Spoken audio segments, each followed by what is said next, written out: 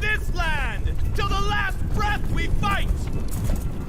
It's time for me to avenge you, brother.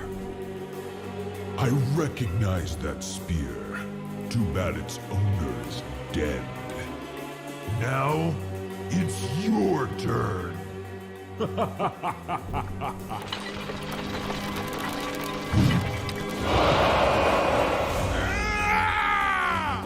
This is for the wild sand!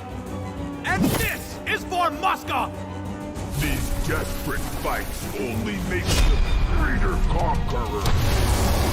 Your reign ends here, tyrants!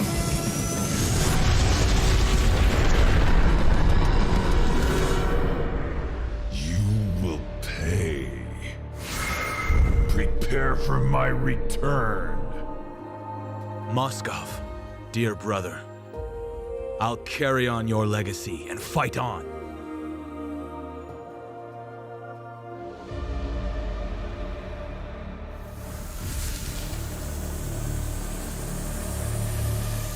As you wish, brother.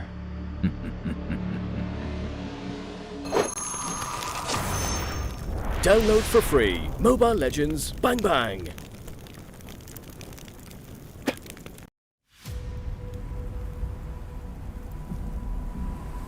This godly power. What is this? Yuzhong has combined the reverse scale and the primordial spirit. He cannot leave here. The Black Dragon has returned. No one, nothing, can stop me now. Let's take him from the side!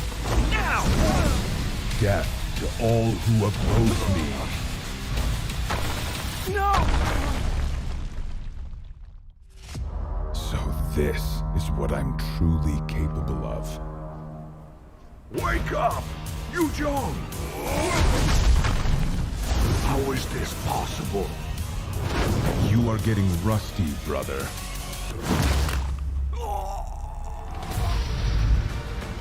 No! How did it end up like this? No!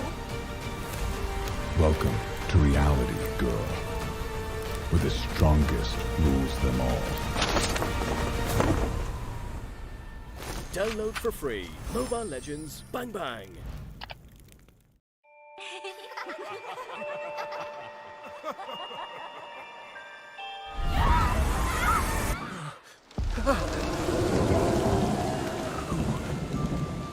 Who am I?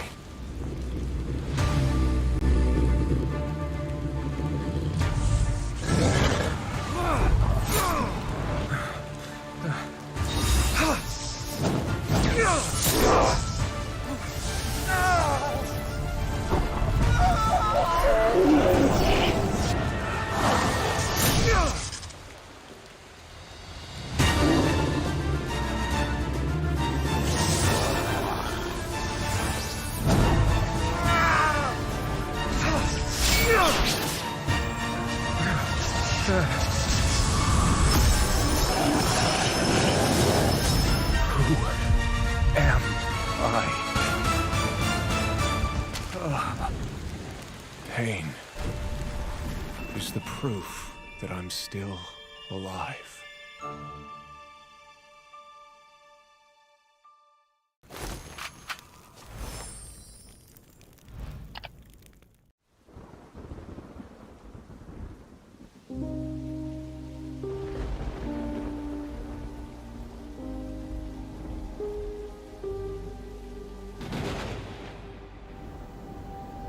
Dust, there's only dust. You're slipping to the dust. There's nothing more beside your faults that dig inside your soul. Alright, ladies and gentlemen, welcome to Mobile Legends Bang Bang UiTM International Sport Fiesta 2021. And right now you are here with me, Cross, and the one handsome beside me, the one and only Hound himself. I may be a victim of praise from Cross calling me handsome, but no one is as cool as the man to my left cross here. Aye. Thank you. Thank you very much for a wonderful intro there, and welcome back to the UiTM International Sports Fiesta 2021. PUBG Mobile, let's just push it all aside. It's been done and dusted. Congratulations to UTM for winning it out big. But now we are in our climax of the show. It's the grand finals for Mobile Legends Bang Bang. Cross is already in his element already, enjoying it already.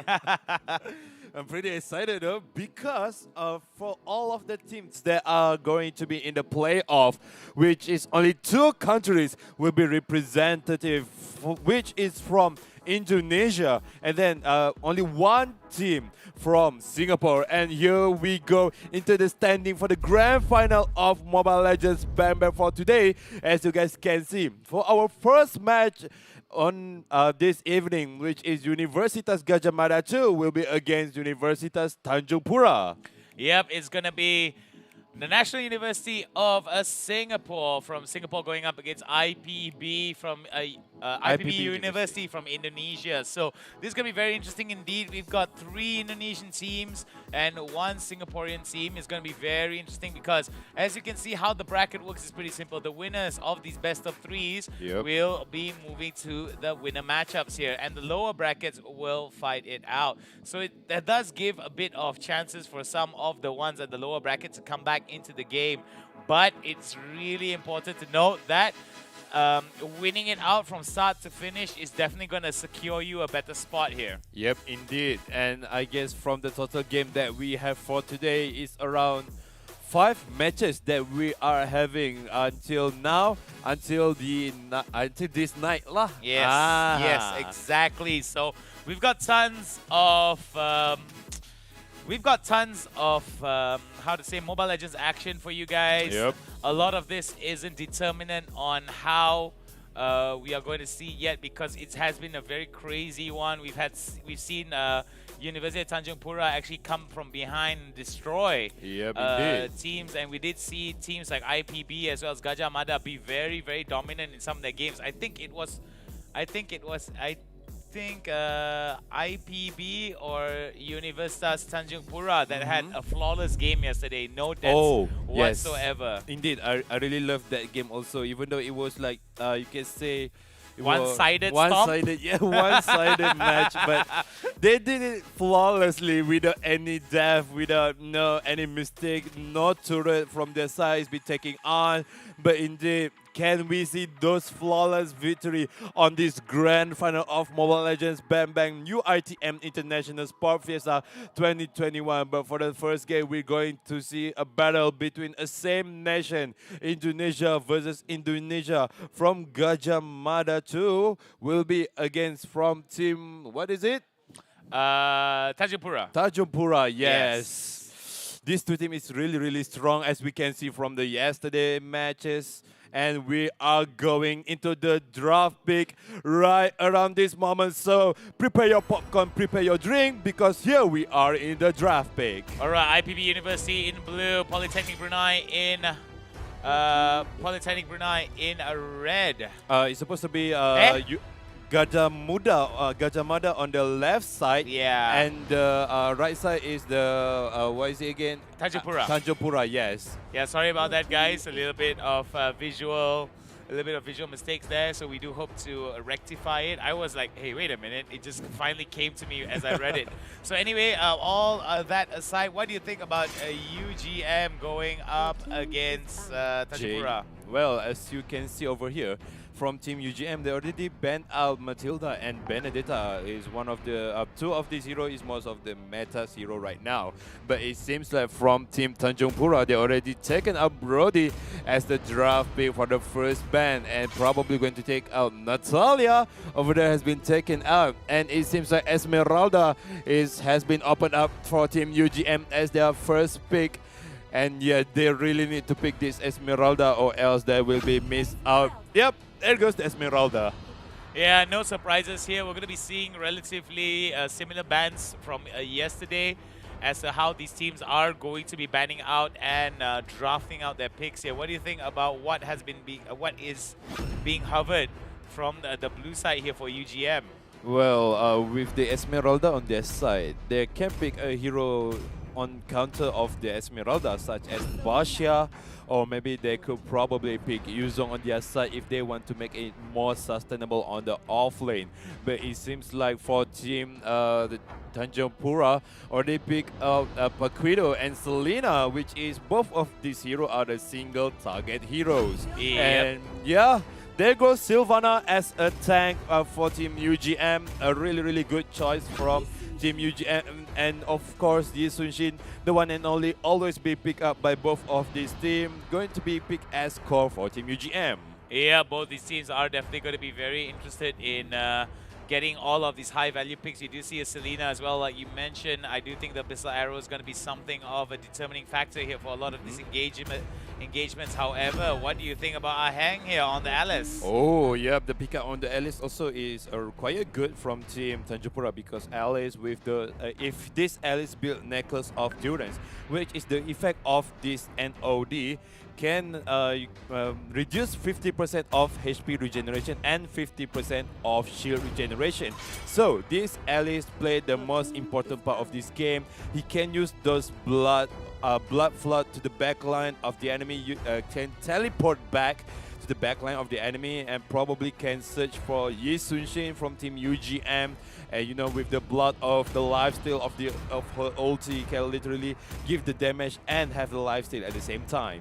Yeah, so I do believe that looking at this, I think this is the first time we're seeing an Alice in this entire tournament, right? No, yesterday also there is an Alice, but Oh, yeah. it doesn't perform quite well for yesterday. But it seems like for Team TANJUNGPURA is showing up a Kai with the Hurricane Dance. Well, Panda Man is going to be picked up. It was picked up yesterday by one of the Bruneian teams, as well as a Johnson with a very eyebrow-raising off-meta pick.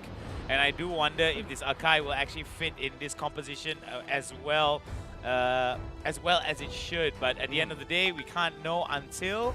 We won't know until we see the final... what's the word for it? What is it? The fight, basically. How it's going to... How the team fight's going to work out. So a jaw hit here being picked up for the side of UGM2. And yeah, there's the Jawhead, and this Jawhead is going to be set. Alright. Okay, so for Team UGM, from what I can say is this Sylvana is going to be a match support for their team.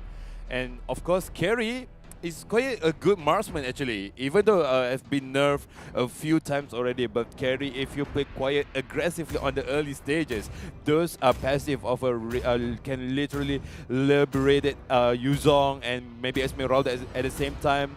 The more HP of one hero have, the more the true damage the carry can does. Yeah, so for those of you guys who don't know, carry's passive is scaling, is based off maximum health, which will increase the true damage. So it does mean that a carry definitely will be able to stomp down on a lot of the more beefier heroes.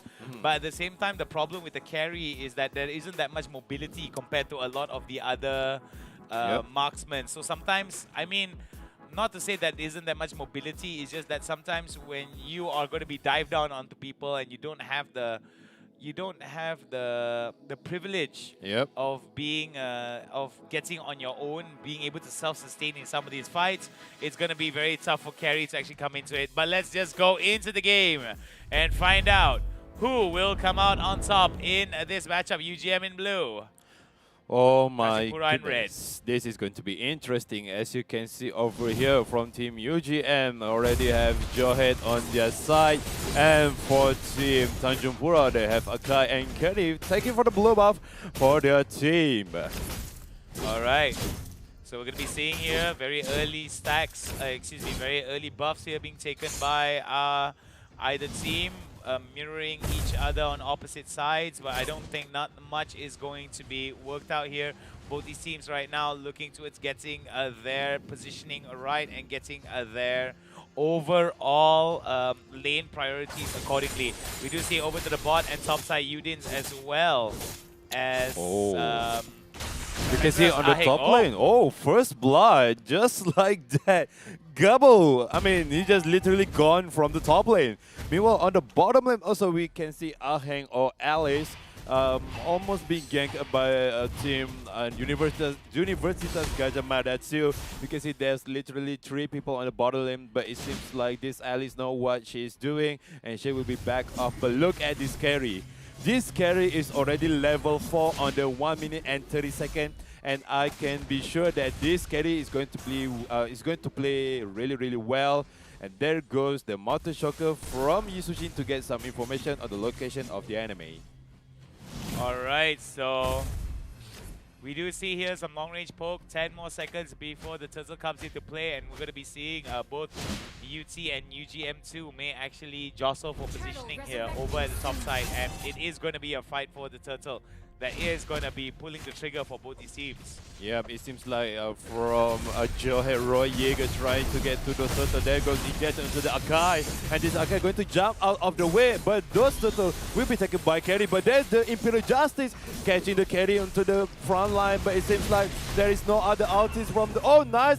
Ejected from Joe to the backline, but also double kill being given to this Paquito. There goes for the knockout blow, and 1 kill being given to the Akai. And also on the bottom lane, we see Aheng with the blood off to the Babylon, but Babylon cannot stand the damage that be taken out by Aheng on these early stages. Very briefly done there by Udin. Udin was able to do some good amount of damage there, following up with a beautiful double kill that came in as well. Senget being able to get another one for himself. Gabu taking in a little bit too much damage. Just got to be careful that he doesn't get dived in.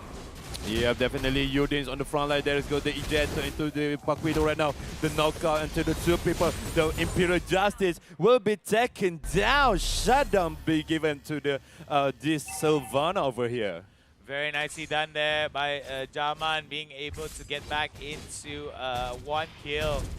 We do see over the bot side though, Aheng right now trying his level best to push down onto this turret, trying to build up as much priority as he can so he can go and get that orb over the bot side. Aheng, look at the amount of damage. The ejector's going to be good. Aheng decides to go for the flicker. Will be able to get away. Aheng very low here, but they will be able to get him.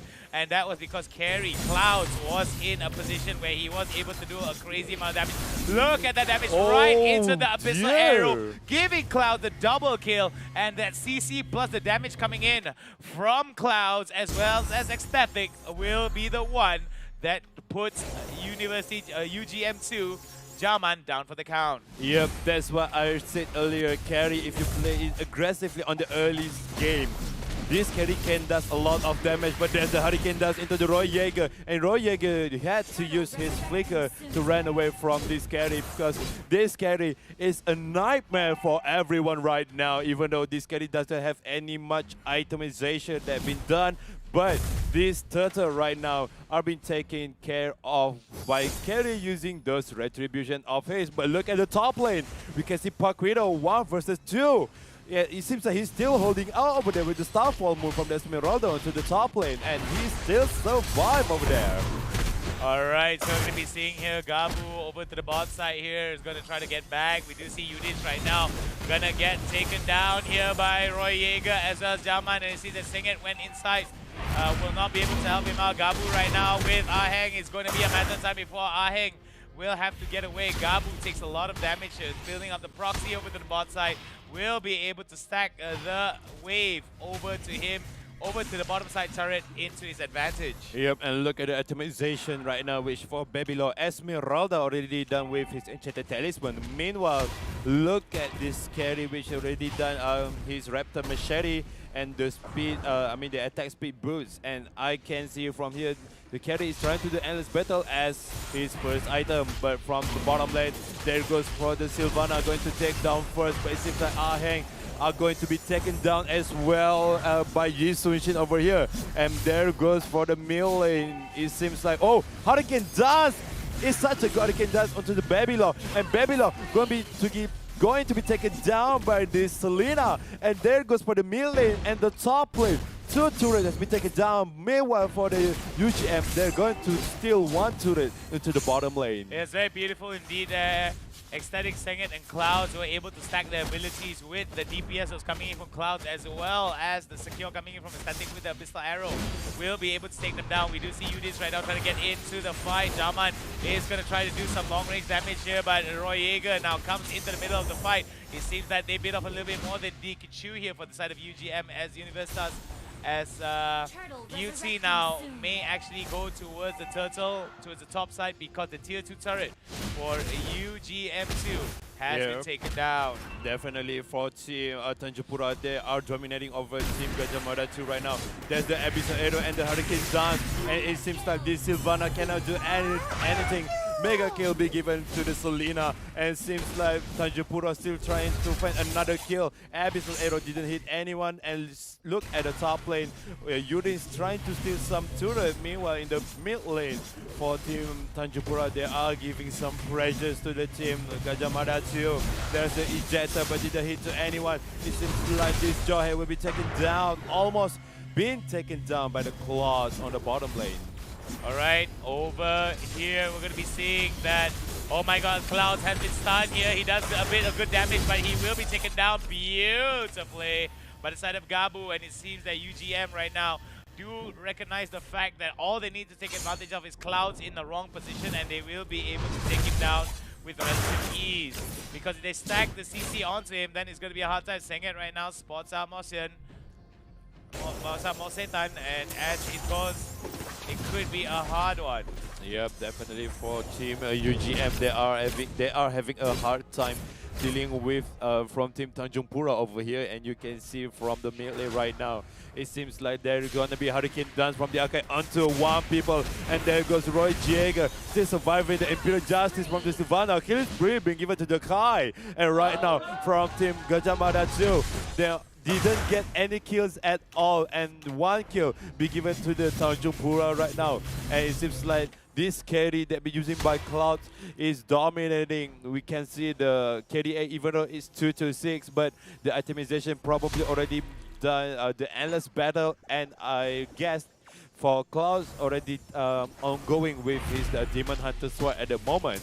But on the bottom lane, Hound. Alright, over to the bot side here, Aheng as well as Clouds looking towards getting more action here, but it seems that they're not going to be getting any kills. They do want to, however, push out over to the bottom side here, and I think UT are doing really well here. Roy Jaeger out of position.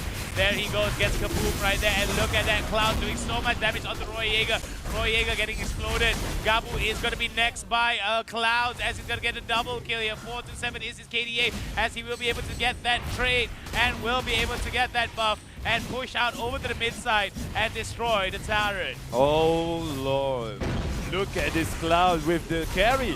And there goes Unstoppable for the Selena. Baby Lawyer's been taken out as well, but get one kill for himself before he's taken down by the Clouds over here. Oh, wait, Clouds though in the wrong position. He doesn't have that much. Oh, that was the monster kill there coming in from Ecstatic. It's going to be a mega kill for Clouds. Both these guys there almost so close, but luckily enough for the sustain as well as the stuns coming in. Look at that, Clouds right now doing so much damage onto him. Goes kaboom, and this is going to be the end here for the side of UGM. Wiped out, and game number 1 goes over to University Tanjungpura. Yeah, congratulations to Universitas Tanjungpura for getting the game 1 for our first match. But don't worry, this is best of 3. So we're going to jump into our second game just in a little bit of the moment, but you can see Cloud using the carry. What did I just said earlier? If this carry play really aggressively on the early stage, then this carry will dominate the game. Alright, so we do see that that was going to be a big one there for the side of Tanjungpura. UT winning big against UGM. Nothing much can be said here between these two teams. It seems that the carry as well as the Selena in that game were just too much for the team UGM to handle. Hopefully in the next game they will be able to draft it out well. Yeah, indeed, because we can see from the draft pick from the draft pick of team Tanjungpura, indeed the using of the Akai, this is what we want to see. From the Hurricane Dance, the single target hero lockdown, that is what we want to see from the using of the Akai. not many people can execute that thing. Like, it is really a risking move because you are going to the front line alone. Try to steal one people away just for your team. Well, what's going to be interesting is the fact remains that it is going to go into a best of 3. We are going to go into our second round very, very soon. So we Yep. do hope that changes from UGM2, excuse me, from Yeah, UGM, UGM2. will be able to come back into fruition and try to make this into a best of 3 rather than a 2-0 here. Tanjungpura now having the lead, having the confidence. I'm pretty sure that they are going to exercise every right that they have Yep. to just continue the pressure and try to dominate UGM out of the place and try to at least determine who is going to fill up that lower bracket over at the end of this series. So I can't wait to see how how either of these two universities, UGM or UT, are going to be drafting out their picks and how they're going to be interacting with each other as we head into the game.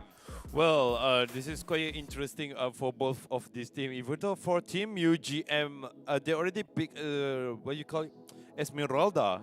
This is one of the top tier fighter, but it seems like they didn't utilize this Esmeralda really much. And there's also Silvana on their side, and there is Johet on their side. But it seems like the damage dealer of Team UGM, that is the what you call it, weaknesses from Team UGM too, because their only damage is marksman, which is Yi Sun-shin, and Esmeralda, of course, is a damage mesh. But this Esmeralda didn't even have any damage item to begin with.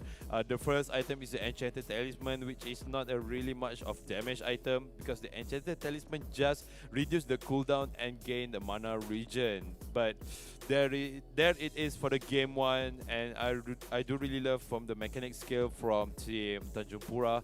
They do really stand out and dominating over Team GADJAH MADA 2.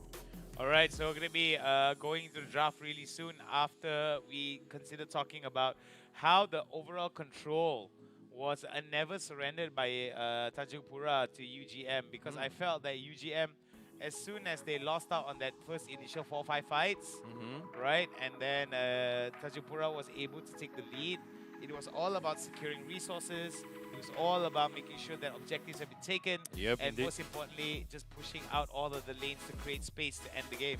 Yes, that is everything about of this Mobile Legends Bang Bang. It's not about kill gameplay, it's about objective gameplay. If you have a lot of kill but doesn't have any objective at all, so the loot is onto you lah, because you can see the objective, it's the most important. It's not like the game going to detect how many kills that you have that you're going to win. No, it's the objective. If you take the turret, you take the crystal of the base, then you're going to win the game. Yeah, I mean, it's pretty much that simple here. We do see that a lot of these teams are not focusing entirely on the map control rather than focusing on the turret control and trying to get that turret down for as quickly as possible. So I feel like at the end of the day, it's all dependent on how these two teams actually work, recognize their keys to victory, and try to make those keys to victory a reality by following the set plan. Yeah, definitely. And yeah, we're still waiting for all these players to be ready to get into the lobby and to get into the round 2 of Team UGM versus Team Tanjungpura. So for those who is watching right now, don't forget to like and share this stream. Also, we are going to jump into our second game of first match for today between University Tanjungpura and Universitas GADJAH MADA 2. Alright, University Tanjungpura with already won Universitas GADJAH MADA 2 with neither, not a win. So it's going to be very important for UGM to come back into the game. What do you think about these bans thus far? Well, so far is such a normal ban, of course, with the Natalia being taken out, with the Brody, and of course for Team Tanjungpura probably taken out Benedetta or Matilda can also be taken out, and yeah, of course for GADJAH MADA 2 they need to take out either Esmeralda or maybe Benedetta, or you know, probably I think Paquito also can be taken out. But there goes for the Selena. This is the respect ban that we're talking about. Well, I do think that with the Selena being picked up here, there are a lot of other opportunities for UT to actually try and set the picks here. Yep. But considering that Selena is out of the game, and like you said, it is going to be a respect ban towards Ecstatic, But we do know for a fact that if he's able to stack some CC really well, maybe even catch some people off with some long-range missile arrow snipes, that is the reason why they're afraid. Yeah, indeed. They know that this Selena is really deadly with those abyssal arrow. Then we need to take out this Selena, man. We cannot deal with those abyssal arrow because those abyssal arrow from Team Tanjungpura is 100% accuracy over there. Yeah, 100% accuracy is going to be something that they're going to be relying on heading forward here at the UiTM International Sport Fiesta 2021. And we have seen it time and time again that Benedetta? wait, hang on. Wait. I think all right, sorry. Yeah, I thought that was a bit of a bug there on my end. Yeah, I'm gonna go for the Lapu Lapu there. The Benedetta has already been picked up, so I do think that that's gonna be a very interesting one already. We do have an Esmeralda for the side of UGM2. How do you feel that the Esmeralda is gonna fit the composition though? Well, as we can see in the first game for Team GADJAH MADA 2, they already picked for the first 20% of the draft pick, they picked the same for Esmeralda and Sylvana, but I wonder what is going to be on the third pick. And there goes for the Claude that will be playing on the mid lane. I think this is not a good idea for Claude on the mid lane because it literally can counter by any of the CC tanks such as Akai or probably GADJAH with the ejector. Anything possible to counter this Claude using Retribution. Yeah, and that's the thing. I feel that a lot of players need to be worried about. Players on the other team have to be very much worried about here, as they might actually put themselves in a position. But what do you think? Oh, okay. They're banning out GADJAH, so that is a good draft also. I mean, the respect ban from Team Tanjungpura over here. They know that this GADJAH is maybe quite annoying for their team, so they just make a decision. Yeah, why just we just take out this GADJAH because we know that they have a GADJAH player over there. Yeah, and that's the thing. With a main hero being picked up here for a lot of these teams, right? You're gonna realize that these guys are definitely gonna put themselves in a situation where, wait a minute. Yep. Is that what I think it is? Is that the sword guy? What's his name again? Lancelot. Lancelot. Yeah, that's the word I was looking for. The guy that can do the I can't remember what's the name of his ulti, the rose thing. Phantom Execution? Not the Phantom Execution. Thorn Rose? Thorn Rose, yeah. The triangle. Ding, ding, Yep, ding. yep. I really love that skill. That's a very nice looking skill. We got a Farsa here and a Hayabusa being picked up to round off a UGM2. I think UGM2 is gonna play a split pushing game. Yep. I think they did use it I think they did use it yesterday to some fantastic effect. Where they were behind, but they did continuously split push over to the top side. And because Hayabusa is just such a pain to catch, unless you have some stacking CC to actually go up to him and try to stun him and lock him down, it could be a huge problem here if he's able to just freely push onto either of the lanes. Yep, indeed. Such as Haunse, Hayabusa is really pain to be dealt with. But I think from Team UGM, they are going to be having a hard time dealing with this Hayabusa because they don't have any heroes that going to be locked into one person, except for the Paquido. But Paquido's stun is not that much to capture this Hayabusa. Even though with the knockout blow, the stun is just around 0.5 seconds and a little bit of the knockup over there, but that is just to it. So I wonder what is going to be the gameplay of Team UGM2. Are they going to do a split pushing the same as the Hayabusa, or are they going to be forced of the team fight? Yeah, we do see that coming in for these players here. These two teams are going to be trying to get their level best for UGM and Tanjungpura. Tanjungpura on the blue side, UGM on the red side. So we do see that they are going to try to get all of these buffs pretty early on. And with this, it might actually open up a lot of roams here, as we do see Clouds as well as Sengit are going to be mirroring the movements from UGM as well. Yep, indeed, the same mirror movement, of course, of the meta, all of going to do the same rotation, starting from the blue buff and the red buff. But it seems like from the UGM side, they are pretty quickly taking the red buff and the blue buff at the same time. Meanwhile, look at the Senga is trying to help this Lancelot to take the red buff as fast as possible. But indeed, for team Tanjungpura, they are quite a bit slow because look at their lineup. Most of them is the AoE target. They are going to be having a hard time to taking out Gabu. Meanwhile, on the top lane, it seems that the rotation from GADJAH MADA 2 onto this Benedetta, and Benedetta really needs to backing off. Yeah, Benedetta needs to definitely back off here. Got to be very careful on how they want to be approaching it here. We do see Udins as well as Clouds right now over to the bottom side trying to build up a little bit here. But look at that. The Shuriken toss there going to do quite a bit of damage by Gabu onto Udins. Udins right now decides to back away. But look at that. Roy Jaeger right now in a little bit of trouble here. We'll be able to trade with Senget. Senget decides to go back. We do say 4 members of UT. Yep, we can see. Hang out over to the bottom side. Yep.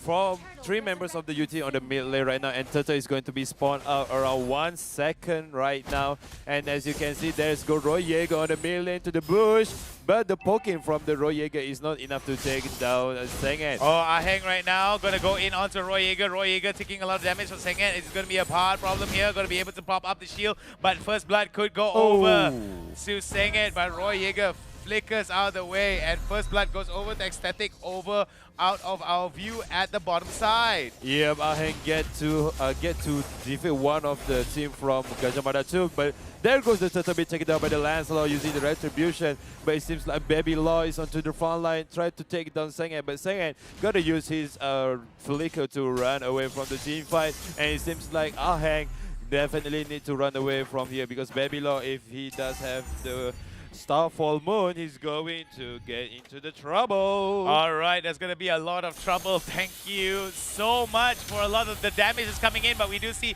a lot more action that might actually come into this fight here because these teams are looking towards getting a lot of these objectives early on. Ecstatic now taking a lot of damage. Roy Jaeger is going to get hit by quite a bit of damage, but not too detrimental here. But they might see a commitment by Udins as well, Senget and Clouds over to the bot side. Gabu and Roy Jaeger right now gotta be careful that they don't overcommit to this. Damage is way too good on that. Gabu right now going in with the ulti and decides to go out.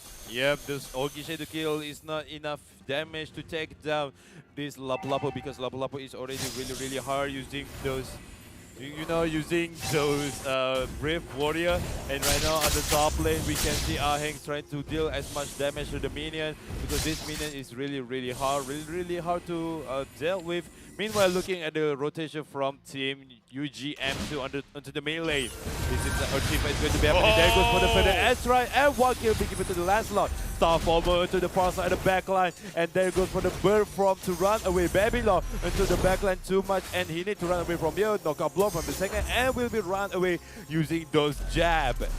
All right, some beautiful stuff there being shown by both these teams, but it seems that Roy Jaeger was exploded out of the game just now. Oh, this Ogi Shadow is not enough to take down Yodis, and those Brave Warrior. Oh, such a nice kill from Hayabusa into this Lapu-Lapu right now, but it seems like Sengen is still chasing. There goes for the Imperial Justice, and Sengen will be taken down. Those overextended from Team Tanjungpura is bite them to the dust. Yeah, biting them into the dust is indeed the most accurate thing that you said thus far. As you can see, that Tanjungpura bit off a little bit more than they could chew when they wanted to go over towards UGM. Turtle being taken away. Turtle was stolen away by UT. Indeed, was stolen by Cloud just now. There it goes for the Meteor Shower and the Thunders to reduce the damage, but it seems like the Blazing Duel be opened by the Cloud and tries to get to the backline. Oh my goodness! The damage from the jungle first kill really hits the Lancelot at the backline. And look at those from Team UGM. They didn't lose a single soul in the team fight. Meanwhile, for Team Tanjungpura, they already lost Lancelot in the meantime. Beautiful stuff being shown here. Gabu right now very much trying to start up a bit of a bit of a split push here for this team, but I feel like there is going to be a bit of a concentration for UT here, trying to stop that split push is coming in. But we do see over the top side, Baby Law right now trying his level best to actually get this. But over to the bot side though, Ogi Shadow Kill and will be able to Shadow Dash out of there. But the stun is going to be good on Sengit. Roy Jaeger is in the middle of 3 right now. UDIS right now, we're going to be switching there. Oh, the Focus, blazing but the duet. blazing duet comes in from the side of Masetan. Daman right now with the meteor shower. Roy Jaeger will try to follow up, but it won't be enough. The damage is good, but it won't bring any death to its members of UT. Yep, the blazing duet from the claw didn't deal enough damage because he doesn't have any much items to deal with. But with on the top lane, Baby Law will be taken down by Aheng. And there goes Gabo. He's probably have Ogi Shadow Kill. No, he doesn't have anything at all. The Quad Shadow has been cooled down. There goes for the meteor shower. Imperial Justice caught on Claude. Claude can run away. And Claude will be taken down as well. But there goes Gabo. Taken down 2 kills in his favor. Oh! Didn't hit at all those shuriken and basic attack from this Hayabusa, and Aheng will be lived to see another day. Living to see another day is going to be very important for him too. However, it is going to be very unfortunate indeed here, as we're going to be seeing a lot of stuff here working against UT as well as UGM. UT now coming in to get that kill.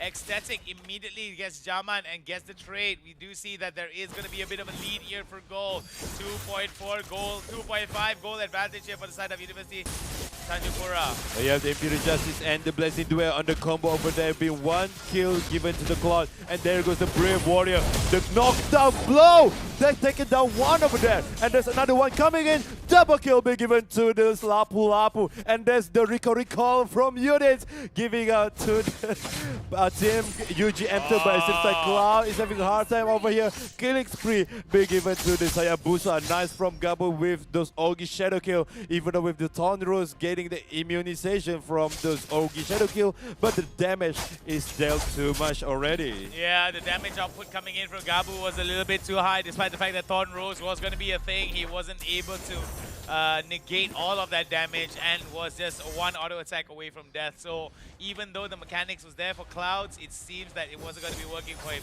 Sengit right now going to get stunned by Roy Jaeger. Roy Jaeger misses out on his skill shot, but I don't think that's going to be too punished here from the side of UT. UT right now still working towards getting a lot of the pressure here.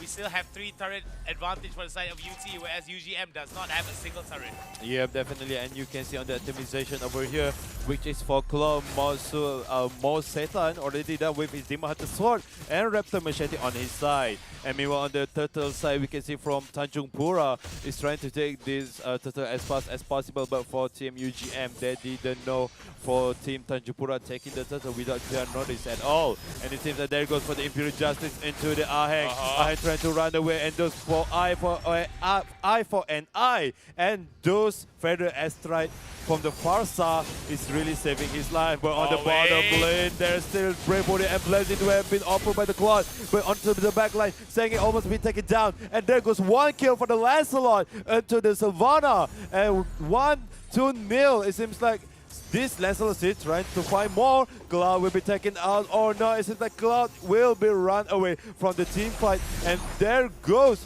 1 kill for Tanjungpura. Very nicely done from Clouds there. Decide to flicker out of that play and will be able to get back into it. But we do see that there is going to be a lot. Look at Ecstatic getting shut down by Gabu. Going to get blown up. But only Gabu is the one doing a lot of the damage here. He is 4-1 in terms of his KDA. However, his other teammates not doing so well. Yep, Gabu is really carrying the team so hard right now. But as you can see, Aheng on the top lane is trying to do the split push as much as possible like Gabu, but Gabu over there is trying to interfere with the Benedetta, but those Imperial Justice being taken down. 1 kill for this Savannah into the Yudin, and it seems like Gabu been taken over on the top lane. Tijaman almost been taken down over there, but on the top lane, Gabu using those Quad Shadow and is going to run away to the back, while Paquito already waited onto the back line. Gabu, he will be taken down.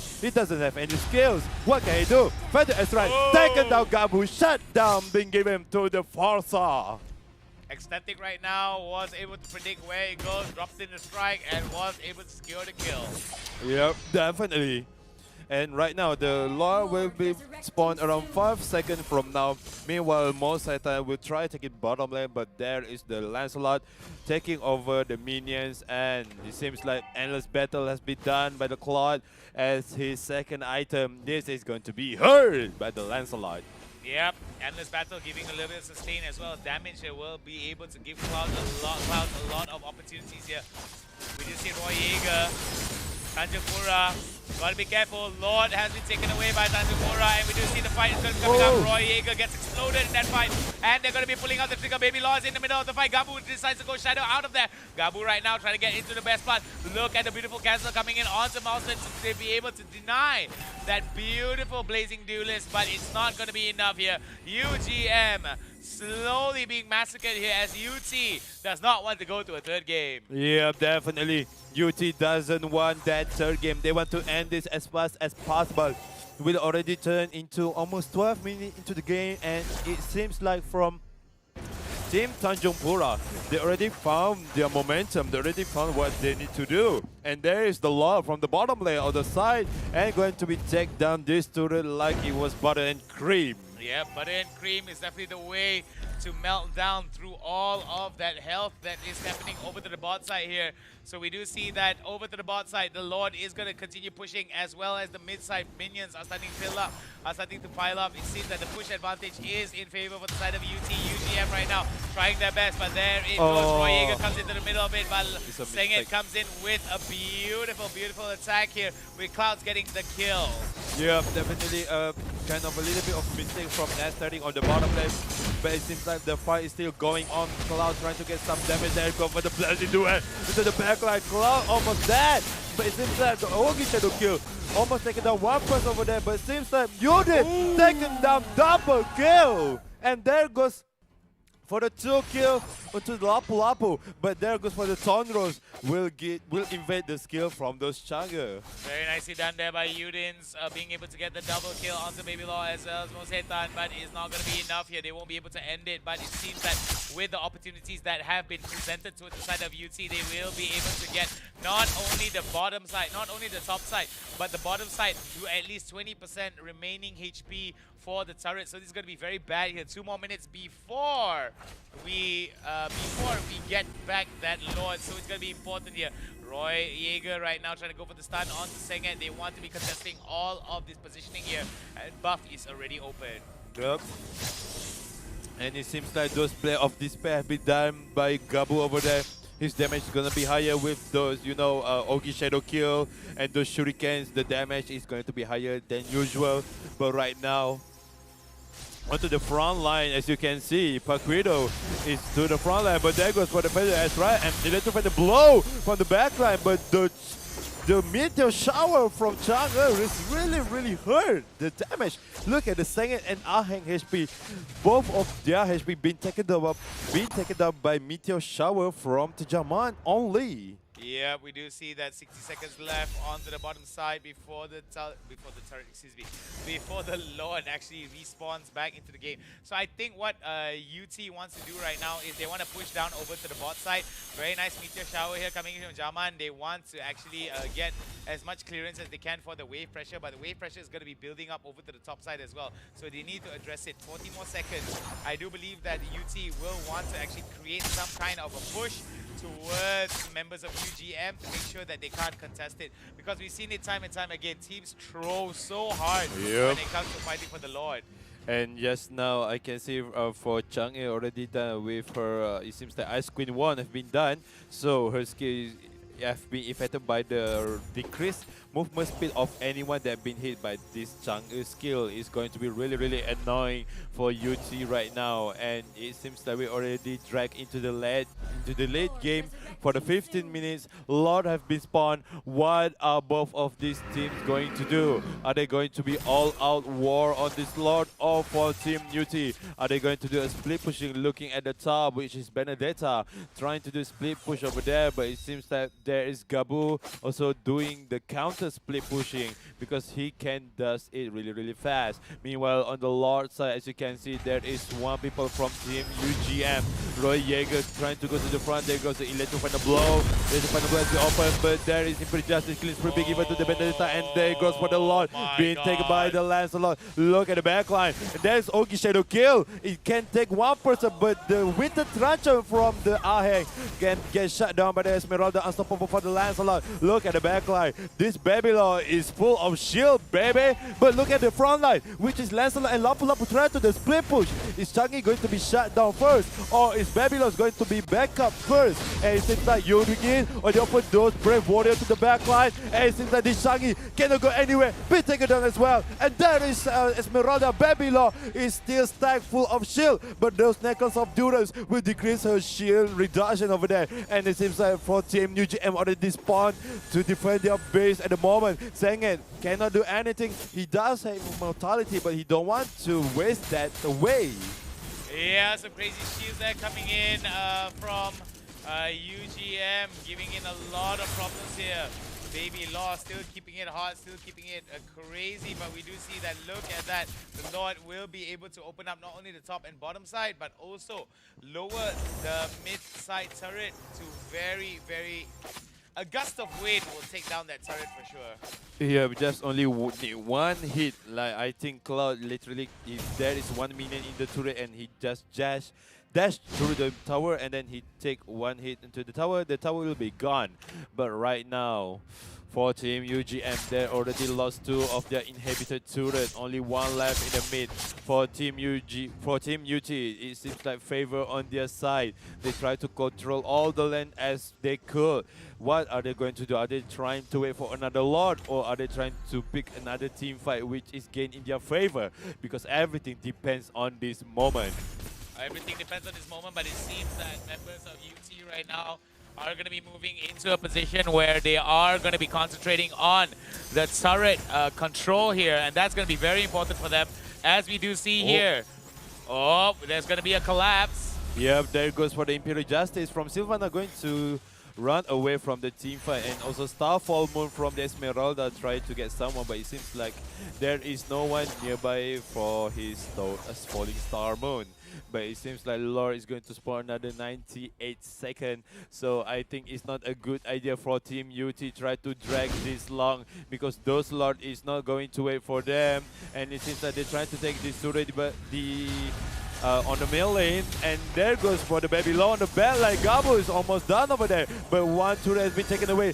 Look at the back line. Gabu will be taken down by the execution from Aheng. But Baby Law also, Udens he still survive over there. Claude needs to run away because he cannot do anything at all. There goes for the Meteor Shower. They're almost taking out Claude using those punches to the backline. Phantom execute, but shut down from the Chang'e to this Lancelot. And there goes 2 for 1. It seems like the trade is favored to the Universitas GADJAH MADA 2. UGM 2 right now winning it big with some really good trades there. And it's only about 40 seconds before we get back with the Lord Dance here. Sengit right now trying his level best to spend a lot of Baby Law's time. This arrow's not going to hit here. Yeah, it seems like the blue buff from UT side is being taken care of. Baby Law with the almost full shield over there. Where is the Necklace of Durance from UT right now? Because as you can see, Baby Law is on the dominance over the shield. But look at the top lane. The minion is trying to do split pushing themselves. It will be the MVP for the minion if the minion did end the game. But look at the bottom lane. It seems like a wrong move from Jaman over here. Jaman be taken care of. There goes for the second for the jab, and then for the knockout blow. There goes for the nice Winter Truncheon from Chang'e over there. But the further airstrike from the Farsa will be taking care of Jaman just like that. And looking at the Lord spawn on the 90 minutes and 35 seconds. What can Team UT do? Are they trying to do split push, or they try to force the team fight onto the Team UGM 2 right now? Look at Sengit still on the front line, trying to deal as much damage as possible. Yes. Meanwhile, for the Lord side, Team UT is taking the Lord without from Team UGM noticing, but there is Gabu. Gabu's been stunned, but the Feather is like almost taking down Gabu off. Gabu with the Ogi Shadow kill to the Ecstatics, but it seems like not enough damage. Look at the Lord right now. The Retribution been taken to the Lancelot, but it seems like Babylon to the front line. Gabu also chasing up the Babylon into the front line, still onto the shield. Look at Sengen. He's on the front line also giving out the damage, but it seems like Aheng is still not enough. Look at the minion on the top lane. The minion's going to be end the game as well. Meanwhile, look at the Lord already spawned the mid lane. Chang'e already revived just to use the meteor shower on those minions. The minion on the top lane is still survive. Yeah, that's going to be a bad one here coming in. Oh my god, Gabu has been taken down. Doesn't look very good for the side of UGM2. It seems that University Tanjungpura will be able to go there. Look at that. It seems that the turret is, it seems that it's going to be an end here. As we do see it, they are going to be pushing it out. If they just stop them from pushing, this is going to be bad. Lord is slowly going to whittle it away. And we do see now Sengen is going to get taken down. One more hit, but Sengen will live to fight another day. Aheng takes so much damage in that exchange. Clouds as well will be able to get out of there as UT decides to bug out. Yeah, definitely that is a good composition from Team UGM2. Oh, good gracious, on the second game, they really give those fight to the University Tanjungpura. University Tanjungpura just need a little bit of a time because they need to distract UGM away from their base and then let the minions settle everything if that is one of the options. Or they probably can send one of their team, which is Aheng. Aheng have the abilities to do the split pushing with those, electro final blows and the passive or the dash skill. And everything could be happening right now. As you can see on the itemization, everyone literally done their item. But look at, for UT, only 1% do the entire lifesteal damage. Oh, I'm sorry, but there is 2%, which is the Farsa and the Paquito. The Necklace of Durance and the Sea Herb has been done just to counter the Esmeralda. But look, there is 4 immortality from Team UGM. Only Hayabusa didn't make the immortality, but I think he's trying to make those immortality looking at the item. And for Team UGM, they're going to be having full immortality at this rate. Immortality is being important. Lancelot also done with his immortality. Right now, it's all or nothing for both of the team. Yeah, it's going to be a very interesting one here indeed here, as both these teams are going to be looking towards getting some very interesting spots here. 90 seconds left before we go back into the game, before the Lord comes back into the game. So we do see that, look at that, a very spread out formation here coming in from University Tanjungpura. They know for the fact that UGM may actually try to come in to the jungle here, and they could try to punish that with their mispositioning. Yeah, definitely those position is really, really important for Team Tanjungpura right now. I think they are waiting for the 4th Lord for this time. It maybe will be dragged into the 30 minutes of the game for our first match right now. Oh my god, it's going to be a long day if this keeps up. But anyway, it is our first best of 3, but it might not be need to go into a best of 3 here. We do see that University Tanjungpura trying to bait members of UGM2 into a fight there. Udin's finishing up one of his other items here. Did not see what it was, but I think it is one of his damage items. So I do think that that's going to help him out in terms of the damage output that he goes. They've got to be careful that they cancel out Mao Setan here with his Blazing Duelist.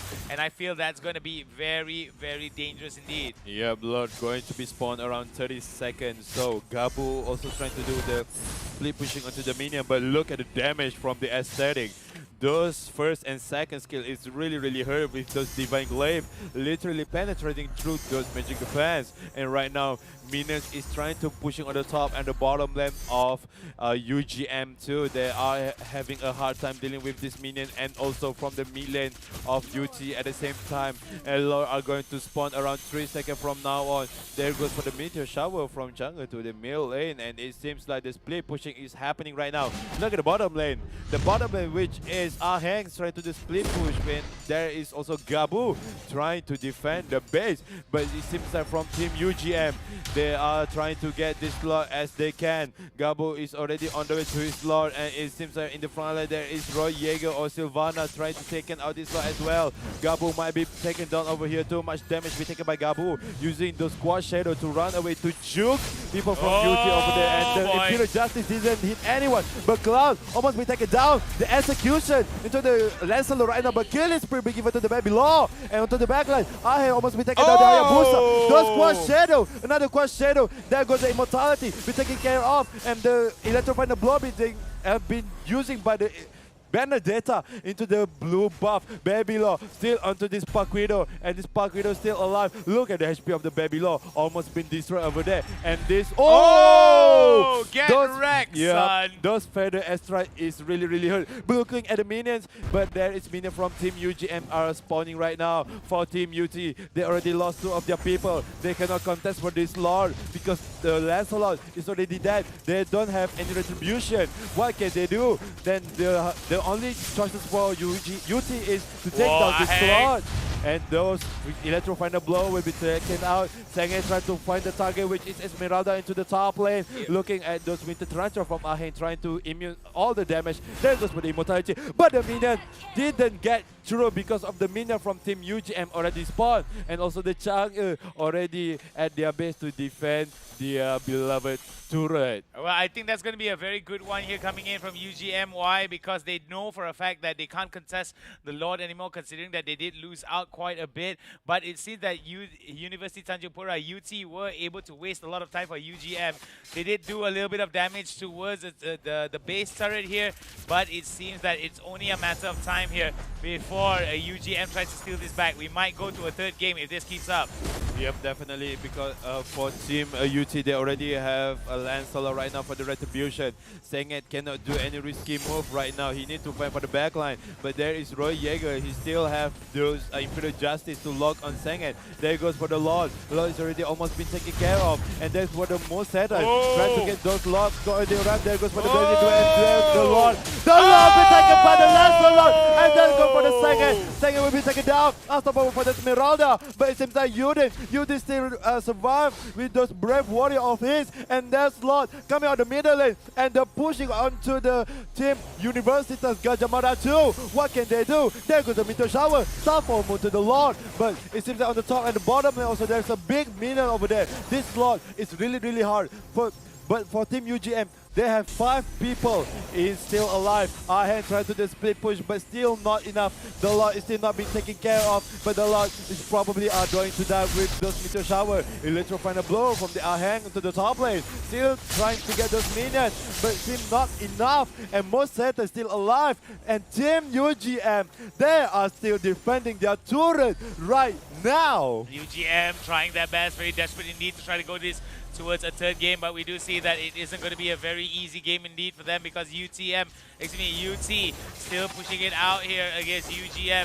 UGM right now taking in a lot of damage here, trying their level best to just stall the game for as long as they can as UT looks to knock on UGM's door. Yeah, seems like both of these teams really strong at this moment. And there goes for the Ogi Shadow kill. No, there is no Ogi Shadow kill from Gabu just now. Ahen still trying to do the split push. The mega minion is too much for Team UGM, but they still stand tall for Team UT.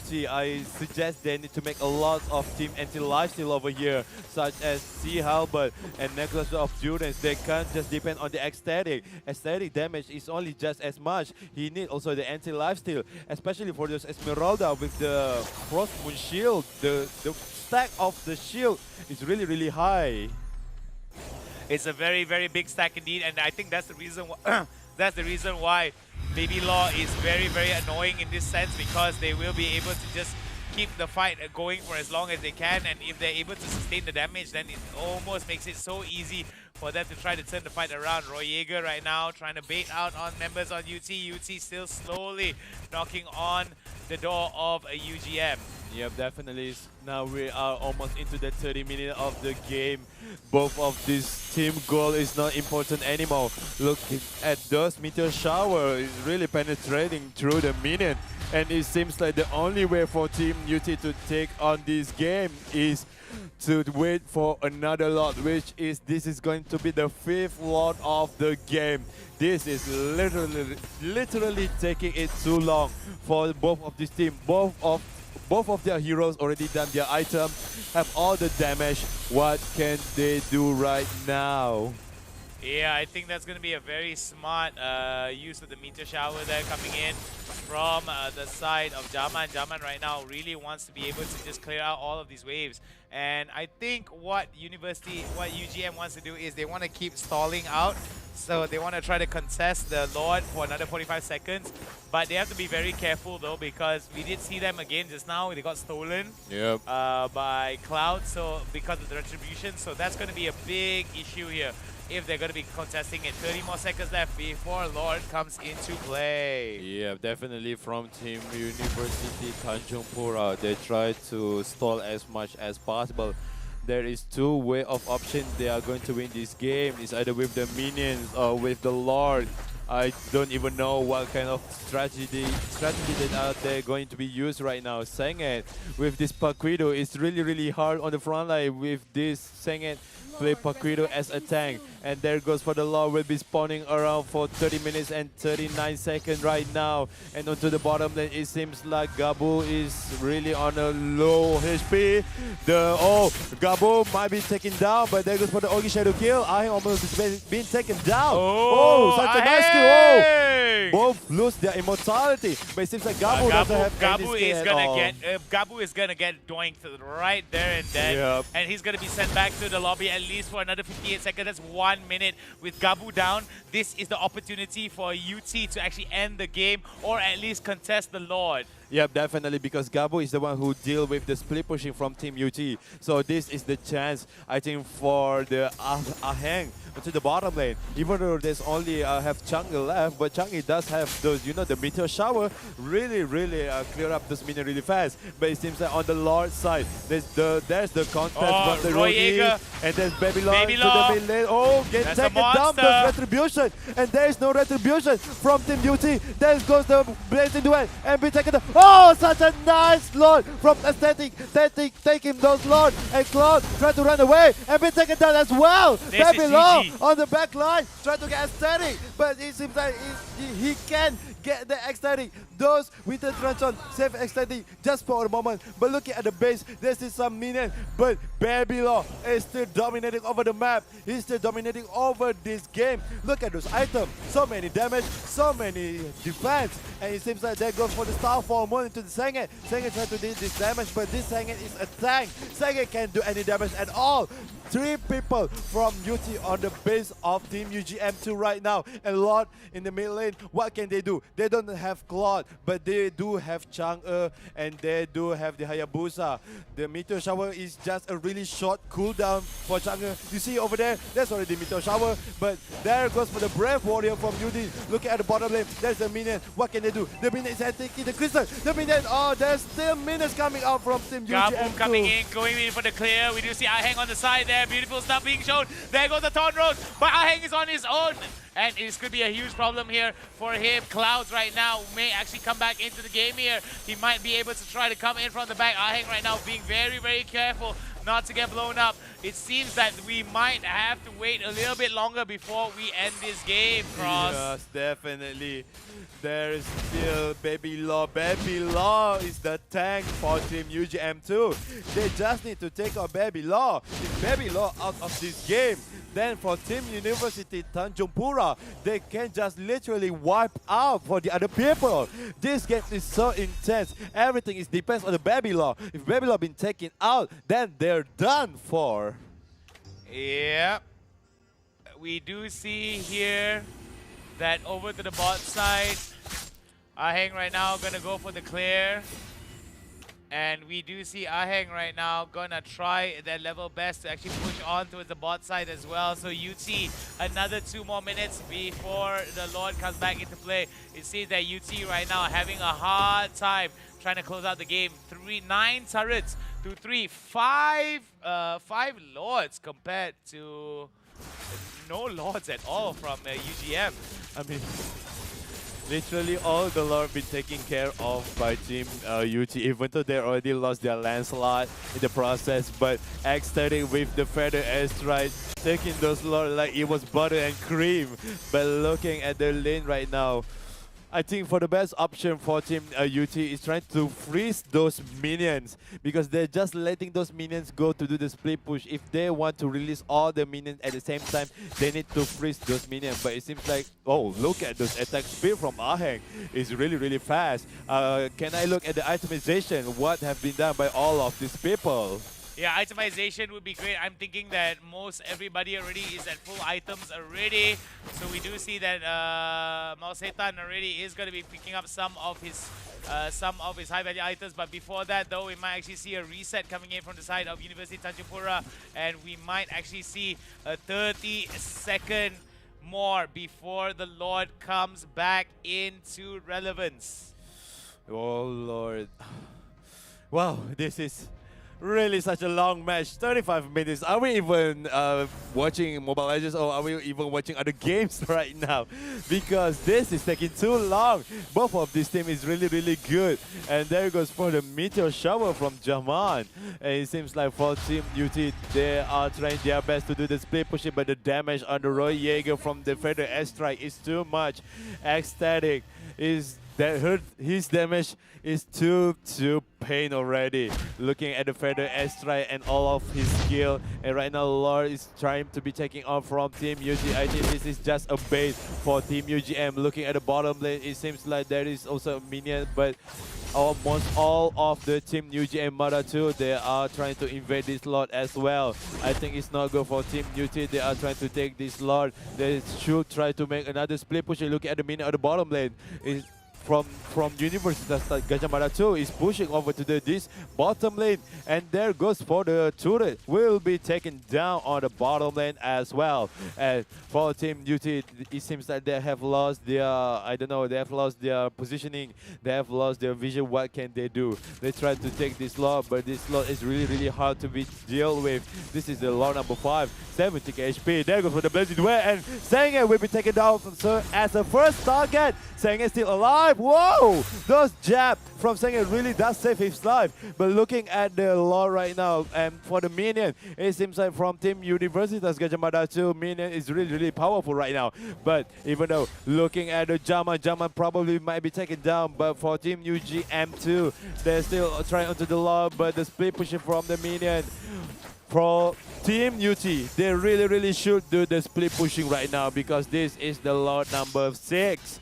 And it is not a joke anymore. They should pay attention to each lane. They should not let just those minions go to waste. Alright, Sengit right now in a little bit of trouble here as Roy Jaeger is going to be hit up quite a bit. Sengit right now going to try to commit towards it. Roy Jaeger not going to try and get for it, but Sengit's got to be careful though. We do see a lot of members here coming in. Lord is going to be contested here. This could be the turn of events here. Even if UGM is able to get it. Oh my god, Roy Jaeger going in onto Sengit. Sengit, what are you doing? Meteor Shower is going to be good. He might actually get taken down. Nope, he will flicker away. Luckily enough, he does get away. Clouds right now in a lot of trouble. Over to the bottom side here. We do see the minions actually build up. They've got to be careful. Is the minion going to end this game? Oh, nah. Nah, no minions. No minions today. Gabu was very quick and was very aware of it. Luckily enough, map awareness is a thing here in Mobile Legends. But we do see that coming in from UGM. It is going to be the Lord that's going to be contested here, as we're going to be seeing it. Udin's right now in a lot of trouble here. Mostan as well as Roy Jaeger. This is going to be very bad here. Blazing Duel is going to start off. But Udin's right now trying their best to do so much damage here. Over to the bot side. There is going to be another fight. Oh my lord! What is going on? The Changa with the Meteor Shower will be able to take them down. Roy Jaeger's on Zaman will be able to get back here. They want to get back immediately before the push is going to be coming in. Heng right now comes in. Thornrose will not be able to hit, and they will go back and reset again. Oh Lord. What is happening right now? What is this game? What is this game? That's all I'm going to say. Both of them is just back to back. They literally just hit one another. Are they like playing baseball over here? And then goes for the Babylon, try to take hit from the Lord as much as possible. But this Lord is too much for them to be handled. And there goes for the Team Duty. They try to contest for this Lord. And this Lord hitting like a truck. Look at this Lord. Lord really already lost 50% of gotta be careful though. Oh, Baby Law. Baby Law almost getting boomed. Right there, Udis right now coming in. He might be able to do something here. Mostan, oh my goodness, one more hit. He might actually get it. Oh my god, the kill over to the bot side, over to the bot side. Extending as he got. Oh, Roy Jaeger might actually get this, but they've got to be careful because they do have Eunice as well as Aheng that is pretty much nearby. The and Lord's the been Lord reset has again. resetted. Oh my god! What is happening right now? I know University Tanjungpura having an immensely troubling time trying to end this game. But it seems that we might actually have to go to a third game here if UGM is able to turn it around. Roy Jaeger right now trying their best, but you see they're singing it right now in Aheng. They are caught in a very bad spot. Very good stuff there being gone. There goes the Shadow Dash. Will he be able to go for it? 4 shadows still up. 2 more shadows still up here for the side of Gabu. But you see they're singing it right now, trying his level best to go for it. We do see now Lord's gonna be contested again. Udins hanging out in the darkness here. Senget is gonna be coming in. This is gonna be bad here. An opportunity for them to come in. Aheng gets out. Killing spree over to Gabu. Gabu right now gonna come in. Senget goes down again. Udins gonna try to contest, but no. What are they doing? University Tanjungpura. Did they get it? No, they did not. First lot over the UGM and a possibility for them to end. 60 seconds for Senget and Aheng. Clouds as well as Ecstatic is coming back. Udis as well, 70 seconds. Yeah. That is a loss of cooldown for the death over there, and it seems like Lord is already spawned immediately in the favor of UGM too. But still, there is a loss of turret needs to be taken care of, and most of the team from UT already been revived. And look at the damage from the far side is too high, but 3 people from Team UT already been taken care of. And right now, the Lord is already into the mid lane. What can these 2 people do? 5 versus 2. I think this has already been decided. The win is going to be for the UGM MADA 2. There goes for the Meteor Shower, and for the team UGM MADA 2, they are going to take this game into their favor. Oh Lord, there goes for the game 2. Congratulations for UGM MADA 2. Well, I don't know about you, but we are going to go into a best of 3 right after this. It has been crazy for both these teams here. I didn't expect it to go to a best of 3, but it seems that UT were not able to close out on UGM as effectively as we expected. What was that game, Cross? So many opportunities for Tarumanagara to close out, for UT to close out, by UGM were just stomping them at every turn. I felt like there were just too many risky fights for them to actually take, and there we go. We're gonna have to go to a game 3 right after this. Yeah, Team Tanjungpura literally do their best. They should do a lot of split pushing, but right now we are going to get into the break. Just a little bit of moment. We're going to jump into the game 3. I am Cross, he is Han. We will be back to you guys for game 3.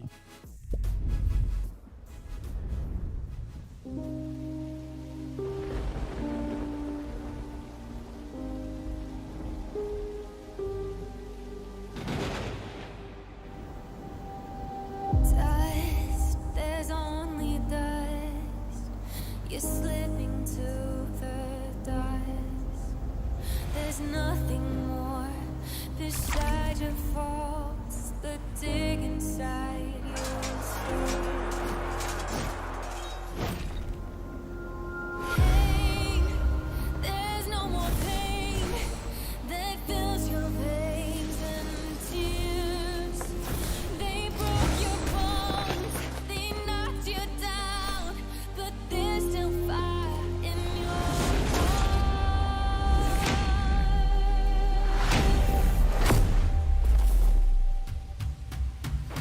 Strive again, defy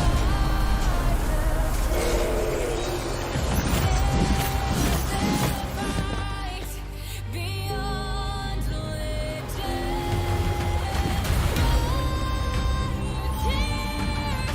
And don't look back.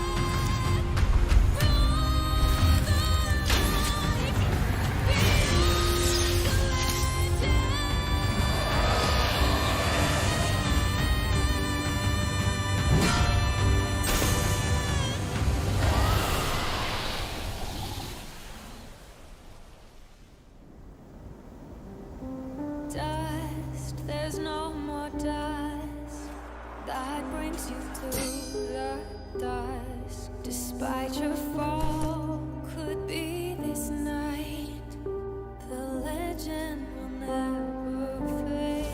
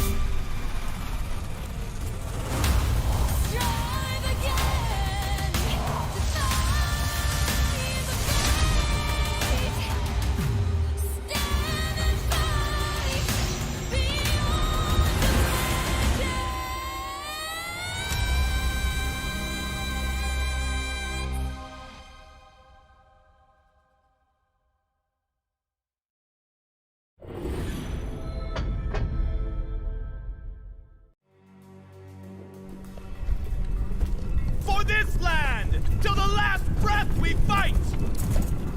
It's time for me to avenge you, brother. I recognize that spear. Too bad its owner is dead. Now, it's your turn.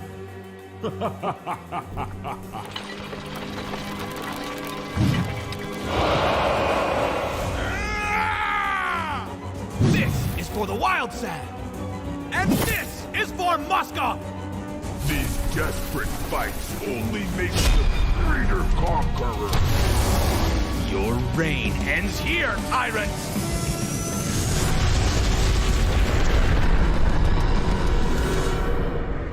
You will pay. Prepare for my return. Moskov, dear brother, I'll carry on your legacy and fight on.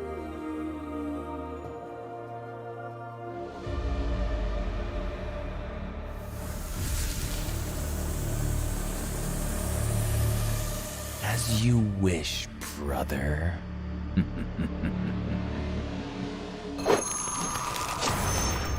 Download for free Mobile Legends Bang Bang.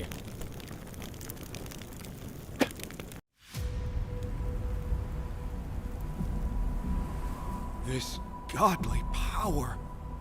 What is this? Yuzhong has combined the reverse scale and the primordial spirit. He cannot leave here. The Black Dragon has returned. No one, nothing, can stop me now. Let's take him from the side! Now! Death to all who oppose me. No!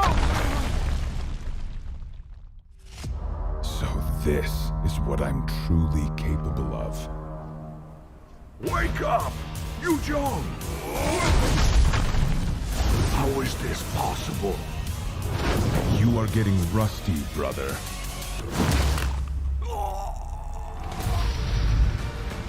No!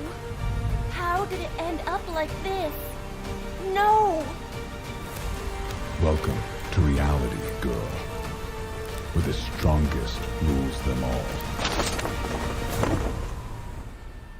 Download for free Mobile Legends Bang Bang.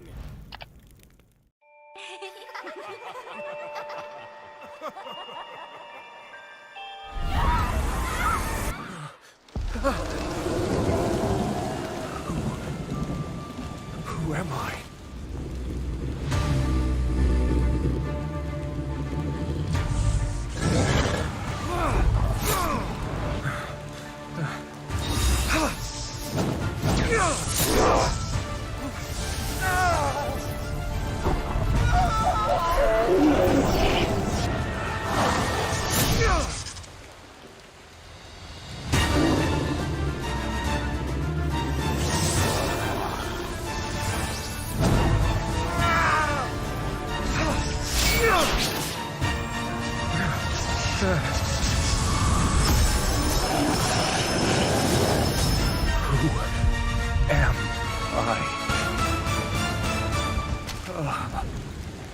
Pain is the proof that I'm still alive.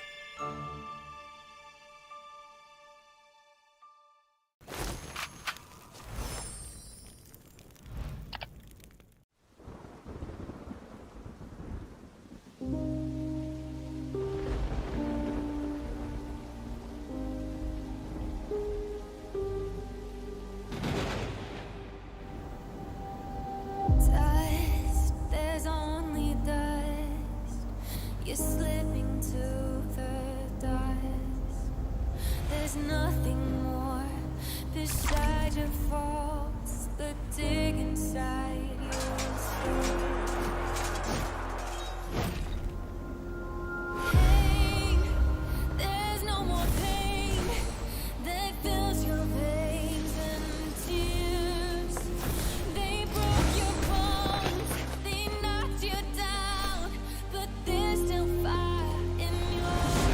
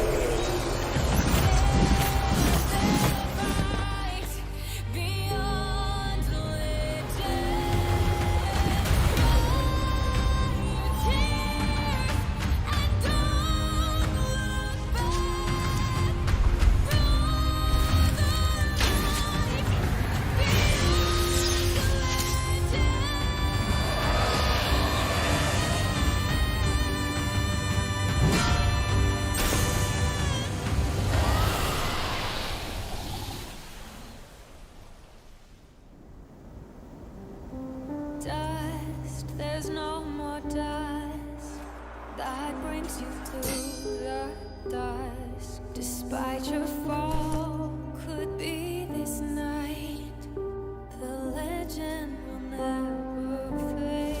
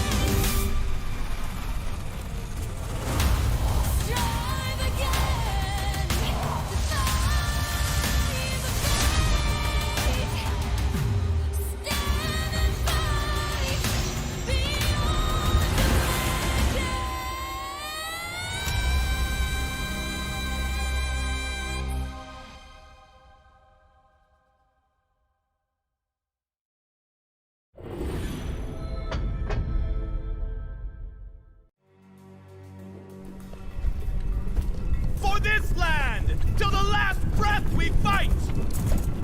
It's time for me to avenge you, brother. I recognize that spear. Too bad its owner is dead. Now, it's your turn.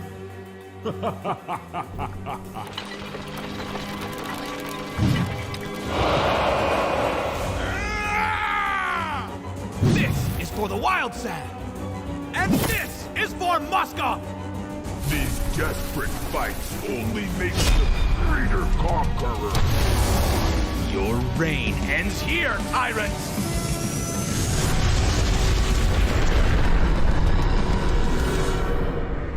You will pay. Prepare for my return.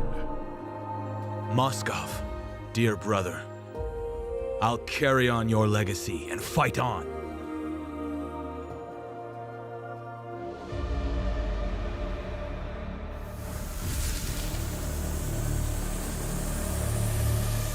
As you wish, brother.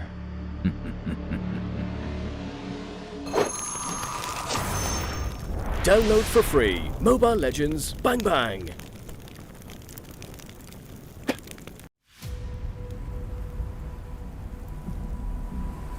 This godly power.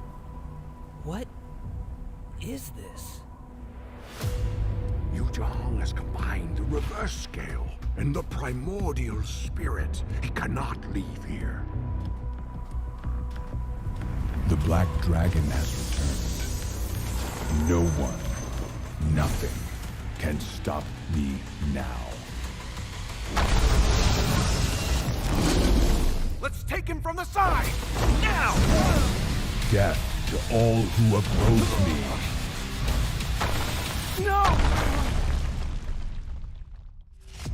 So this is what I'm truly capable of. Wake up! Yuzhong! How is this possible? You are getting rusty, brother.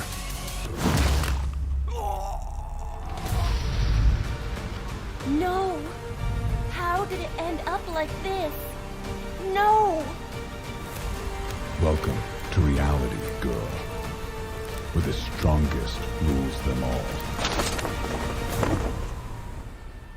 Download for free. Mobile Legends Bang Bang.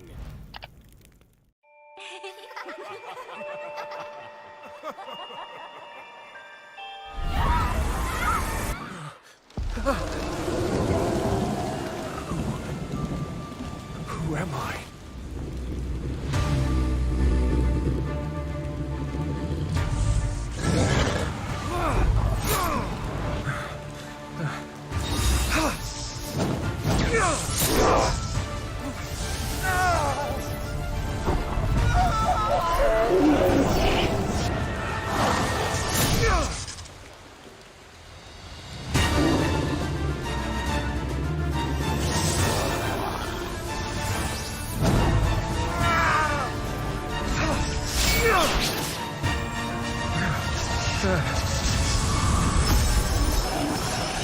And what is up, gang? Welcome to the UiTM International Sports Fiesta 2021. My name is Hound, he is Cross. We are back after a 45-minute Mobile Legends game between...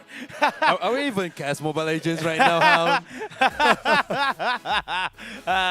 Macam ni, bro. Macam ni. Like this, you know? My head spinning already. Yeah, just like the song, spin my head right round. But okay, all of those jokes aside, because we are behind on schedule, some of the games will be apparently be taken off stream because we are pressed for time. Yeah, However, we are still going to be casting a lot of the games that are going to be ongoing. So we do hope for you guys to understand the limitations that we are working on. Yeah, it's all about airtime and all about scheduling. We did not expect a back and forth game that was going to take almost an hour. I mean, if the game was just around 10 minutes, we probably can move to game number 3 if the score is tied on the second match. But we're already way back to the schedule and we need to cast for the next game, which is for National University of Singapore going against IPB University from Indonesia. As you guys can see right now, for Universitas GADJAH MADA 2 on the 1 point over there and Universitas TANJUNGPURA also on the 1 point. But we're not going to cast for the third game. For the first match just now, we will be skipping to our second game, which is, as you can see on the standing, National University of Singapore going against IPB University. Thank you so much for all of you guys at home who have been very patient, who have been very much waiting. You will have to wait a little bit more because the best of 3 is going to be going on right now as we go into the draft pick. And right now, onto the left side is the National University of Singapore. And on the right side of the second pick, which is IPB University, and it seems like Pacrido will be the one and only be taken out of this game for the first match of the second game. And it seems like there is Brody also been taken out by Team IPB University. And for the second ban, our team from NUS is going to take probably Benedetta or maybe Esmeralda at this stage. And that's the case here coming in for them. Oh boy, what do you think about these bans thus far here? IPB University has a chance to ban out as well. Yeah, they're taking out Yuzong, one of the strongest fighter in the game. I guess this is my guessing is this is a respect ban from Team NUS into the IPB University because they probably saw the live stream yesterday, which is IPB University. They have the capability of using Yuzong at the full potential and they need to take them out. And there is for the Benedetta as the first pick and letting Esmeralda go for the second pick for Team IPB University. Yeah, so we got a lot more. We've got a lot more action for you guys here. Okay, we do see an Esmeralda, I think, being picked out for the side of IPB University. For the side of NUS, they're still yet to get their second pickup. Yi Xunshin is going to pick up Selena as well. So that's going to be a very good pickup here for the side of NUS. Long range stuns as well. Yi Xunshin will be able to come into the fight and do a tremendous amount of damage as well, being a very capable fighter. But we do see a marksman here being picked up from the side of IPB University from Indonesia. It is going to be a Singapore versus Indonesia fight. We do hope that the Singaporean team will be able to push forward here. Would be great to see a little bit more diversity in an Indonesian majority bracket. But then again, you know, we have known for a fact that the Indonesian players, the Indonesian teams here at the UiTM International Sports Fiesta 2021 are very strong and very capable instead. Neg is going to be going up onto the cloud, if I'm not mistaken. Is that a cloud? Yes, that's a cloud. Yep, it is indeed a cloud. I think this lineup is the same as for Team MUG for the second game just now. Which MGA, I'm sorry. The lineup is pretty much the same, which is there is Sylvana, there is Claude, there is Esmeralda, and probably they're going to be taking Chang'e as their support match. Who knows? Or maybe they are trying to take another tank, or probably another offlane, which is the one the high potential is. Oh, okay, Alice also is a good potential. It's a good pick up from IPB University to take it up on the back line, and I really love from the draft pick of Team IPB University right now. But as you can see from NUS, they are only being left to pick a tank and an off lane at the moment. Yep, so we do see here that a lot of these teams are going to be getting all of their strong pickers here. Mexa, I think, with Alice, if I'm not mistaken. Yep. Oh. Whoa. Whoa, I think that's the first time we're going to be seeing that, huh? From the side of NUS Cross. Yep, they are playing 2 tank on their side, and I know what they are going to be to put up against. This Basha are going to be playing on the off lane, and the Akai, of course, on the mid lane as usual as a tank. But the pick of this Basha, I know it's specifically to counter the Esmeralda and the Sylvana, also including the Alice. Too much lifesteal, too much shield to be handled with. So you know what? We're gonna pick Basha out of consideration to the other teams. But it seems like Diggy have been picked up from IPB University over there to counter the Hurricane Dance that's gonna coming out from the Akai. And yeah, it's going to be a fierce battle between these two. I do really hope that we will not get into another 40 minutes of match, because it seems like from the draft pick, it's rather going to be a fierce fight and really interesting. Yeah, it is going to be a fierce fight and very interesting instead. And I don't think that this is going to be one of those games where it's going to be very clean cut and dry. We're going to be seeing it very messy indeed, as we did see in that previous game between UT as well as UGM. Both those teams were very messy fights, and fights were all over the place, but it was UGM that came up on top in that best of 2 and that best of 3, being able to tie it up 1-for-1. However, let's go into this current matchup here between IPB and NUS. Yeah, definitely. On the blue side, we have team from NUS, National University of Singapore. Meanwhile, on the red side, we have team from Indonesia, which is from team, what is it, Hound? The IPB as well as NUS. NUS is going to be on the blue side, whereas it is going to be IPB on the red side. Yeah, our brain seems like fried, but it's okay. Right now, for both of these teams are going to take a blue buff as usual, and as I said earlier, Baxia will be sent to the side lane or off lane to be taking care of probably Esmeralda, or maybe I can see Alice around. Yeah, I think Alice is going to put up against the goal lane, but it's not. It's going to be Esmeralda, and look at the damage they're being taken out by the Kato on the early stage of the game with the Frostmoon shield. And the second skill of her that taking out damage at the same time. It does hit like a truck, but look at the red buff right now. Daniel Rose going to be hit pretty hard from Team IPB University. Yep, a lot of things that these guys are going to be fighting against here. But pretty early on, with the 90 seconds that has passed thus far, we do see that it seems like we lost our visual, but okay, here we are there again. we are. Sorry about that, guys. Had a little bit of a display issue back at home, and First Blood is gonna go over towards NUS. Very beautifully done by Danielle Rose. Yeah, definitely such a good First Blood. Big give a kill to the Daniel Rose in the Basha against to the Claude, which is the core hero for Team IPB University. And as you can see right now, the rotation from Team National University of Singapore, which is NUS, trying to take this turtle without any, the contest from IPB University. There is Diggy, but this Diggy cannot do anything because there's too many people on the team. And US right now looking at those. It seems that these turtles are going to be taken care of by the Yi Sun-shin. There comes Alice at the backline with the blood of the Imperial Justice being hit to the one people. But the Akai take one kill to the Diggy. And Nick right now will be taking care as well. Double kill be given to this Akai.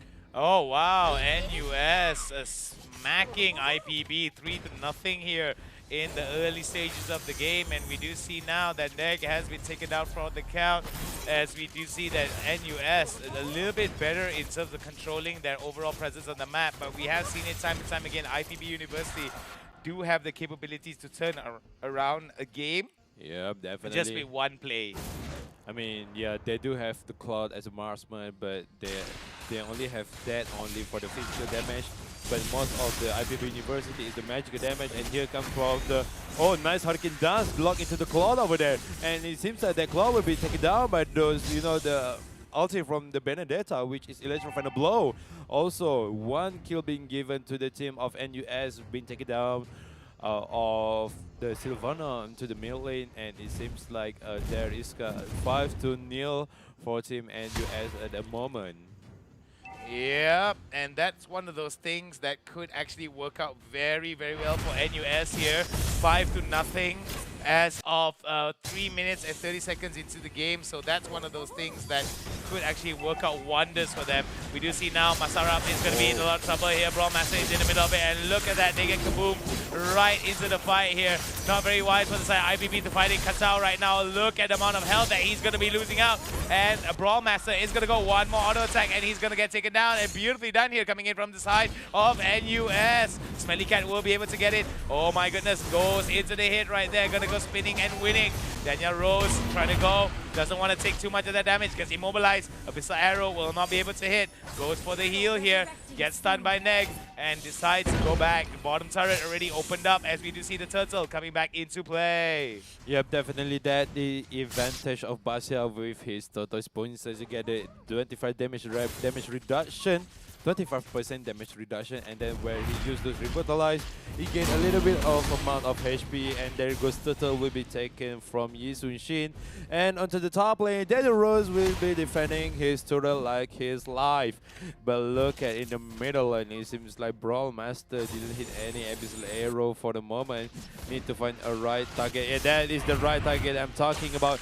There goes for the blood from the Alice, which is Hinoklo. He didn't use his Uranus for this game, but oh, look at those Abyssal Arrow being hit, and that's for the time journey. The Hurricane has been open also, but those skills being given to the Selena with one kill. And look at the top level here, there goes for the electrifying blow. Meanwhile, the mid lane also for team NUS, they are trying to take the mid lane as well. There goes for the two kill and one turret. It does really a big win for team NUS right now. All right, we're gonna be seeing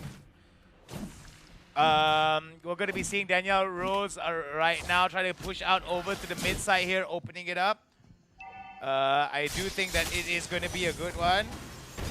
Yep, indeed. And looking at the team fight right now, looking at the Akai of the I'm sorry, Hurricane Dance, but that is not the team fight. Blazy Dwell on the backline. There goes one kill for the Diggy. And looking at the melee right now, kill is pretty given to the Yi Sun-shin. Also triple kill. Wow! Such a fast pace from the Yi Sun-shin. Getting triple kill into the IPB University. It seems like NUS really does heat it up. Okay, so we're going to be seeing here that Hinoklo going to try going, but look at that though, the amount of pressure that's coming in from the side of NUS, making it look like a stomp here onto IPB. Yep, indeed, because as you can see, 12-1. This is indeed a one-sided match for Team National University of Singapore. Look at this, guys.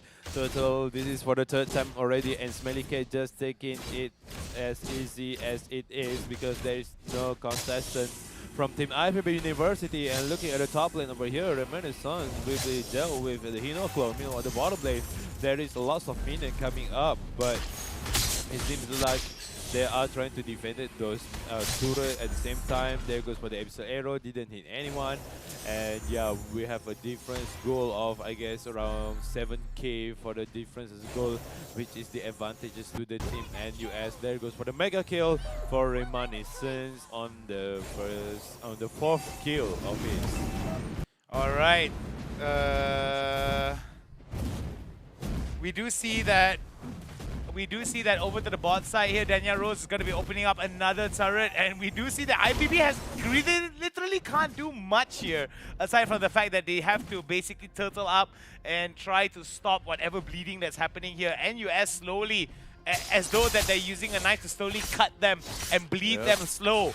Definitely working out. I do like the fact that NUS is very disciplined and very patient as to how they are going to be getting all of these objectives. Yeah, and look at the optimization right now, which is from Sylvana. Do have the Necklace of Dunes. Meanwhile, on the Claude, already done with his Dimahata sword.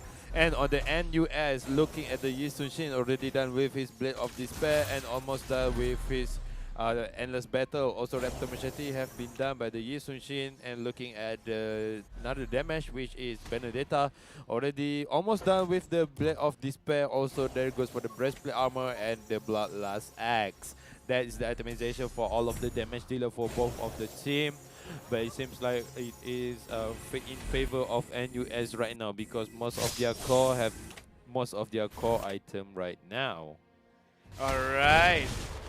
We do see that coming in from the side of IPB, there is going to be another opportunity for them to come back into it, mainly because of how they are going to be doing it. Daniel Rose right now is going to go spinning to win here.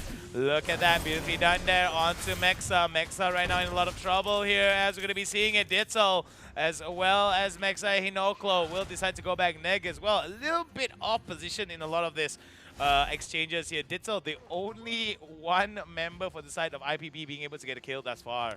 Yeah, definitely, but the usage of the time journey is really unnecessary over there because their team is literally can survive from the attack of the NUS. And for the time journey, there goes one kill almost being given to this Benedetta right now, and there's got for blood of the backline, but it seems like he's using the blood flood to teleport back to the backline, and there goes for the Lord. This is the first Lord for Team National of University of Singapore, and are they going to take this game easily for the game one?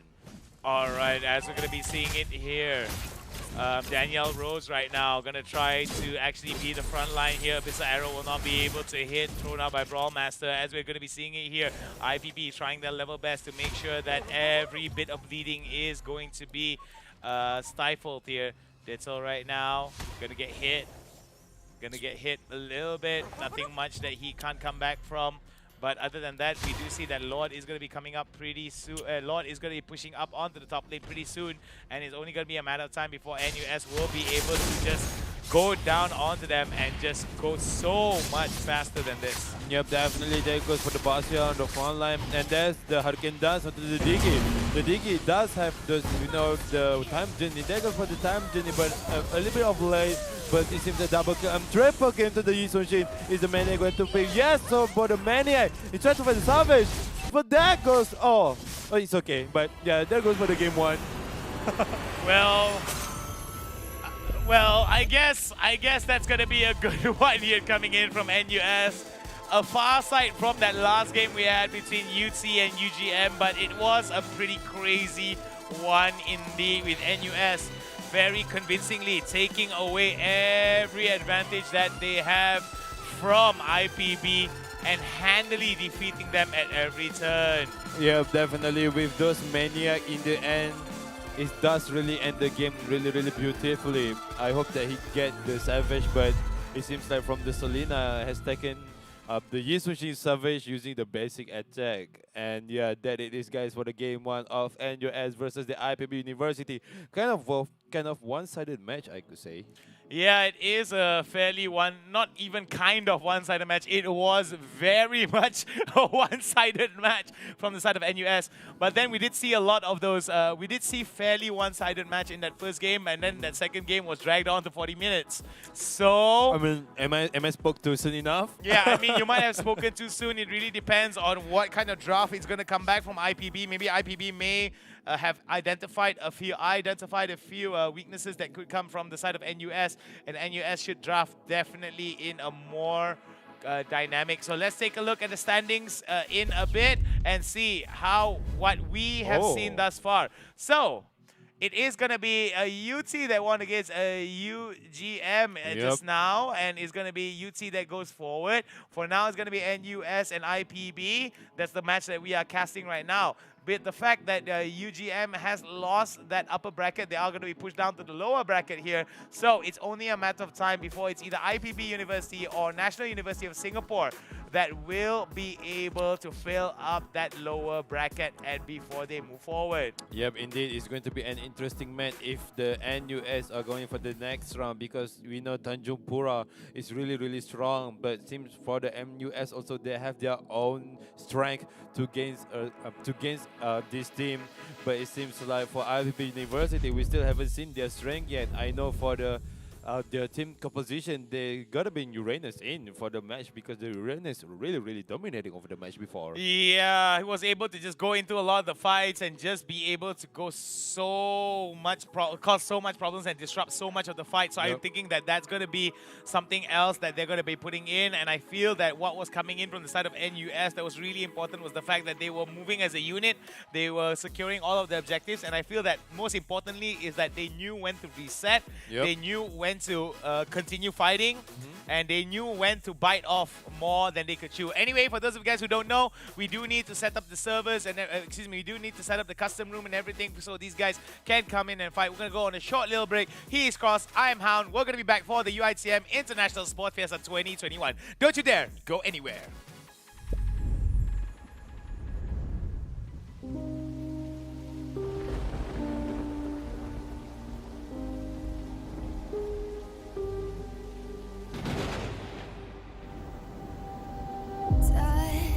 There's only dust.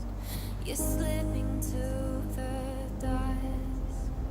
There's nothing more beside your faults that dig inside your soul. Pain, there's no more pain that fills your veins and tears. They broke your bones, they knocked you down, but there's still fire in your heart.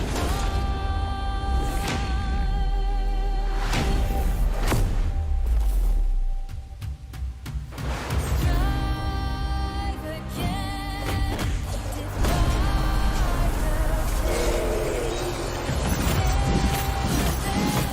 fight beyond legend.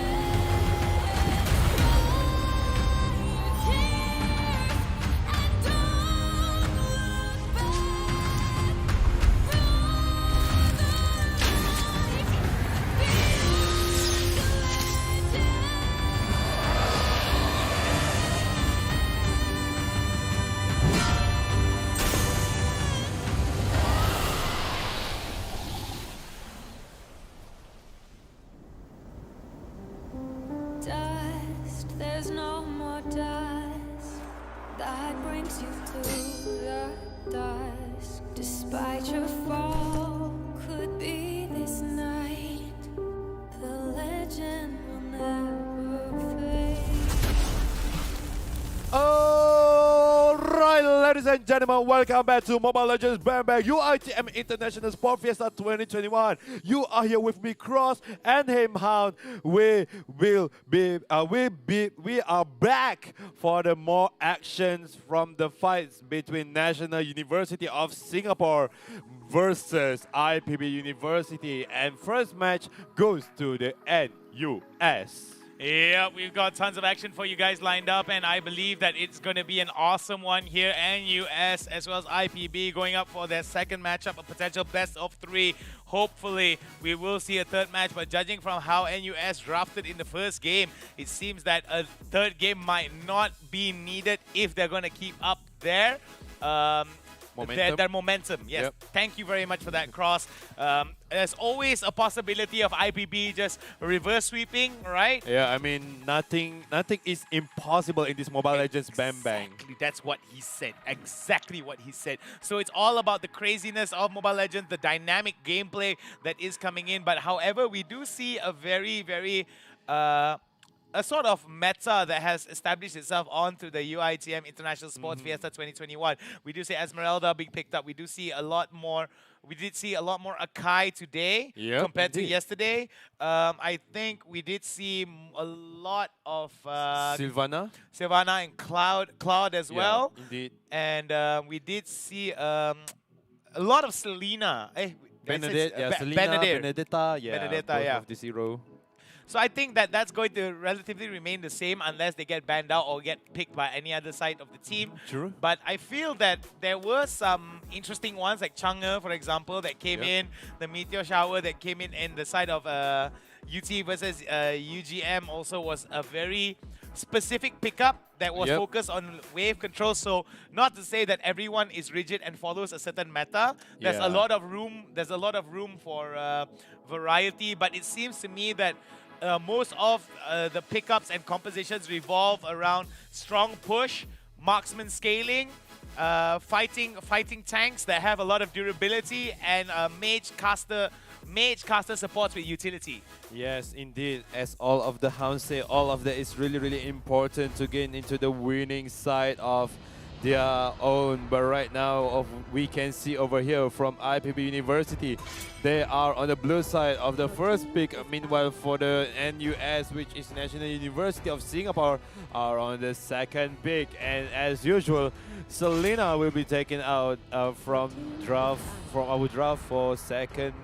match of game 2, and look at that, Brody and Benedetta also have been taken out as well.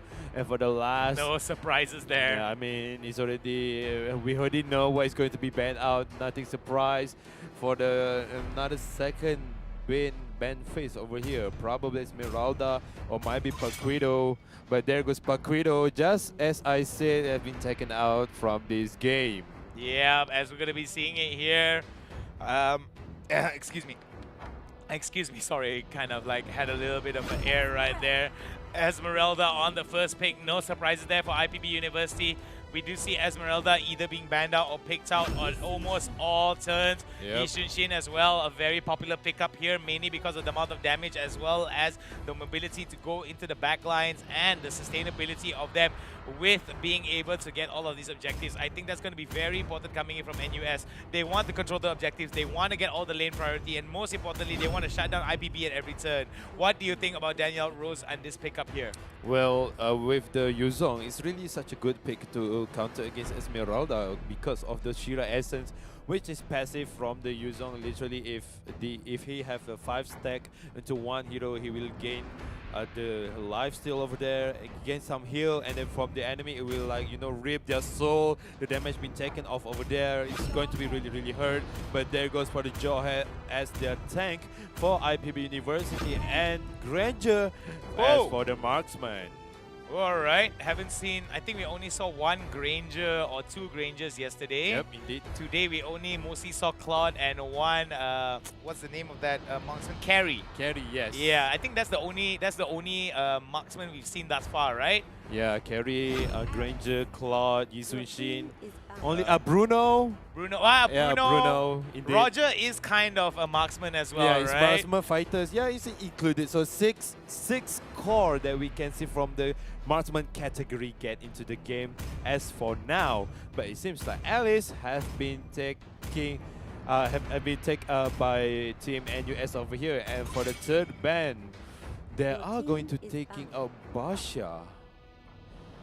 Okay, quite interesting draft because yeah, Basha is supposed to be the hero to counter the Esmeralda, but it seems like NUS taking out Basha, the one and only hero that can counter Esmeralda. So I'm a bit confused. I think this is show that NUS have the confidence to defeat the Esmeralda without the Basha. So there goes for the Farsa.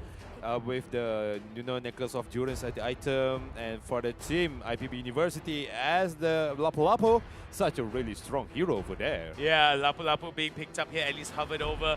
I'm really interested to see why IPB, is that a Chang'e ban for that last one? So I'm really interested to see why they're going to be banning out the Chang'e here, mainly because I think wave clear is going to be an issue here, because with that composition, it's all about scaling, it's all about making sure that they get priority and push as much as they can.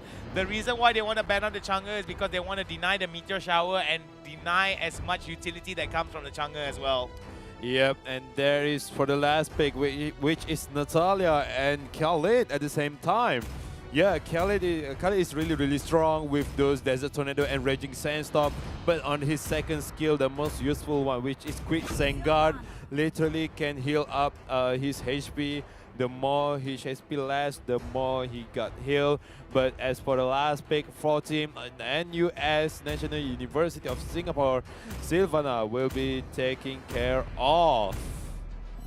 Yep, and that's the thing. I feel that that's going to be very important here for a lot of this team fight, because when they're going to be fighting off against each other, I feel like the trigger is going to be pulled non-stop by both these teams. It's all about a matter of how they're going to be moving from point A to point B while taking some of these picks and a lot of these skirmishes that could actually pick them up.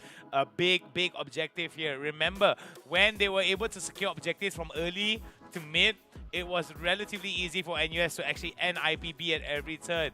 But IPB as well, they have drafted a little bit differently compared to that first game that we saw between them and NUS. And this could be an opportunity for IPB to come back into the game and push us to a game 3. Yeah, but that is definitely not impossible also for team NUS, for them to taking over the second game right now, because they do have a lot of heroes that could counter this Natalia with their Yisunshin, with the Sylvana, and also Farsa at the same time. But it seems like the Farsa need to be really be careful if he using those Feather Airstrike, because Farsa cannot literally go anywhere while using Feather Airstrike, and that is the time when Natalia come in just to interrupt those Feather Airstrike and take the kill onto the back line. But right now, there is the rush from the team IPB University from Johead, but it seems like he cannot get it because there's too many forces that defending the blue buff of the NUS. And there goes for the first blood being given to the Natalia on the bottom lane. This is the advantage of using Natalia as in the early game.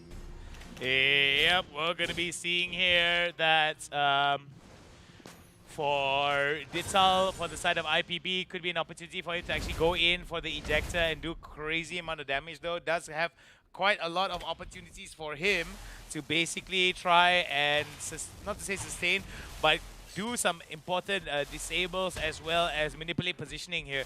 But I do believe that coming in from the side of NUS, they are very much aware, even though First Blood going over to IPB doesn't mean that it is entirely a bad thing. We see Neg right now in a little bit of bother here, will decide to back away and decide against whatever commitment that comes. We do see NUS right now, shades of game number 1. Dital gets hit by quite a bit here over to the bot side. Reminiscent now taking a lot of damage from Mexa here, and they've got to be careful because they are going to be collapsing over to the bot side, opening up the turtle in 5 more seconds, and there could be a turtle dance here in the bottom side for the side of IPB and NUS. IPB doesn't have the advantage of positioning here. NUS may actually pull the trigger very quickly over to the bot side. Let's take a look at the bot side here. It seems that there's going to be a fight. Yeah, definitely there is ejector from Johead into the front line, but it seems like Flick has been used from team NUS over there just to didn't get caught by the ejector, but it seems like Hinoklo will be taken down first. There goes for the Frost Moon Shield, but there's Raging Sandstorm from the Khalid to the backline, but also execute from the Yuzo getting 1 kill onto the Natalia, but it seems like a double kill will be given to this Khalid. Also double kill to the Yisun Jin. And let's go for the double kill for the Alice, but wipe out. Big event to the NUS on a minute, 2 minutes and 43 seconds. Wow, 2 minutes and 43 seconds, and it seems that NUS was able to wipe out the entire team of NUS very convincingly indeed, with a beautiful turn onto the fight here, and it was from 3 to 0. Suddenly now NUS is 3 to 5. And you see that Brawl Master as well, Smelly Cat now. Oh my goodness, gets immediately blown up from the side of IPB. IPB right now going to be very much aggressive here. Daniel Rose is in the middle of the fight. We do see killing spree going over to the Daniel Rose, but could it be enough here? It will be the Jawhead. Ditzel will be able to take down one onto Masarap before they have to go back. We do see now Daniel Rose is going to go for the flicker and get away. Yeah, this Jawhead is really annoying as it is, because looking at the ejector and those rocket missile. Oh, look, another shutdown from the Jawhead, and also shut down being given to the Yi Sun-shin onto the main lane. This Jawhead is really a beast, even though this Jawhead is a tank, but the damage onto the Jawhead in the early game is really hurt. And here comes for the Blood Dragon into the Granger to the back line. There goes Granger being taken down, and it seems like Hinoko already arrived just to get this Dragon as well. But Doshira Essence from the Dragon will be taking care of the lifesteal of Reminiscence. And look at the bottom lane, which is Hinoko trying to defend his turret as much as he could. And meanwhile, on the top lane, we can see there goes for the blood off from the Alice, Daniel Rose, Reggie Sandstorm, and there was a Natalia coming at the back line. One kill be given to the Khalid. But on the bottom lane also, it seems like Hinoko is trying his best to gain more HP and gain damage at the same time. And look right now in the bottom lane, there is Starfall Moon into the minion. But right now, Reminiscence still not into the full Dragon mode yet. Reminiscence will be backing off and letting Hinoko winning the game at the bottom lane. Very close game indeed. There we go. Masarap right now gets caught up, and US losing out one member is going to be tied up. It is going to be the Turtle here, going to be contested, but we do see out of position is going to be IPB University. They decide to back out and bug out from it, as they are going to slowly give up that turtle. Positioning is going to be very important, as Hinoko now coming into the mid side. Smelly Cat, Brawl Master, as well as Reminiscent trying to get back that priority over to the mid side. Yeah, definitely, because from Team IPB University, their rotation is really different from the game one. And here is the itemization for both of these teams. Looking at it from Yi Sun-shin, almost done with his Blade of Despair, and there goes for the turtle. One kill be given to the Farsa, to the Natalia, and it seems like this Natalia already done with his Deadly Blade. There's the Imperial Justice into the Esmeralda, but Esmeralda have the Purify just to run away from the Imperial Justice. One kill be given to the Jawhead over there into the Sylvana of Team NUS, and whoa, Khalid with the Desert Tornado, and it seems like one kill be given to the Jawhead. Also, Jawhead will be taken down by the turret, and the front line. Oh, Reminiscence, such a good Black Dragon form over there, taking down double kill onto the side. But it seems like Daniel Rose is almost being taken down as well. And Neg! Oh, Neg is in trouble right now. Wow, still what was survived. Reminiscent doing? One more auto attack, and it was done for Neg though. But the skill from the second skill of Neg into the smoke screen literally have all immunization of the physical attack. Wait, no. Sorry to cut you off though. Ditzel might actually get into trouble, but continue on what you were going to say.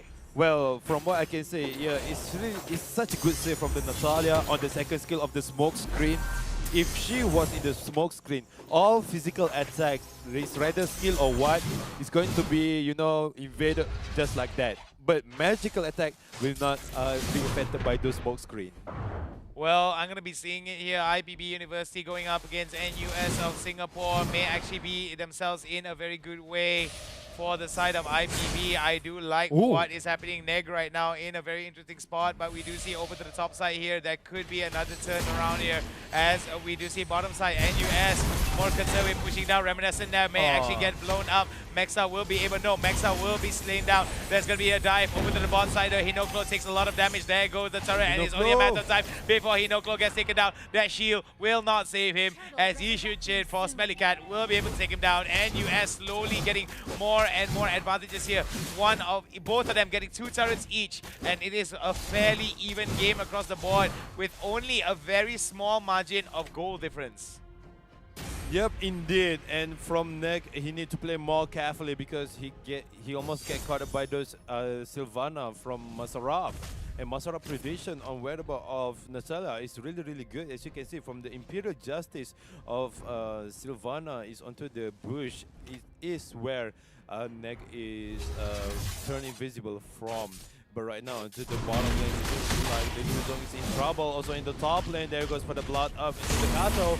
Gato using the raging sense of to run away, but still not enough. Will be taken down by one of the team from NUS, still holding on. There goes for the Yizushin, also on the bottom lane. Oh, Black Dragon from the Reminiscence, taking down the Granger. And right now, there goes for the Ejector, but didn't get past through the wall. And Reminiscence is trying to chase off these, you call it? I'm sorry about it, I've already forgot. And it's alright, it's all good. It happens sometimes. We had a very long day. Daniel Rose right now gonna go for all the buffs. Oh, but gets ejected right into a big spot there. But look at it, the ulti's gonna come in. Kaboom! Goes Detzal, as we're going to be seeing Masarap as well as the rest of NUS are going to be pushing up over to the bottom side. However, in the bottom side, towards the mid side, over in the bottom side though, we do see IPB going for a hard push here, trying to get down that tier 2 turret before they go into tier 3. Yeah, definitely a nice split push from Hinoklo on the bottom lane, but he needs to back off because all of his teammates already done for. And right now we're on to the 9 minutes and Lords are going to spawn another 25 seconds. So for Team IPB University, they need to step up their game, or probably for Team NUS going to take them down as well on the second game right now.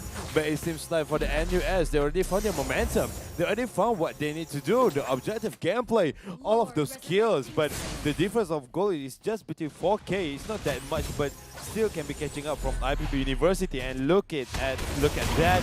Endless battle has been done, but at the Hinoklo using the Purify to run away. Look at the Jawhead, trying to get the Sujata for the Feather Astra and Regis Sandstorm for the Kali to the backline. Blood Dragon will be taking down 1 or 2 people. But it seems like the Desert, thank God over there, getting healed up, but killing spree for the Yisun Shin, and 4 people down from Team IPB University, only being left up to Meska. What can Meska do? He doesn't have the Death Sonata, he only have Rhapsody to get those minions, and those Imperial Justice didn't hit him at all. Did not hit him at all. There's going to be a huge problem here coming in from the side of Mexa here. We do see Ditzel right now, may actually try to go in, goes for the flicker, tries to go for the ejector, but Ditzel immediately gets blown up here, wondering why IPB is committing to all of these fights that they know they're going to lose out. They have to be a little bit more patient here comparatively as NUS looking towards getting this game done and dusted. No need for a third game apparently, as Lord is going to be up and running for the side of NUS. NUS has all of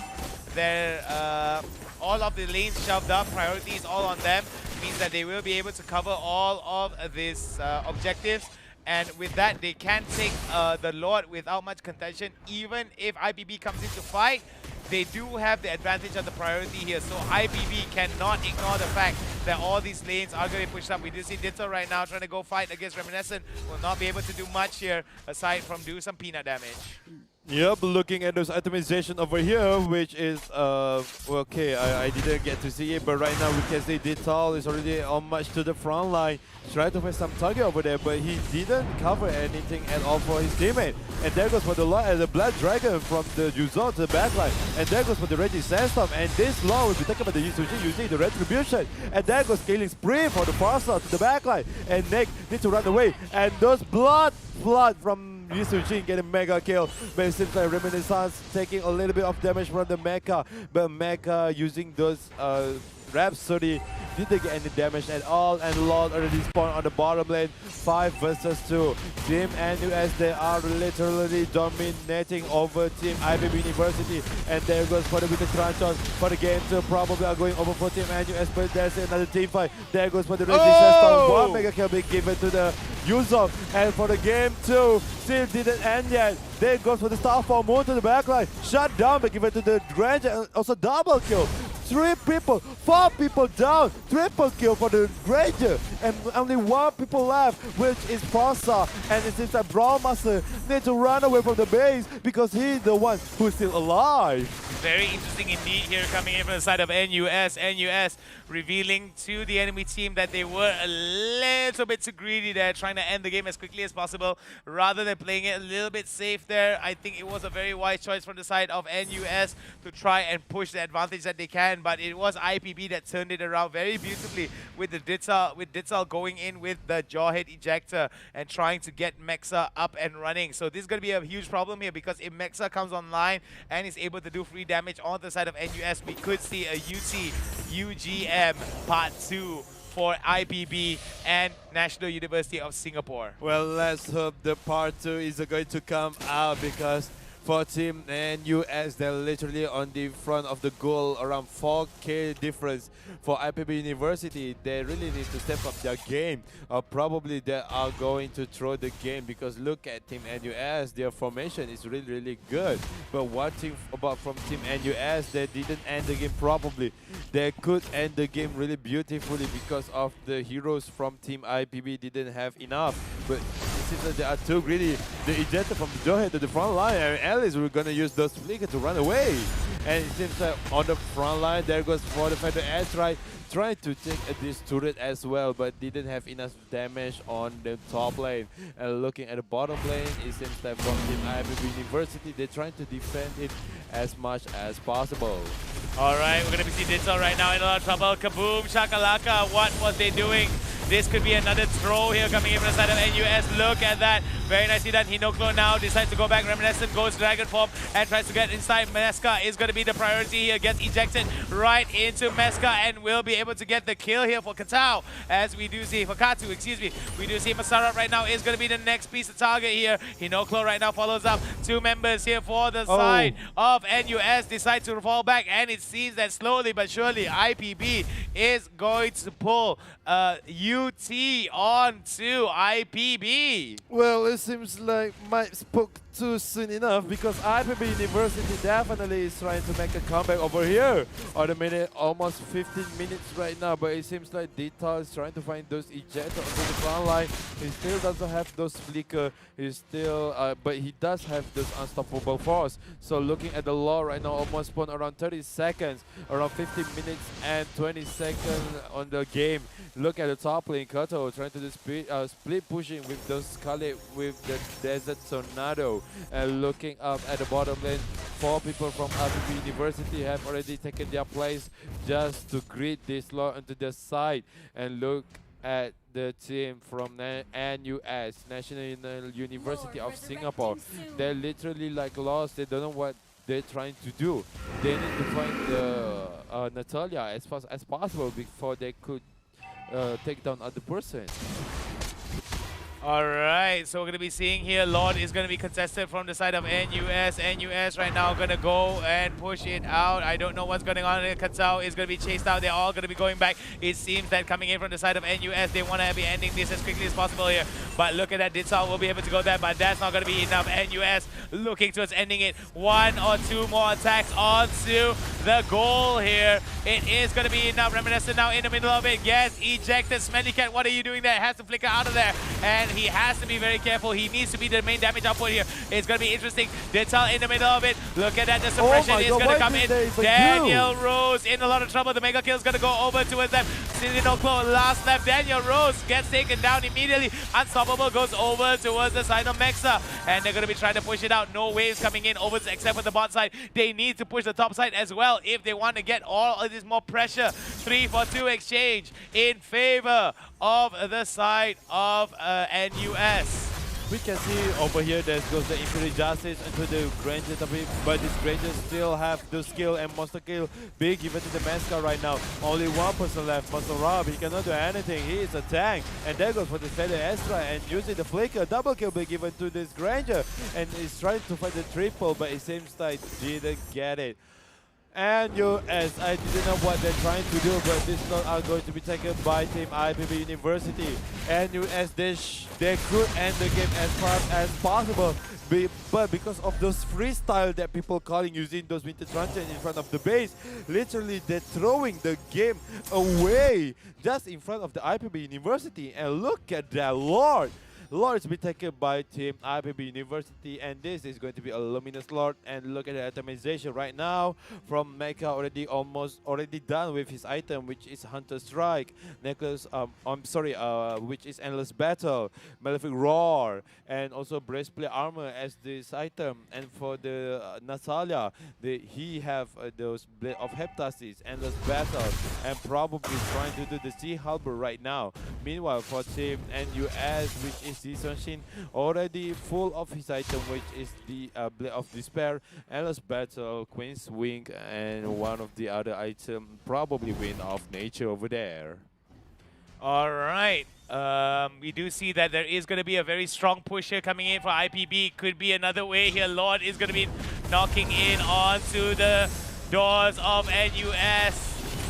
Yeah, there goes for the fight right now. There goes for the Feather S onto the back line, and the Blood Drag has been opened up by the Yun. So the Menasan trying to get to the back line. There goes for the 1 kill. The Reggie Sandstorm to the front line. The Rhapsody for the Mega is not enough. The damage. Masara to going, and there's double kill for the allies. Oh, Masarab! Masarab still alive! Yes, indeed. With the Spiral from his second skill, literally get a little bit of skill. And if he did make some and lifesteal, I mean, if Masarab did some lifesteal item, then he get a little bit of the lifesteal over there. And right now, the favorite turn back to the team of NUS. It is again back to Bedhound. What is going to be happening right now? All right, so we're going to be seeing that it is going to be a stronger push coming in from NUS. NUS just needs to wait for the wave just to end this game. I do hope that somehow or another they do not mess up this, but Neg is over onto the other side here. This is what they needed to do earlier on just now. They need to open up their bottom side. Dintal now trying to get into the middle of it. If they're able to get Dintal out of position, beautiful stuff here. Dintal is in a lot of trouble. Dintal might actually get taken up. Neg is on the backside here. Going to go off the Brawl Master, and he gets kaboom. This is going to be very bad here. Masara's going to go get taken down indeed. Katsu right now tries his best to do as much damage onto Masara. This is going to be game over. Double kill going over towards the side of NUS. They need to wait for the wave. But what in the world is Neg doing? Neg is needed in the base. Don't you dare go anywhere. Maxa now is going to get kaboom as well. Dintal is the only last surviving member. What is Neg doing? Well, there goes for the game 2. Congratulations for University of Singapore for taking their first game of the day. Woo! 20 minutes into the game, Hound. Yeah, looks like we're going to have a bit of a fiesta here for the Mobile Legends segment for the UiTM International Sports Fiesta 2021 cross, because it's going to be heart-pounding, it's going to be competitive, and most importantly, it's going to be back-to-back. Yes, indeed, back-to-back from both of these teams, but it seems like from Team University of Singapore, they're going to be sent down those IPB University to the loser bracket, and IPB University will be meeting up people from UT, if I'm not mistaken. No, UGM. UGM is, yes, UGM, yes. Thank you, Hound. UGM will be sent out to the bottom, to the lower bracket, and will be made with IPB University just now. Also on the upper bracket, which is from NUS, will be meeting up with UT, and yeah, that is going to be happen really soon after a little break for a while. And here we are on UiTM International Sport Fiesta 2021. I am Cross, and he is Hound. We will be back soon enough.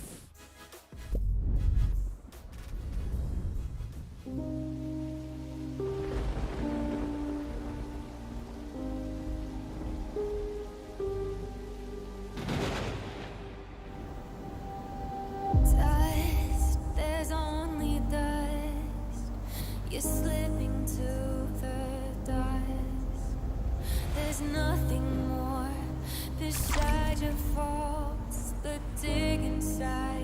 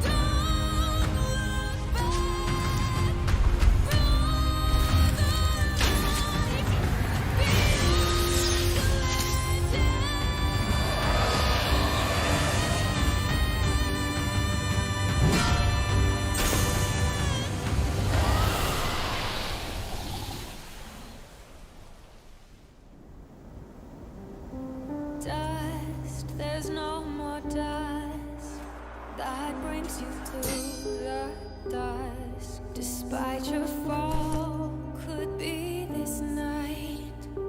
The legend will never fade.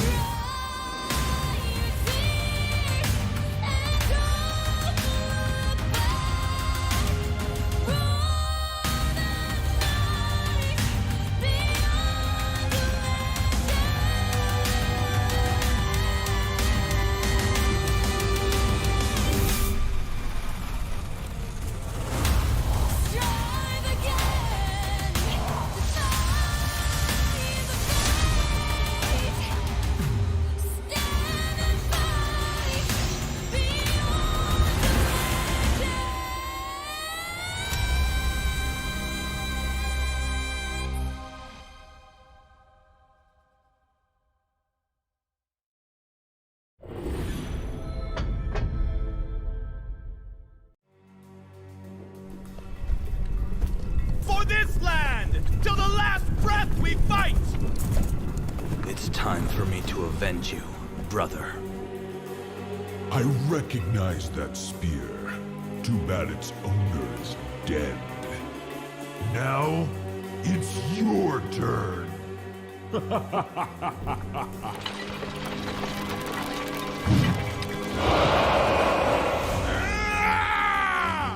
This is for the wild sand!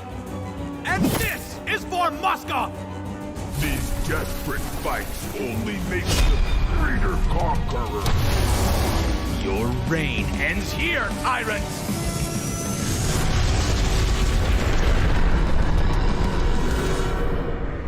You will pay. Prepare for my return. Moskov, dear brother, I'll carry on your legacy and fight on.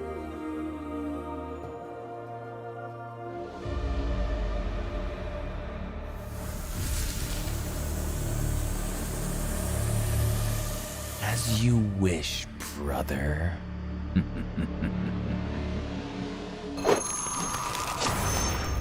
Download for free. Mobile Legends Bang Bang.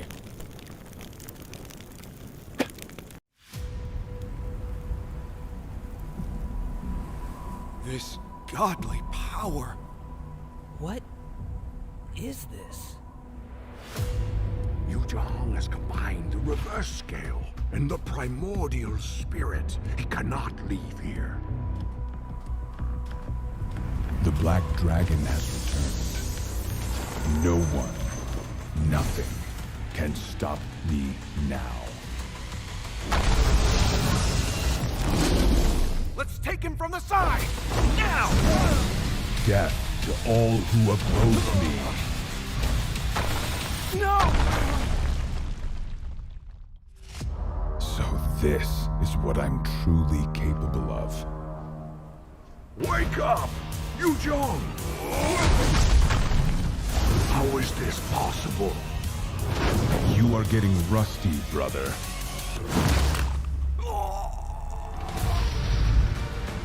No! How did it end up like this? No! Welcome to reality, girl. Where the strongest rules them all.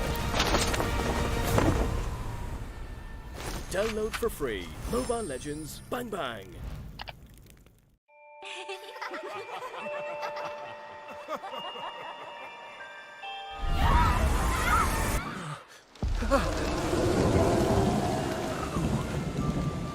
Who am I?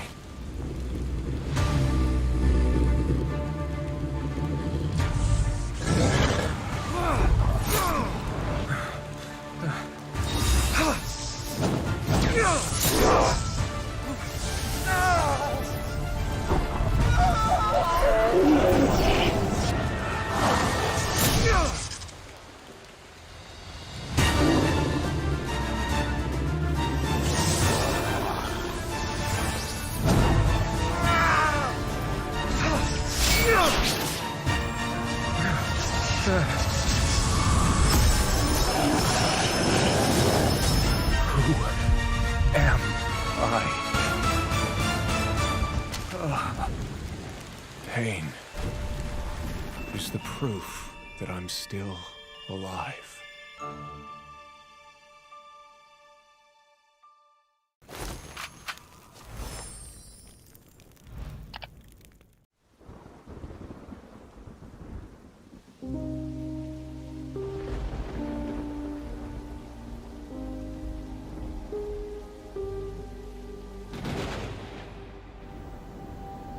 Dust, there's only dust. You're slipping to the dust. There's nothing more beside your faults that dig inside your soul. Pain, there's no more pain that fills your veins and tears. They broke your bones, they knocked you down, but there's still fire in your heart.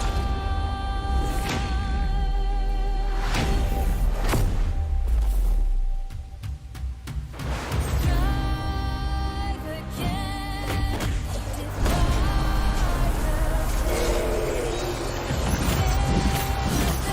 fight beyond legend.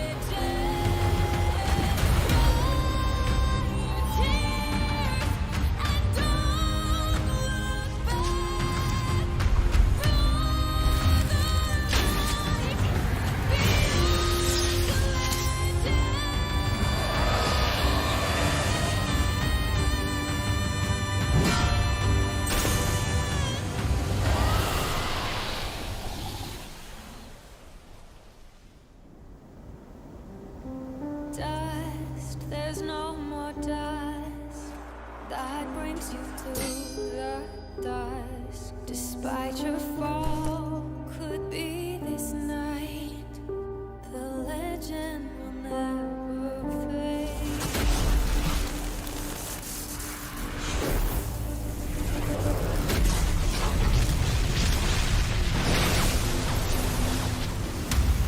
Fight for all fate. Be your legend.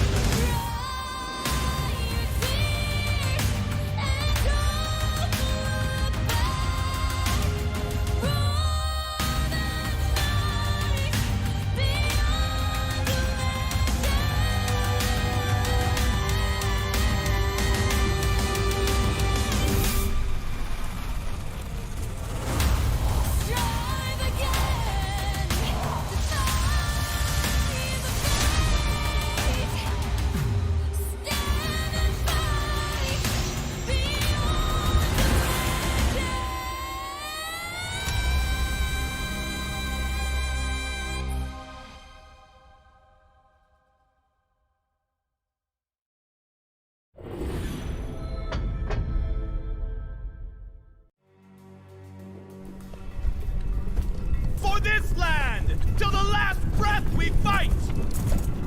It's time for me to avenge you, brother. I recognize that spear. Too bad its owner is dead. Now, it's your turn.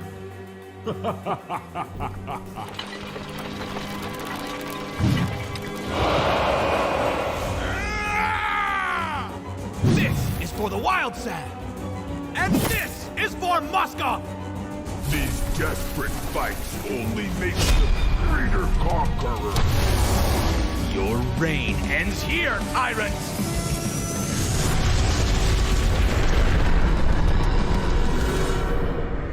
You will pay. Prepare for my return. Moskov, dear brother, I'll carry on your legacy and fight on.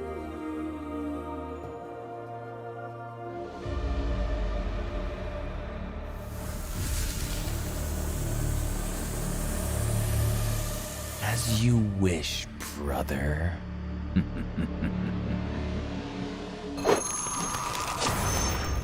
Download for free. Mobile Legends Bang Bang.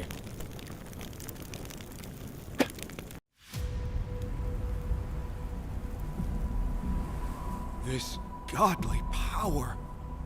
What is this? Yuzhong has combined the reverse scale and the primordial spirit. He cannot leave here. The Black Dragon has returned. No one, nothing, can stop me now. Let's take him from the side! Now! Death to all who oppose me. No! So this is what I'm truly capable of. Wake up! Yuzhong! How is this possible? You are getting rusty, brother.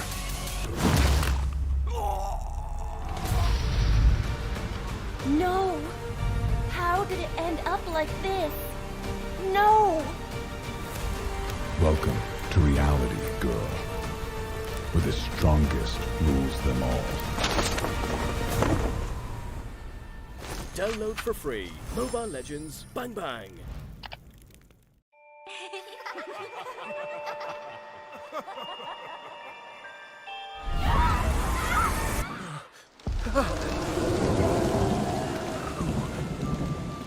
Who am I?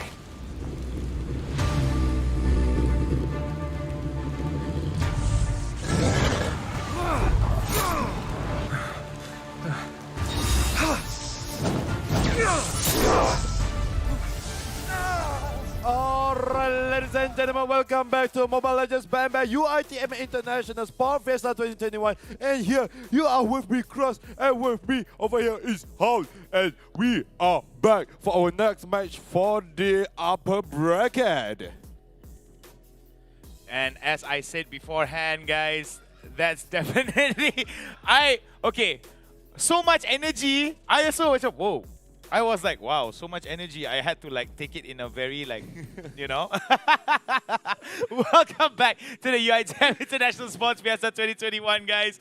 I was just so impressed by how NUS was able to just stomp IPB, even though the second game was a little bit back and forth. Yeah, indeed. Right? But it is the way it is. You know how it is, right? Sometimes it's just one of those games that that just shows how competitive the game is. Let's take a look at the standings. And here we are for the standing of this match. Here is the updated bracket. On the top lane, on the top bracket of winner bracket is going to be a fight between Universitas Tanjungpura from Indonesia going against National University of Singapore, of course from Singapore. And for the lower bracket, we have Universitas GADJAH MADA 2 from Indonesia will be against from IPB University from Indonesia. All right, so we're going to be seeing here that over at the lower bracket is going to be UGM and IPB. Who will proceed from here is really important to see how they are going to go from this, because the winner from match 3 will fight off from the one that has lost for match 1. So that's going to be very, very important to see how that's going to be working out. So let's go into the draft and see how it works. And here we are in the draft pick, a battle between two legendary teams, which is from Tanjungpura. It's on the left side. Meanwhile, on the University of Singapore on the right side. And as you can see, from Tanjungpura already taken out Yi Sun-shin and Matilda. Meanwhile, on the NUS already taken out Paquito and Brody at the moment. Yep, so this is going to be another Esmeralda first pick. I realize that most of the teams that are on the blue side that get the first pick and first ban, right? Yep.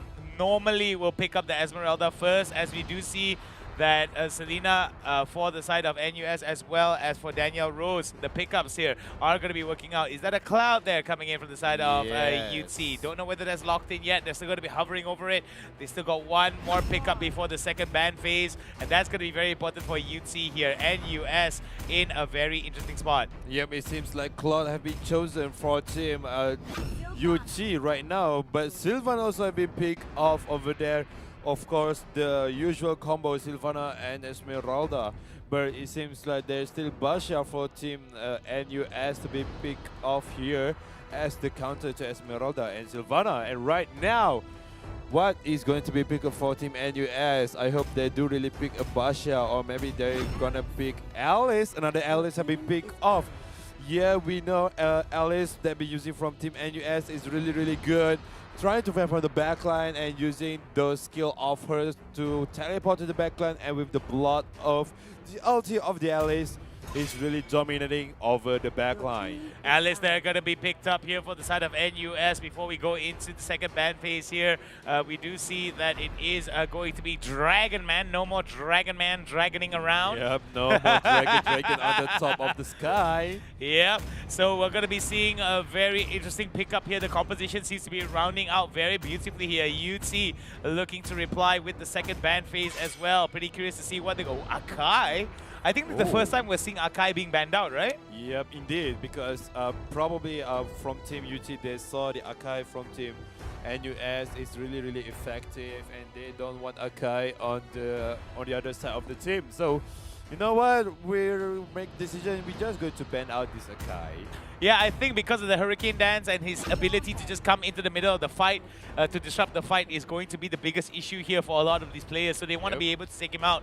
But I feel that with this Jawhead pickup for Masarap for the side of NUS is going to be very interesting indeed, because they can stack the ejector on top of the Abyssal Arrow that can do so much utility and stun him for almost 10-20 years, and the team can just easily collapse. But we've seen it time and time again that every time that a Jawhead goes into the fight, sometimes the fight does not go according to plan, because the follow-up coordination from the team, we know, is that a Kagura and a Harley? Yes, indeed, Oh, because wow. this combos is really, really good. And indeed, in their team, they have a Sylvana, which is Sylvana can reduce the magic defense of anyone being hit by those skill of hers. And yes, indeed, picking all of the magic with the Esmeralda on their team, making the advantage of the magic damage on their team. So this is going to force for team NUS to make magic damage, magic resistant as much as possible. Wow. Meanwhile, on the Cloud,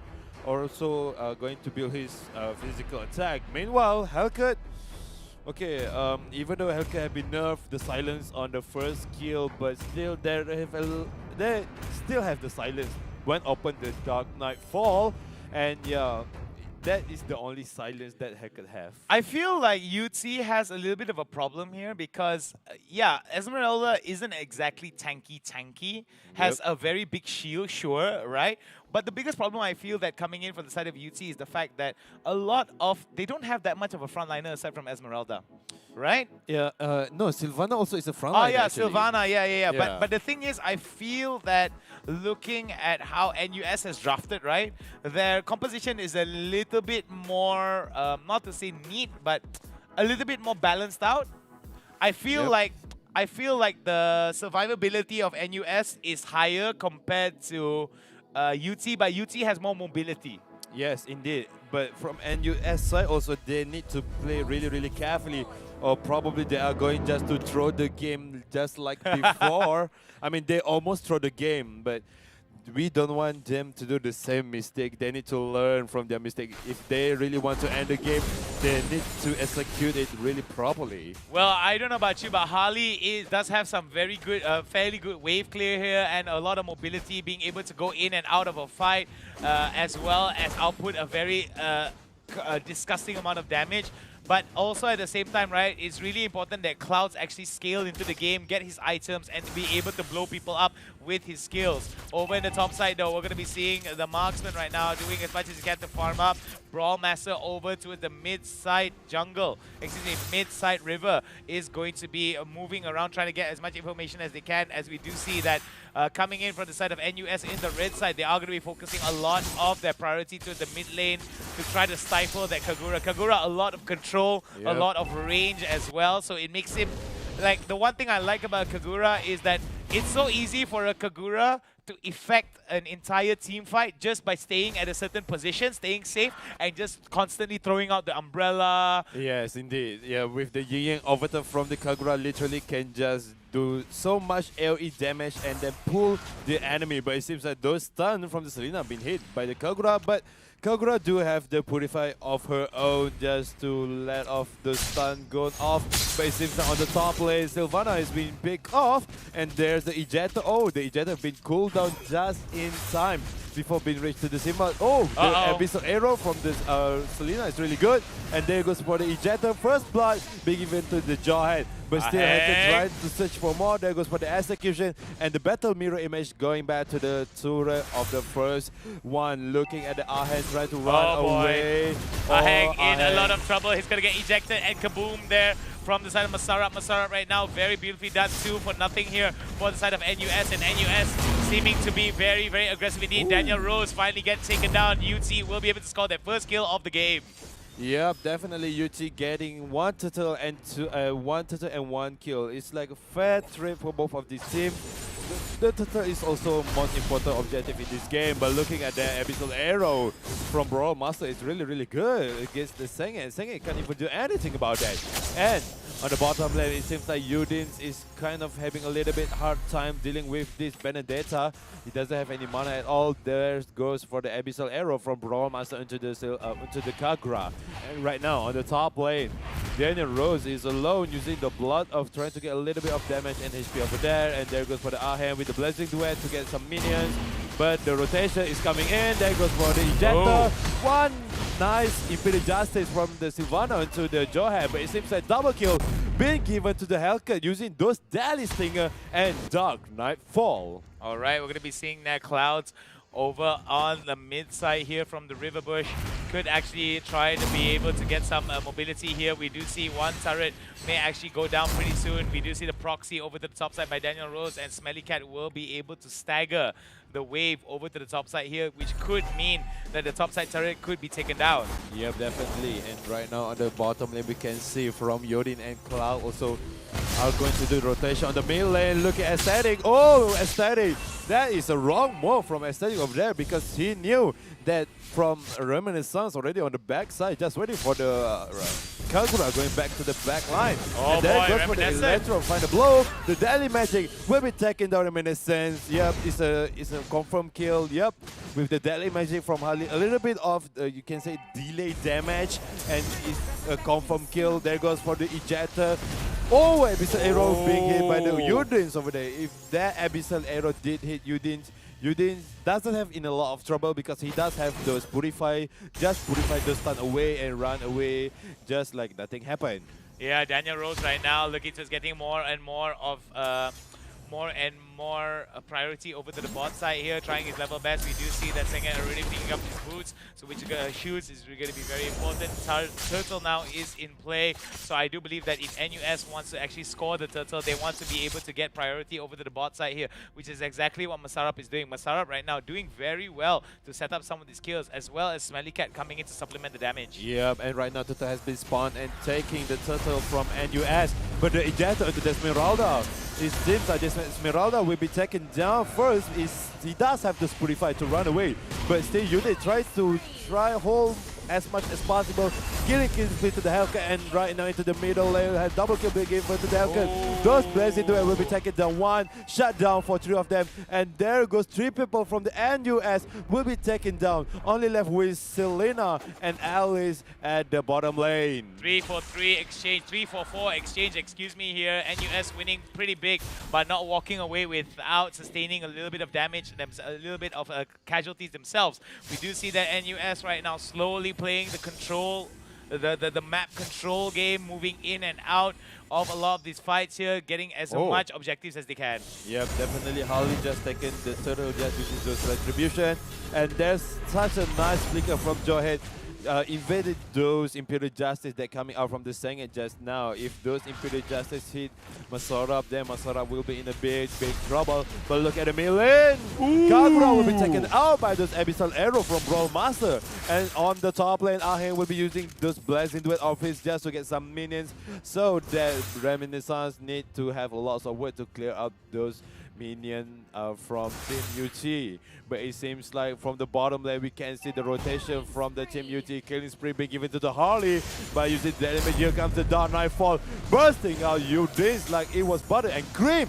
Udis almost be taken care of. There goes 1 kill being given to the Smelly Cat. This Hellcat really does sting using the Deadly Stinger, and looking at the atomization right now, which is Raptor Machete has been done by Hellcat and almost done building those Demon Blade of Despair. Meanwhile, for the Claw, already done with this Demon Hunter Sword, and for the Esmeralda, just Enchanted Talisman might be done. And for the Harley, there goes for the Calamity Raper and the Star Shade for the jungle item. Meanwhile, for the Benedetta, we can see there goes for the Bloodlust Axe. And look at the top lane over here. Aheng trying to do a split push, but it seems like there is Alice from Daniel Rose trying to do the interference on the split push. Alright, we're going to be seeing here a lot of attention going to be given over to the top side here by NUS. Reminiscent as well as Udin's going to be fighting against each other over to the bot side, but Reminiscent is not going to be committing to this fight. Udin's using those shields there to try and get as much as he can damage towards Reminiscent. Here comes Ecstatic here, has got to be careful.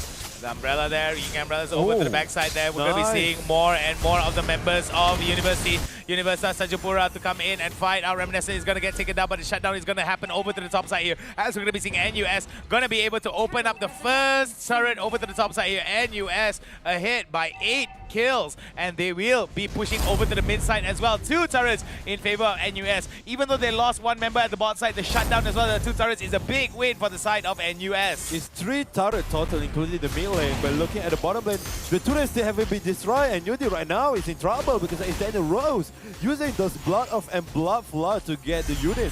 Yudin cannot sustain so much damage from the Daniel Rose. Here comes the Starfall Moon into the Daniel Rose, but Daniel Rose doesn't have any minion to get the HP back. But it seems like for the turtle side, being given to the Hellcat, Smelly Cat on the top lane, and there goes for the Masarap. Try to do the rush on the red buff, but he is alone. That is not a good decision. Taking out from the jungle, away from the cloud, you can see this Injector. And into the middle lane, we can see over here. Start be given, and that's go for the Spirit of Justice. The Blazing Duet will be taken care of Benedetta into the jungle. Reminiscent now going to be left out of the game for 20 seconds. Udins right now, they may actually commit towards it. Abyssal Arrow will miss over to the bot side, though we do see that there might be a turn here over to the bot side, but it's going to be Brawlmaster as well as Masarap trying to get away from this and get all of this objectives over to the riverside. But we do see Senget as well trying to follow up, trying to follow and get as much information as they can. Brawlmaster now going to throw out that nice little Abyssal Arrow, will not be able to get them down. Brawlmaster as well as Masarap right now, more concerned about getting the priority over to the mid side. Aheng over to the top side will be able to get 1 more turret in their favor. 2 turrets in favor of the side of UNIVERSITAS TANJUNGPURA, whereas NUS will only have 4. Yep, definitely such a good composition from Team UTK, taking 1 and 2 to the top and the bottom lane. Alright, over to the mid side here, we're going to be seeing Udins as well, going to be hanging out towards the Lord side here. This could be very bad for him if he gets caught out. Udins now in a little bit of trouble here, will be able to get away. Luckily he doesn't get ejected, but Ecstatic now is going to be spoomed out of the game here by the side of Smelly Cat. Smelly Cat on his killing spree. Abyss Arrow will be able to hit on one, will not be able to follow up on it. Aheng decides to flicker away, will not want to be a part of that fight. Oh, something good. Abyss Arrow from the Selena over there, and then it goes for the Cloud. Taking the one by one. Esmeralda using the star form onto the backline, but she seems doesn't know what to do because she literally alone. There goes from the ejector, and there goes the Esmeralda. There to go from the Claw, almost gone over there. Then is Stinger from the Hellcat. Shut down, they give it to the Claw, and there goes Claude. But Ecstatic just in time to be spawned just to have to clear out the minion. Not too much of a worry here for the side of NUS. NUS now 11 kills ahead. Close to 3k goal advantage here as they're going to be able to clear out a lot of the jungle for the side of NUS. They are going to be able to get it, but Reminiscent right now in a lot of trouble here as Ecstatic will be able to get a lot of damage through, but it was the flicker that saves him to fight another day. Yep, definitely a safe to fight another day from Benedetta just now and right now into the mid lane, which is from Team UT. They're trying to get as much jungle for this Harley because this Harley needs all the items that he needs. Look at the mid lane, look over there, almost gets stunned by Sylvan over there. And it seems like on the top lane, Daniel Rose is ready to rumble with this Esmeralda. Yep, this ally is definitely really strong against the Esmeralda, but without the minion, the Esmeralda cannot, the allies cannot do anything because doesn't have enough lifesteal to take down the Esmeralda. And looking down at the bottom lane here, we have Johet Masterap trying to get to the ejector to the front line, but what type of heroes and what person can he get with those ejectors? That is the main thing. And those Abyssal Arrow will be dodged by Senget. Not much of a commitment over there, but oh, another Abyssal Arrow, nice been hit to the Senget. Senget will be taken out first, and there goes for the Senget, already been taken out just like that using the Dark Knight Fall, and that is Stinger from Smelly Cat. They're already done for the tank for UT right now. Alright, we're going to be seeing this here coming in from Yundis as well. Masarap right now is going to go for that ejector, but we do see Lord is going to come out into the game as we do see NUS right now jostling for position, and they're going to be starting out the Lord. This is going to be an opportunity for the side of UNIVERSITAS TANJUNGPURA to come into the fight and try to steal it out, but it seems that NUS has a very strong grip onto the side of the positioning, mainly because of the Lord right now. Lord is going to be taken out, and if they commit towards this, Udins right now out of position. All it takes is just one ejector, and Udins could be in a lot of trouble, but Udins is fairly strong with the shields. Yep, definitely, and those Abyssal Arrow didn't hit anyone just now, and right now for Team NUS, they are having the Lord. This is the first Lord, not even the, I think this is a Luminous Lord because it's already up of 12 minutes right now, and for Team UT, oh, that's a good Abyssal Arrow being hit to the Senget just now, but it seems like there is no other follow-up because Masarap don't want to get into that team fight. A lot of people from UT just prepare for backing up those. Oh, for the blue buff, it seems that Alice having the blue buff. This is a bad news for Team at UT right now because Alice literally going to spam those ulti without constantly stopping and looking at the Lord at the middle lane right now. For Team NUS, they're just waiting for the signal from Smelly Cat to get into the play zone. There goes for the Smelly Rose to the front line, and there's the eject into the one person, taking down one Kagura over there, and there goes for the Blazing Duet, taking down Hellcat. But it seems that for Team NUS, they try to end this game as fast as possible. Double kill from the Jawhead, but still, there isn't enough power to defeat down this Lord. And there goes for Team NUS. They are still in the game. Team UT, they try to defend their base as much as possible. The Esmeralda is too strong for them to fight with. And Team NUS, they try to take all the turret as they can. But for Benedetta using the Electrofire Blow just to run away. Whoa! So much damage from this Benedetta. Reminiscence, with those damage, he needs to back off because he doesn't have much HP and mana left. Yeah, that was very beautifully done for Reminiscent here, putting in a lot of pressure, continuing the pressure, the push that would work out against the UT to make sure that they don't come out from the base and try to get back the priority. We do see one more turret standing in the way of victory here for the side of NUS. NUS keeping it very much disciplined and keeping it very much safe here in how they've been approaching this fight. 7k goal advantage in favor of NUS. Yep, and looking at the atomization over here, which is for Hellcat, Smelly can already done with those endless battle and Blade of Despair. Raptor machine also in hand, but it seems like right now Tifa is being all cured. There goes for the Masaram being stumbled upon the Imperial Justice, and Masaram will be shutting down by the Smeralda. Then goes for the Blessed Wedge and the Blood of taking down Claw at the same time, and there goes for the 1 kill for the Selena. Also double kill being given to the Selena right now. Only being left with 2 magic damage dealer, which is Kagura and Harley. What can they do? Can they even defend the base? There goes for the Harley being taken down. Oh, it seems that Kagura used those Yin-Yang officers. She didn't have any damage, taken down 1 Alice, but it seems like that is the game for game 1 being given to the National University of Singapore. Yep, we've got so much potential here coming in from the side of NUS. NUS definitely showing their handy mechanics and understanding of the game, not only micro level, but macro level mechanics as well. It was their understanding of positioning as well as being able to pull the trigger consistently to win those team fights against UT that put them behind. So we are going to go into the second game relatively soon. This is the UiTM International Sports Fiesta 2021, and I hope that you guys have been enjoying it, because that was a big victory coming in from NUS, despite the fact that, yes, it was a very handy victory, but we do predict that the next game is going to be a lot more closer, as it has been for the past few games we've seen thus far. Every time a game is won with dominance, Yep, indeed. Game 2 always is very, very close between the two teams. I mean, who wants to lose, right? Who doesn't want to win? Who wants to lose? Like, this thing's going to be conflict between all these players. They have their determination. They have their objective, their goals. They want to be lose on the second round if they already lose on the first round. And if some of the players have their mindset really, really good, they're probably going to make on the comeback of the game too. And right now we will be throw the break into a little bit of the time, but we will be back at the Mobile Legends Bang Bang UiTM International Sport Fiesta 2021. I am Cross, and he is Hal. We will be back soon.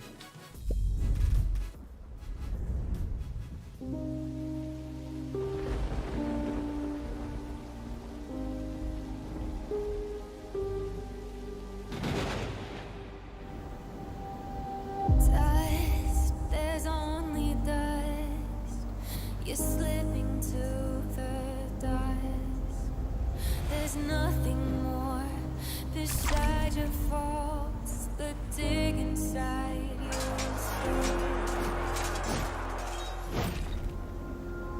Pain, there's no more pain that fills your veins and tears. They broke your bones, they knocked you down, but there's still fire in your heart.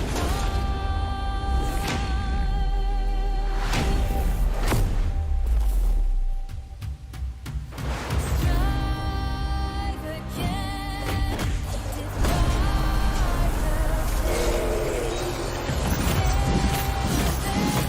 fight beyond legend.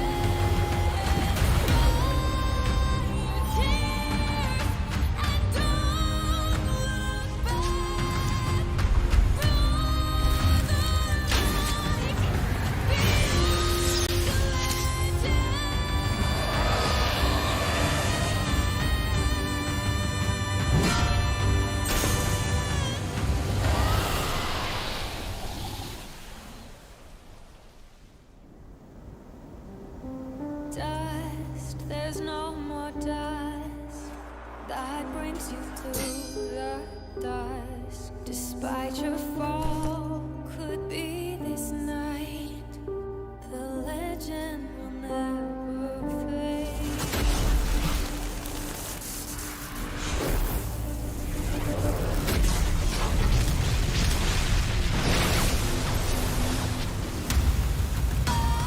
for all fate.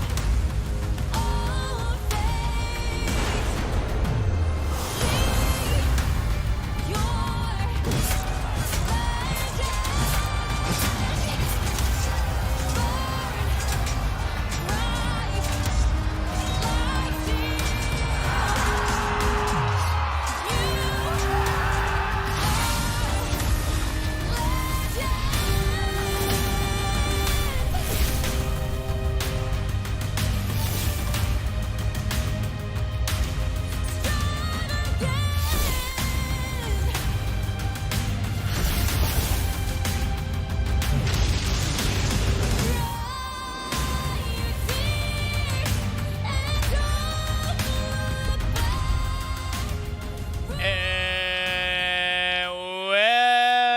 back to the UiTM International Sports Fiesta 2021. I am Hound. He is Cross. We're all doing the handy kind of thing. And this is the Mobile Legends Bang Bang segment for the UiTM International Sports Fiesta 2021. We have had tons of games gone thus far. We have a total of 3 games that went for the first round. And then we've had the 2 games that is about to transpire here between NUS and Universitas Tanjungpura, with both of them very much, NUS being very much what's the word for it, dominant in that game. Kind of dominant because both of these teams are really good, are really powerful in terms of meta, in terms of rotation.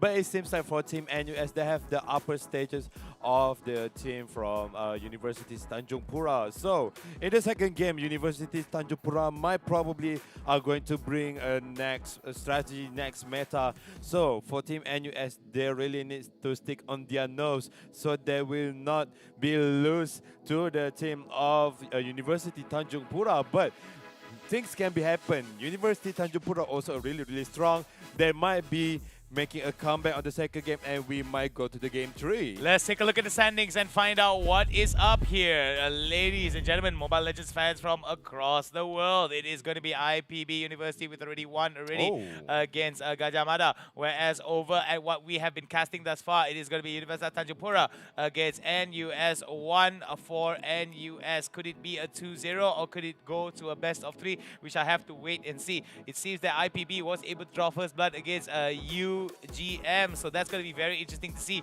who will come out on top. Could that be another best of 3 lower bracket? We'll have to wait and see. Up in the upper bracket, however, Tanjungpura still needs a lot. They have to put a fire underneath them to motivate them. They really need to open up here against NUS, and they can't be going with all these really, not to say strange meta picks, but they need to be very efficient with how they do, and they need to pick and draft properly, because I felt that Tanjungpura lost that game because of a very weird draft. I mean, that is not a really kind of weird draft, but for the one of weird draft is from National University of Singapore, which is Hellcat bringing as a core.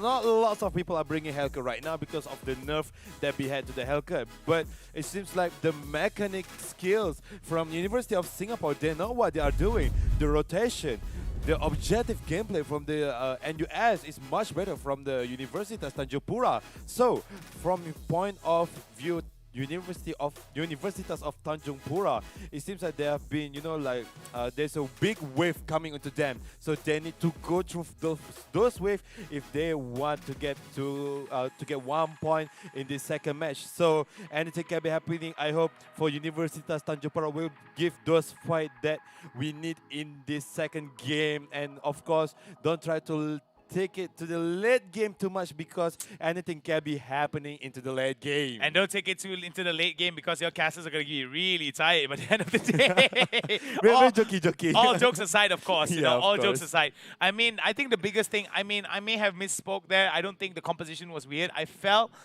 let me just rearrange my words. I felt that UT did not utilize the mobility to the best of what it could be offered. We can use that word. Because of I think the Esmeralda been taken by Team UT, but those Esmeralda from Team UT doesn't, the tankiness we want to search.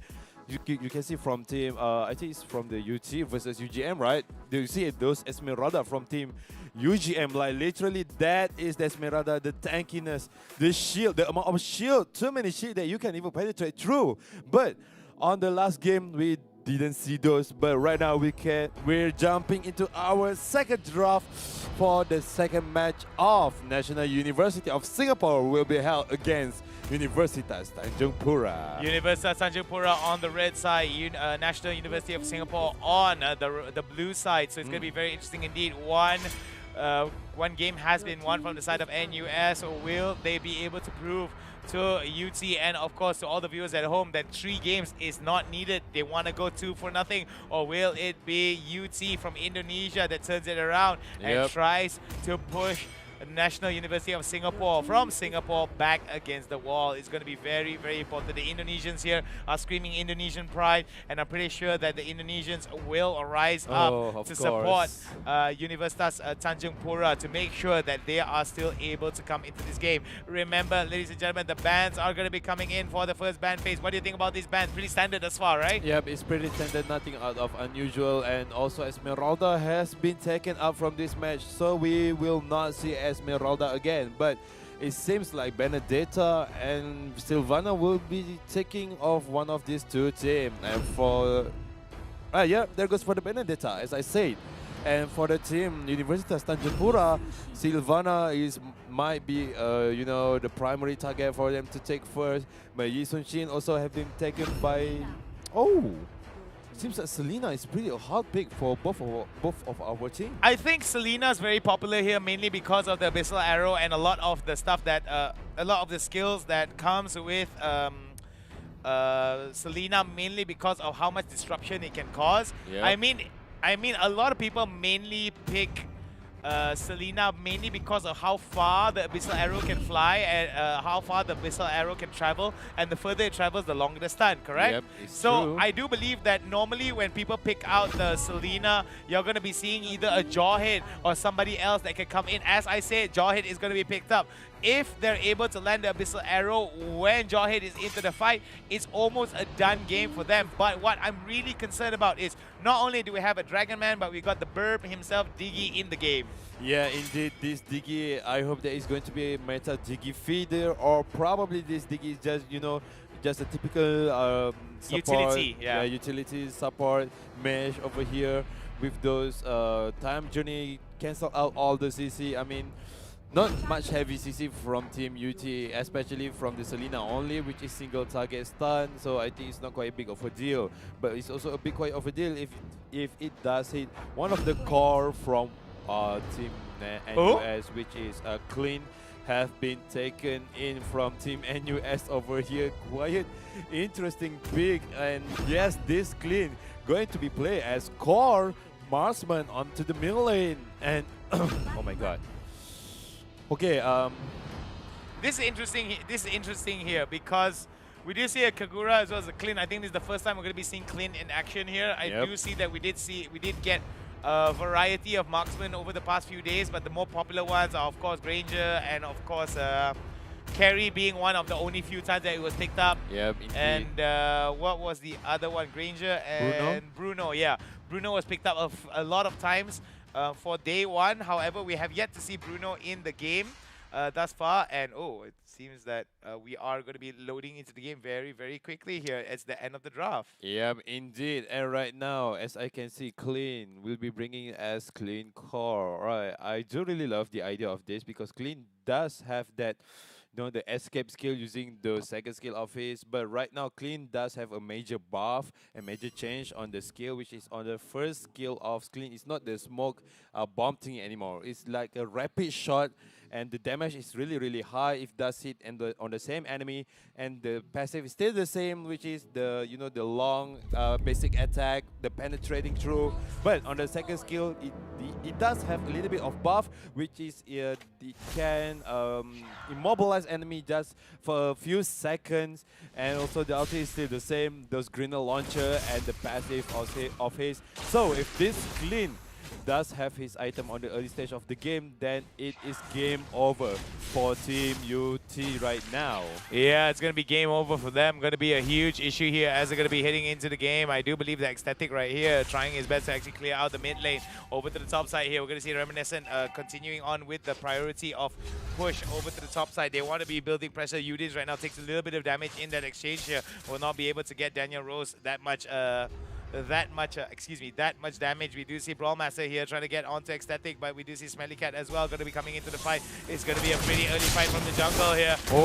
Heck, taking a lot of damage. The immobilization onto Ecstatic, but it is going to be Reminiscent that gets away. Masarap as well, very, very low indeed for the side of NUS. Yep, indeed. I hope, but this Diggy isn't using as the Diggy feeder, because if this Diggy used as Diggy feeder, it really does annoy those Yusushi from Team UT right now, because okay, it seems that Smelly Cat just in time to get those blue buff or the mountain shocker from Cloud will, stealing those blue buffs like, yeah, I just steal those blue buffs from your side.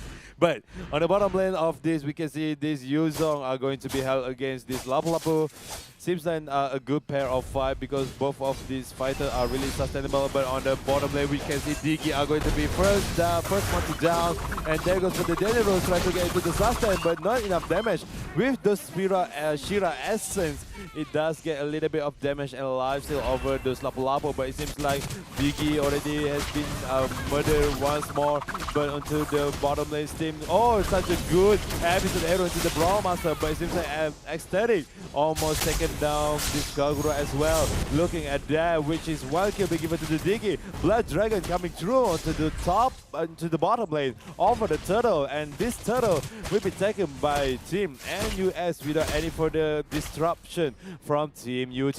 Very true indeed here. UT won't be able to come in for the disruption onto NUS, and you see that that's going to be a problem for the side of UT because they will be able to get quite a bit of a goal advantage here for the side of UT, but the experience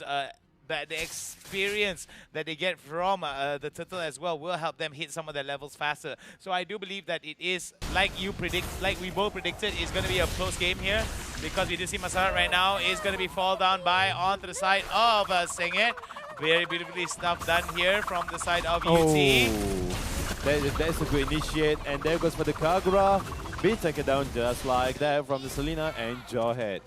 The combo from Selena and Jawhead is really, really good over here. But for Masarap, I think it's better for him to use as Digifit so that the core of Yisun Shin from Team UT will be, handled, taken care of.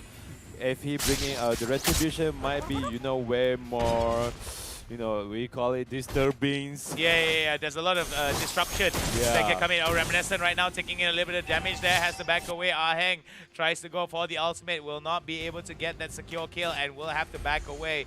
Now we do see here coming in from the side of UT. UT right now pulling into a position that could actually benefit them very, very well. There goes the Yin Yang Umbrella here to try to get as much control as they can. But I think what's really important here coming in from a lot of these teams is that NUS wants to come back into this game. They don't have entirely a lot of opportunities for them to fight against UT because UT has been moving around the map very, very well, trying to control all these objectives and try to play and try to negate NUS from taking all of these objectives that they have done so handily early on in game number 1. Yep, indeed. And for Team NUS, they didn't need as much team fight as right now on the early stage because Clean really need his item. So all the team fight, he doesn't need to join in so much.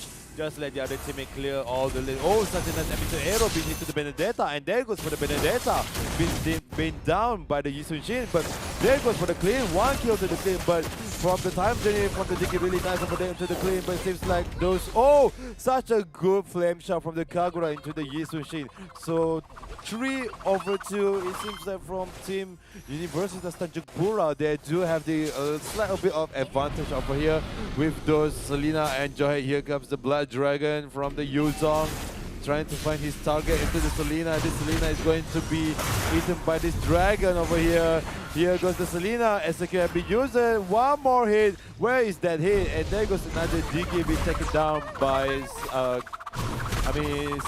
Chang'e just now, but it seems like on the Turtle side, Team UT, they are taking over this Turtle.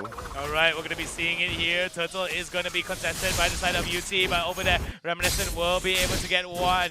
Excuse me, Reminiscent now doing a lot of damage onto Clouds. Clouds right now being able to take it down and heal up, but Reminiscent almost getting him. Oh, that double going over to Reminiscent. Reminiscent right now has to get away. Tries to get away, but won't be enough. Masaram now comes into the fight. Brawlmaster as well will be able to supplement the damage. Look at the damage onto Sengit. Sengit has been taken down. 200 really gold. nice. Go over towards Brawlmaster, and they will be able to get the Turtle. More goal for the side of NUS. However, it is going to be goal advantage still for UT. Yeah, with those 2 kills and 1 Turtle on the side of NUS, that is really good. And I do really love from the remaining Sons, even though there is this advantage of 2 versus 1, he does turn that into his favor using those eye for an eye. And those spell of an emblem, which is Blood Festival, it does really upgrade. I mean, the lifesteal is getting, increased by the kills if you're getting. But it seems like on the top of the lane, Aheng is also having a hard time. But Masarab, I don't know what he's doing over there, just to the front and then die just like that. I think he's better. If you want to play Diggy Fit, then just play as a Diggy Fit. But don't take any kills, just go help your friend if you needed to. But right now, as you can see over here, ladies and gentlemen, onto the middle lane, there goes for the tutor of NUS. And there goes another Diggy, have been revived again. And it seems like from Team NUS, they are going to push back from Team UT over here, taking on the second over here. Oh, nice episode arrow getting onto the Renaissance. But into the back over here, there is Lapu Lapu from UT. Oh, take it down. Nice kill from Selena into the Benedetta. Second now, gonna go for the reset. We do see Cloud as well as Aheng and the rest trying to get that fight over as everyone is gonna be backing up from the side of NUS. 2,000 goal advantage here for the side of UT, and it seems that it is going to be slowly but surely UT is slowly taking away the lead from NUS. We have predicted this time and time again, whereby we do see that teams actually get a hit by one game and very dominant, and suddenly out of nowhere, the enemy team said, oh wow, look at that damage there coming in towards him. Masaram right now not too far behind, trying to do as much damage as he can, but the tower is going to be falling, and you can see that extending as well as second coming in. There we go, the tick-tock from the Diggy is going to try to do as much damage as he can, but they're all going to fall back and not lose anything. Preston as well as Yudin finding it out over to the bot side. He's going to be careful that he doesn't spend way too much time fighting him, using the dash, using his skills to get away. Yep, Electro Phantom Blow has been using by Renaissance just to escape from the grabs of this Lapu Lapu. From Team NUS, for the clean on the top lane, I saw just now the Abyssal Arrow from the Ecstatic is really nice. Just hitting into those, the core of team of NUS. And right now, as you can see on the itemization, this clean just only done with his Raptor Machete. Meanwhile, for Team UT, their Yin Machine already done with those Blade of Despair. And this clean, Smelly Cat, is the performance of him on this second match is not that quite good, because Clean does need his items as fast as possible.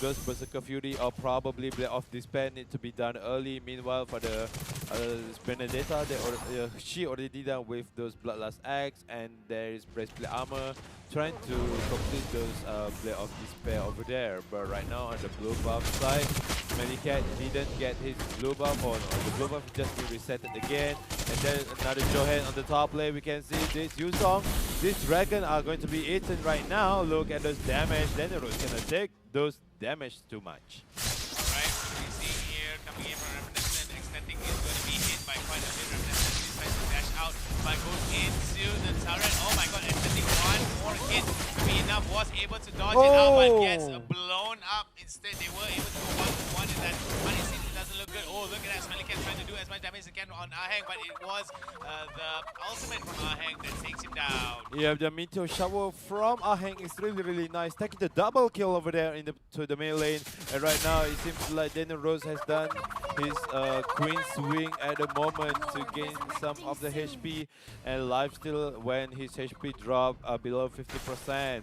But right now, for team, oh, nice stun from Selena, but there is no backup or no follow-up from UT just now, because Senget is literally so far away. But these Lord are going to be taken care of. Look at those Meteor Shower, just make those Lord HP like water drain, literally dropping like like it's sinking down a boat basically. Yeah, it is. But right now, the goal differences between two teams, I can say, is around 6k or probably 6k. The differences, or maybe around 11k already. But you can see the Abyssal Arrow is really good. This is why Selena must be banned out from all of these matches. Yeah, we're going to be seeing Daniel Rose right now trying his level best to actually get into that bush and try to deny as much information as he can. Lord is coming out over to the top side here. We're going to be seeing members of UT actually push out towards the bottom side as well as the pit side, while the Lord at least one turret will fall here. Oh, look at that beautiful stuff there onto Sarah. And it was sucked out by Senget with the ejector, but we do see a quick spray that's coming in from the side of UT. UT scoring another one here. 10 kill advantage with over 6,000 gold advantage. Excuse me. Yeah, 6,000 gold. 10k. 10k advantage here. Oh, we do see another turret being destroyed here. There goes the meteor shower thing, and now it's going to be getting it. And there it goes, ladies and gentlemen. We're going to go into game number 3. Yeah, congratulations for Team Universitas. I'm sorry. What? Tanjungpura? Tanjungpura, yeah. Tanjungpura, yes. Yeah, Congratulations for Universitas Tanjungpura for getting into the round 3. Like I said earlier, nothing is impossible in Mobile Legends. Bang, bang, and here we are. UT literally just showing themselves, prove themselves that they are worth on the winner bracket. Well, it's going to go 1 for 1. You know what that means, guys? We're going to need a best of 3 tiebreaker. Yes, and we are going to jump into the third match after this. Just a little bit of a while. We need some rest. We need some coffee. We need some water because we were non-stop just now. The game was pretty non-stop, and I think indeed. What was really interesting is the fact that game number 1 was dominated by NUS. Game number 2 was dominated by UT. Let us find out whether or not game number 3 is going to be a close one, whether it's going to be a 1-hour one, 10-hour one. We shall have to wait and see. We're going to take a short little break, and that break is not going to take 10 years. We'll be back soon.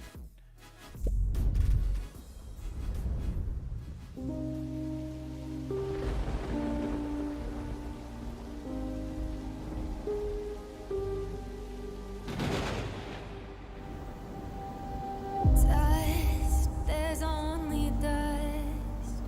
You're slipping to the dust. There's nothing more beside your faults that dig inside your soul. Pain, there's no more pain that fills your veins and tears.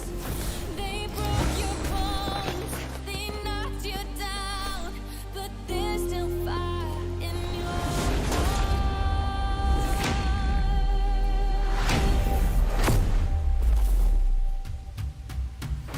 Strive again, defy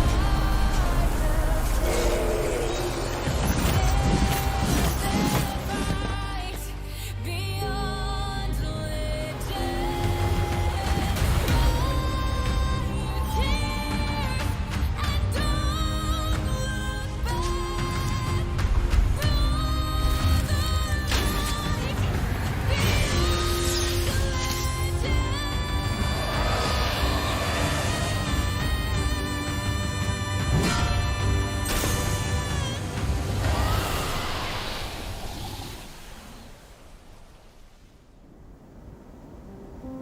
Dust, there's no more dust that brings you to the dust. Despite your fall, could be this night. The legend will never fade.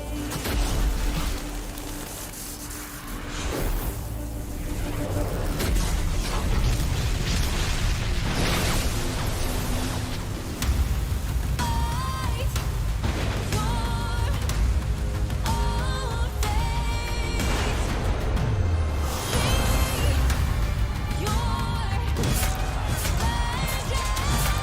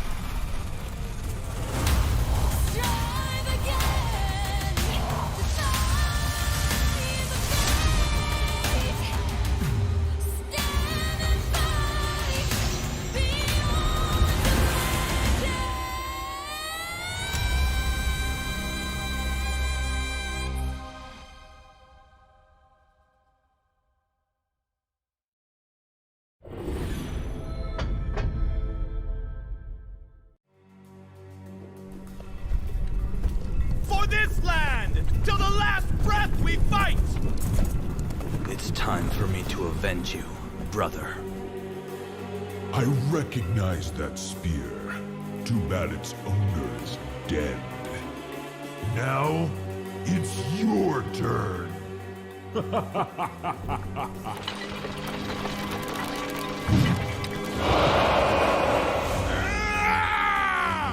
This is for the Wild Sand!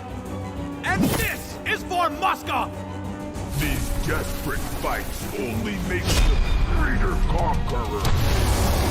Your reign ends here, tyrants!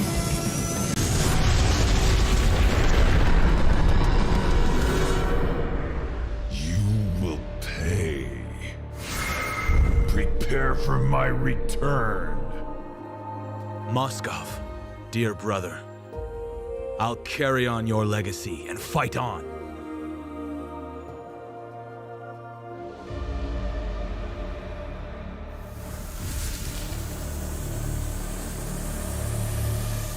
As you wish, brother.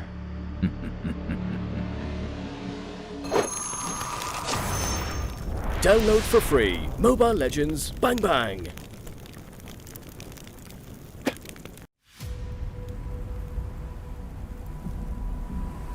This godly power.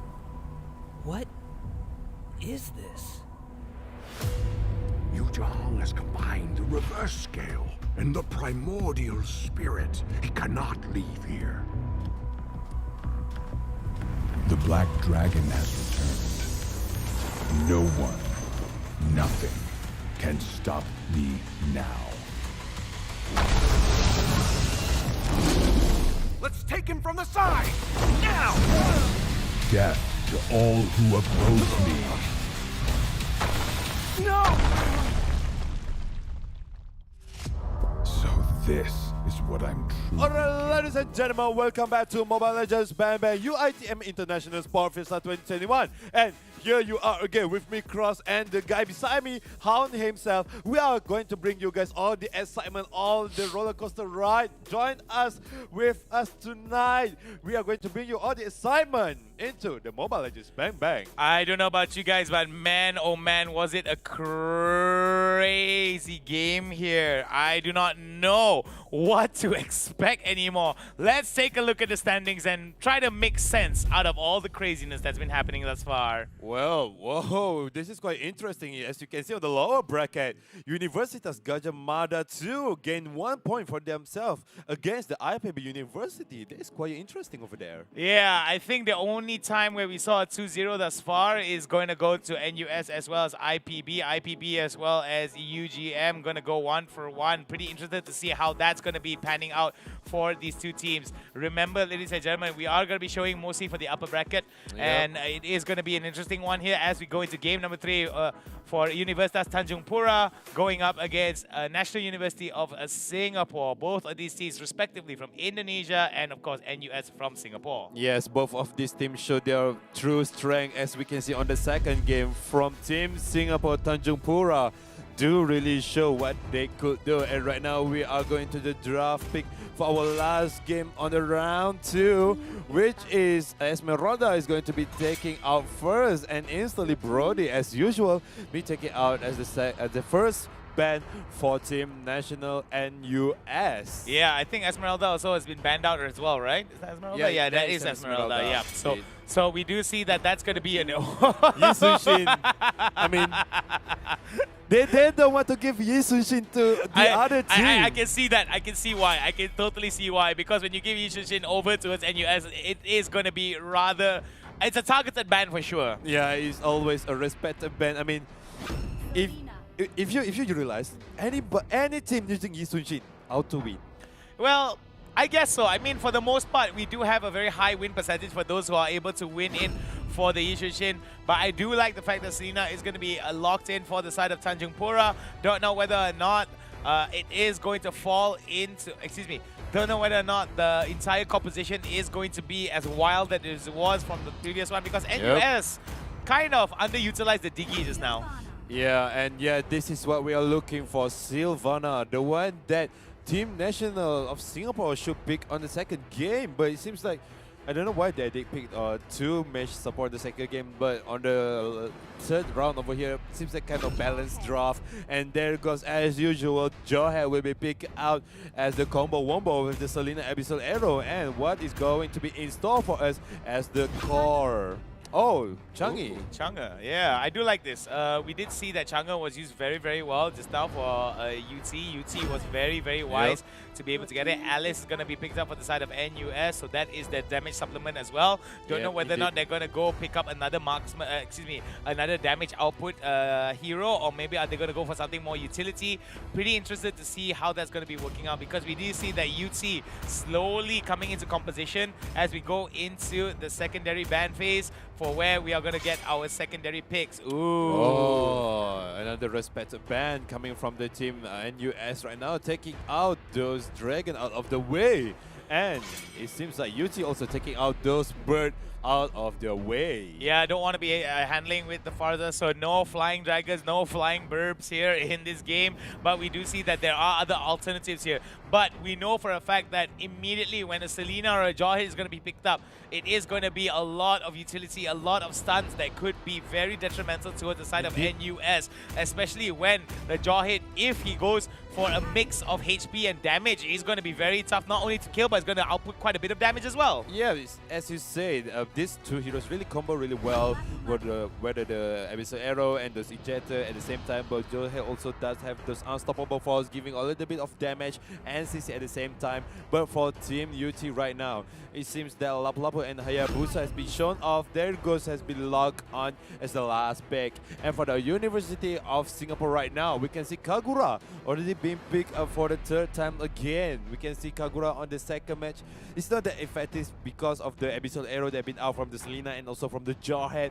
So I think they want to give this Kagura a little bit of a chance, because Kagura the only match that does have kind of, you know, the immune on the second skill. Yeah. But oh, here we are. No, we got Okay. bamboozled. All right.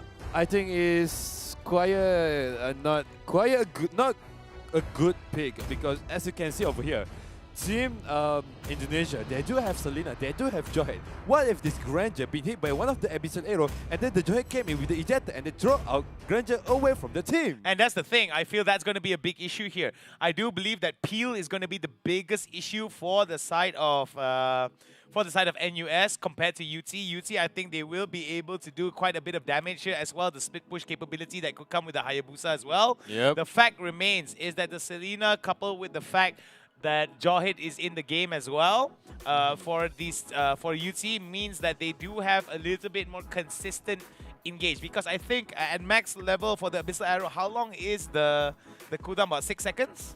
Yeah, I think around 6 to 4 7 or seconds. 5 seconds. Yeah, because roughly. When you just turn into the human form and then turn into the elf form, it's going to, you know, make the cooldown quite a little bit of fast over there. But right now we're going to jump into our third game for the winner bracket over here, which is from Team Universitas.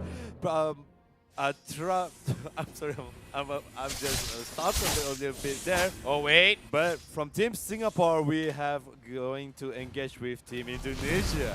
What I like about what Reminiscent is doing here is going to try to get a little bit of this information, try to do a little bit of harass here. Nothing much that he can be done.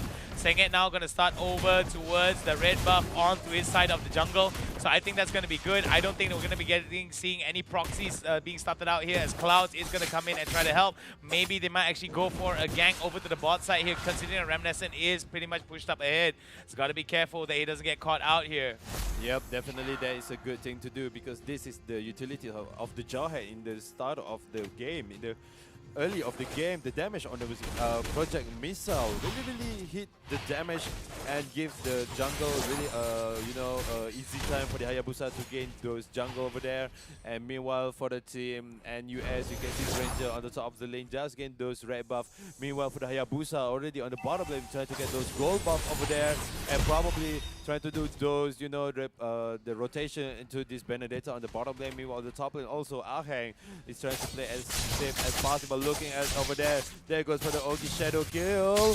Ogi Shadow kill, there goes first blood. being taken by this Hayabusa. UT right now scoring first blood, and you see the NUS right now may actually go over to the top side. Sengit right now gonna go for the ejector. Look at that, nicely done there from the side of Smelly Cat. They will be able to get one. Smelly Cat will be able to score one on his Granger, and that's going to work out beautifully. He will be able to scale later on into the game, but it's all a matter of timing here. They need to accelerate and funnel as much resources as they can towards Smelly Cat so that he will be able to output a crazy amount of damage here. But not forgetting as well, Brawl Master is really important to get that control onto it. But we do see over to the bot side here, bot side jungle, bot side river, excuse me. It is going to be a push and pull for the turtle. Yep, definitely. Right now we have Benedetta on the turtle side. 4 people from Team NUS are over the turtle. It seems like Sengit trying to find the target. There goes for the meteor shower for the shark to the turtle, and there's let's find the blood. Over by the Benedetta to the backline, and there goes the turtle be taken by the Hayabusa, and you see the Benedetta will be taken down. That Selena, also the Johe will be take one target with him. Also the Kagura taking Johe with her, and there goes Hayabusa taking another kill, and this is probably the double kill. Ogi Shadow Kill have been open over there, and they didn't catch those Hayabusa. Those Hayabusa used those Quad Shadow to just get into the wall using Ogi Shadow Kill, and they used another Quad Shadow to get back to the back line. Yeah, as we're going to be seeing it here, Smelly Cat right now going to get as much buff as he can, and he already is starting to get a little bit of the sustain there. Brawl Master is going to get hit with the charge by Sengit, but no ejector to follow up onto it, but Abyssal Arrow. That's really nice. If the Abyssal Arrow does enhance with the Abyssal Trap, I think that a Brawl Master will not survive those attacks, and right there is just lucky for him. Those Abyssal Trap didn't hit him at the same time. And looking at the melee right now, it seems like Claude is probably a little bit off to the front line. And oh, nice Abyssal Arrow into the Sylvana for the killing spree being given to the Hayabusa right now. Alright, the DPS coming in from the side of NUS was pretty good, but it was UT that were able to coordinate a very good one over to the mid side here. Oh, we do see Sengit right now in a little bit of problems here. Brawl Master in the middle of it, using that Kagura there, but it seems that Sengit will be able to get away. Double kill goes over towards the side of UT. Yep, definitely such a good composition from X30 over here, using those Abyssal Arrow and Abyssal Trap at the same time. Look at the Abyssal Arrow, it's quite deadly, and there goes for the Ogi Shadow Kill and the Shuriken at the same time. This Claw from Claude that using Hayabusa, he got a really fast hand just to get those Quad Shadow just going to the front, to the back, to the left and the right side as fast as he could. And this is kind of, you know, the match to give it to the Universitas TANJUNGPURA. Those ejector and Abyssal Arrow. This is the combo that we're looking for. Oh, the mega kill going over the clouds here doesn't look very good for the side of NUS here. See that the Singaporean team may have to work their way from the bottom and make their way up to where they are, but I see that Reminiscent will be able to get away. I don't feel that that's going to be a good spot here, because over the top side it is going to be unstoppable for the side of Clouds. Look at that. Clouds right now making dances left, right, center back with the amount of damage that he's doing. Another kill being given to the Lap on the bottom lane. 4K goal advantage for the side of UT, and you see the NUS right now slowly beating out every advantage that they have. Outer shield turret is going to be down as we do it here. Masarab is going to be in the middle of it, trying to hide underneath that turret, but it seems that Sengit as well as Daniel Rose will try to vibe down. Daniel Rose now trying to stay and sustain, but it is going to be ejector that gets him away from that fight, and he will have to back away. Yep, it seems like from Team NUS they didn't learn their mistake from the second game, which is the combo between Selena and Johet is really deadly. Even though a tank didn't survive for that combo with the Abyssal Arrow and those ejector, the damage from these two heroes is really high, even though they're just a mesh support and a tank. And look at those, another Abyssal Arrow that the ejector didn't hit to that Granger. Such using the dash skill from the Smelly Cat, he did dodge the ejector from the Johet just now, but looking at the bottom lane, which is Yurin, he does have a little bit of take a little bit of damage from the Benedetta, and in the turtle will be spawned around 45 minutes. And there we go in the mid lane. Seems like war are going to be breakout soon. There goes for the ejector into the Sylvana and the unstoppable force into the Masarab. Masarab trying to run away. Monster kill be given to the Hayabusa. Double kill for the Hayabusa right now. Mega kill for the Selena. Here comes the Alice, but she comes at the wrong timing. Probably the ejector be given to the Alice, and triple kill for the Hayabusa right now. Cloud is dominating over this third game. Indonesia, what is up? It seems that that first game was just a test in the waters here, as we do see that the tables have turned. A reverse sweep could happen for the side of Universitas. TANJUNGPURA here as they're going to be going into this fight and getting more and more of this. Look at that. Clouds right now taking a little bit of damage there, but will not be punished too hard for it. Yeah, definitely. This is the power of the Indonesian team, and seems like right now Turtle are going to be taken by Universitas TANJUNGPURA without any disruption from Team NUS at the moment. This is their time to shine. This is the Universitas TANJUNGPURA that we know. And looking at this draft, looking at this gameplay, this is not the first game of Universitas TANJUNGPURA. This is like totally a new team, a new player that we are looking at. And those Aheng with the meteor shower just taking up those minions like butter and cream. And looking down at the bottom lane, we can see 4 people from Team National University of Singapore. They are trying to get those minions, but it seems like there's also a setting up from the Selena onto the mid lane of the bush, trying to get anyone who get past through those mid lane. But right now on the bottom lane, it seems like Yanding is probably in trouble. 3 people into the bottom lane, or maybe 4 people into the bottom lane. Alice on the mid lane, and right now the rotation has been going on from the team UT right now. There goes for the ejector, and the electrofiner blow has been opened, and 1 kill being given to the Benedetta over the Lapu-Lapu. And on the back side, we can see Sengen almost be done for. The flame shot didn't have enough damage, and the Hayabusa, whoa, with that quad shadow, that is really spectacular handling of the skill. Well, that's going to be a very interesting one here. For those of you guys who are in the comment section, do show some love for the Indonesian University of Universitas TANJUNGPURA. Look at that smelly cat right now. It's going to get exploded. Double kill going to go over towards Universitas TANJUNGPURA. Yeah, definitely. Such a nice double kill from the Aheng using this Changi. This Changi also really valuable into the front line. We can see those Benedetta using those electrofiner blow into the Aheng. And eye for an eye, getting 1 kill over the Changi over here. Sengen trying to get this Renaissance, but it seems that with those dash skill, Renaissance can easily escape from those Jawhead. And this is Cloud using those quad shadow really fast, just rotating from the top to the bottom, from the bottom to the middle lane, from the middle lane into the everywhere else in the map. And look, this Jawhead, even though this Jawhead is a tank, he literally can just farming from the jungle easily without any damage item. And looking to the already spawn for the 9 minutes right now on the bottom lane, we can see Ramanissan. He's trying his best to clear out all this minion, and looking at the itemization right now, but still we're gonna wait for that because unstoppable force from the Jawhead, and there goes the ejector. The final blow has been opened from the Renaissance, but there is another Selena coming from the front, almost get taken down Renaissance, and he is running away from the grabs of UT right now. But there's still another team fight going on. The blood off from the Alice coming to the bottom lane. There goes 1 kill being given to the Granger, and there is 1 kill for Neil for Team NUS right now, but still the goal difference is around 6k. Too much different, the difference right now. But it seems like for Team NUS, they probably might have a slight bit of a chance to make a comeback right here. Yeah, a slight chance though, but it seems that chance is slowly slipping away from them as Universitas TANJUNGPURA is looking to get more and more advantages at every turn. It seems that Universitas TANJUNGPURA right now looking towards getting more and more of this pressure that has been building up, with Clouds right now 8-0-6. Definitely helping out the team. Aheng with 2-1 and 6, Ecstatic with 4-1 and 4. Damage is not going to be an issue here. We do see that NUS right now in a lot of trouble. They do need success for the Lord.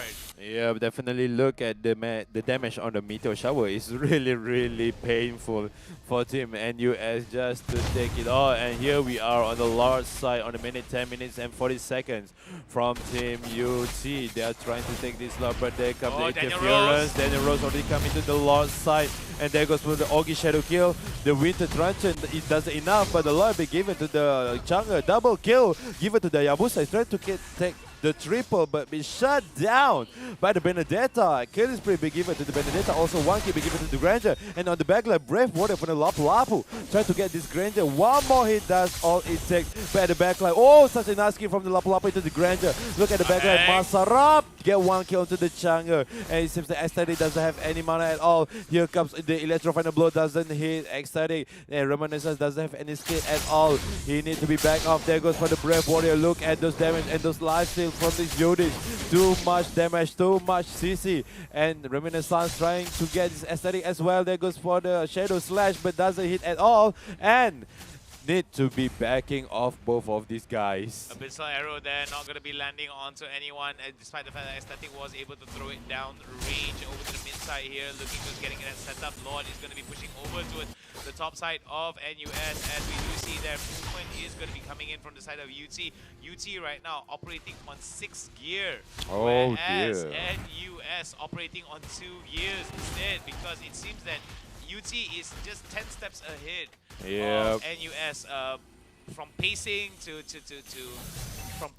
pathing to taking all of these objectives. But NUS right now slowly coming back into this game. Could be an opportunity for them to come back into this. We did see that they have a habit of just turning fights around, but looking at how UT has been playing thus far, it looks more and more likely, less likely a possibility that NUS will be able to steal it away unless a big miracle happens or a big crazy team fight that pushes UT against the wall, that pushes them back against the wall. Yep, depends on the team fight and depends on the team utilities. As you can see, the Selena from X30. The Abyssal Arrow is really deadly once it hits someone, and then the Jawhead from the second coming in right through to just in with those ejector, and then with the what you call it, the unstoppable force. And there goes another, you know, the follow-up from the team Universitas Tanjungpura. But just now I saw the flicker, but on the top lane we can see this Benedetta will not survive at all, and there goes the shutdown into the Benedetta by the Lapu Lapu over here. Such a good game over there. And on the top lane we can see Ogi Shadow has been opened with the Hayabusa toward the Masarab right now. Masarab still, it will be going down by the Hayabusa. There goes for the Winter Tarantula over the Alice, but this Alice cannot do anything. There's goes for the double kill. Nicely done from Cloud. This is the game that we've been looking for, and Cloud is dominating with those 12-1-6 on this KDA. Yeah, it's very important for them to actually get into it here. We do see that Sengen as well as some of the other players here are going to be pushing up very hard indeed. Over to the top side here, it's going to be only a matter of time. Sengen goes in, beautiful stuff, right into the flicker, into the ejector, and kaboom, shakalaka. Killing spree for the side of Clouds. It's going to be a matter of time here, wiped out, and they are going to be aiming for it, and it's going to be GG coming in for the side of Universitas Tanjungpura. Yeah, nice game. Well played from University Tanjungpura. This is the game that we are talking about. The combo between Selena and Jawhead. University of Singapore, they didn't learn the mistake from the second game, which is the combo between Selena and Jawhead is really deadly. Even though the Jawhead alone with those ejector of his is already deadly enough to get a single target. And they're also bringing in Granger as the core. As I said earlier, it's not a good decision making to bring in Granger, because those Granger doesn't have any escape skill other than those dash skill on his second. But he need to dodge the Selena Abyssal Arrow, need to dodge on the Jawhead, Unstoppable Force, the ejector. So many things he need to dodge, and he can't even do anything about it. And there you go, winners given to the team Universitas Tanjungpura, who is gonna proceed up the upper bracket here, whereas NUS will still have one more chance to come back into the game. So hopefully they will be able to regroup and be able to fight it out. If not, we're gonna have an Indonesia versus Indonesia final here. Yeah, indeed. So right now we can see from the team Singapore, they're going to the lower bracket after this, and we still don't know who is the winner of the lower bracket just now. We will be update you about that later soon, because we are going to be break right now. Yep, we're gonna go on a short little break. Hope you guys have been enjoying what you've been seeing here at the UiTM International Sports Fiesta 2021. He's Cross, I am Hound. We're gonna be back with more Mobile Legends action, so don't you dare go anywhere.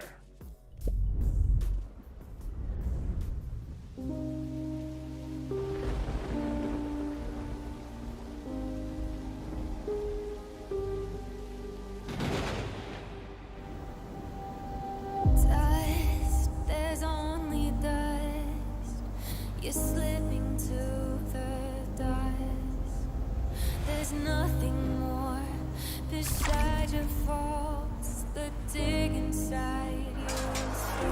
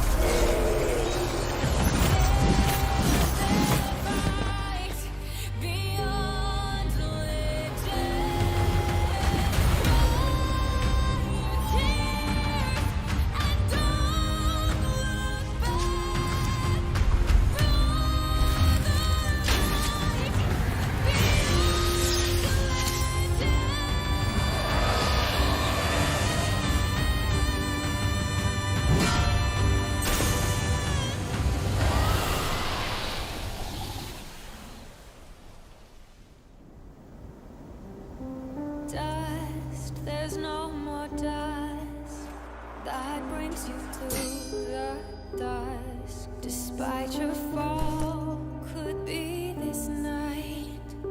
The legend will never fade.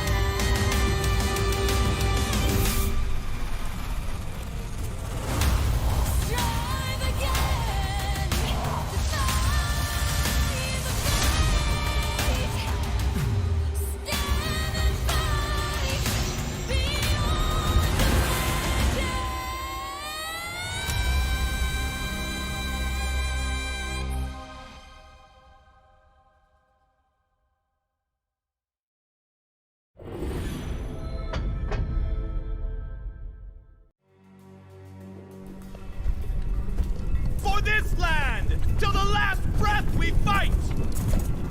It's time for me to avenge you, brother. I recognize that spear. Too bad its owner is dead. Now, it's your turn.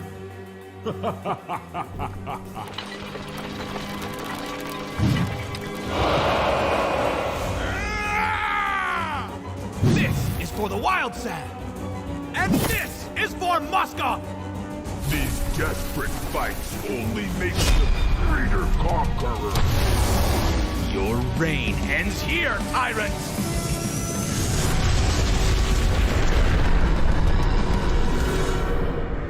You will pay.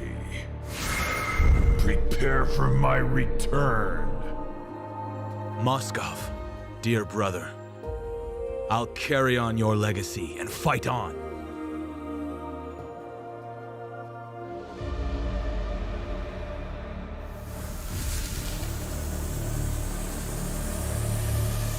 As you wish, brother.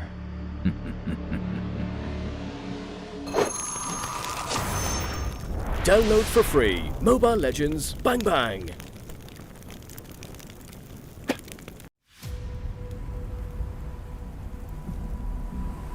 This godly power.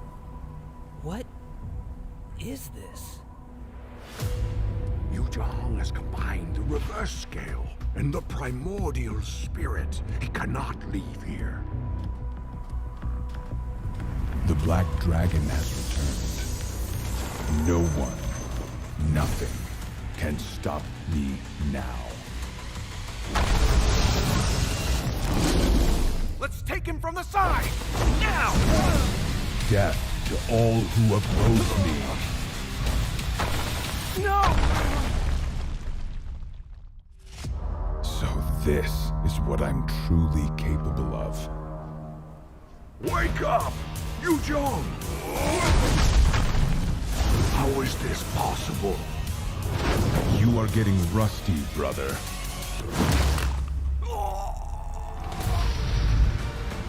No! How did it end up like this? No! Welcome to reality, girl. Where the strongest rules them all.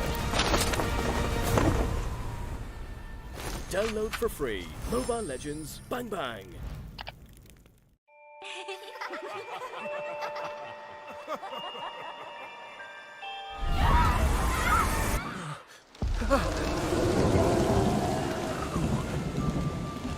Who am I?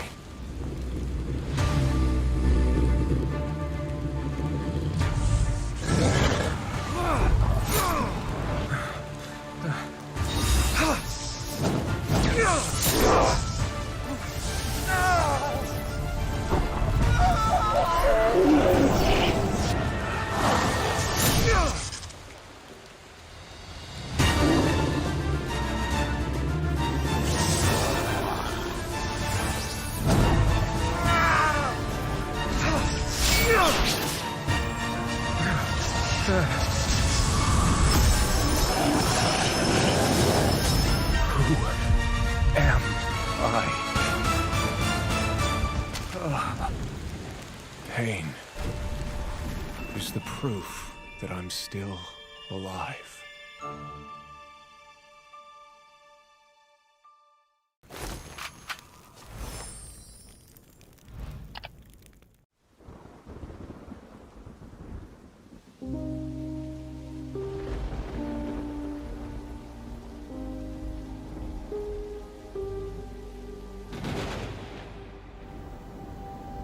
Dust, there's only dust.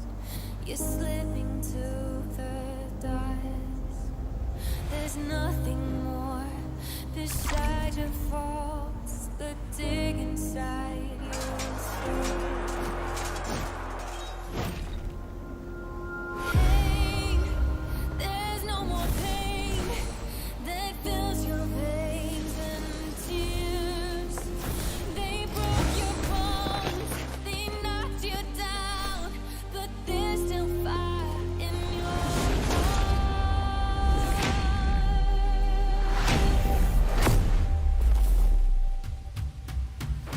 Strive again, defy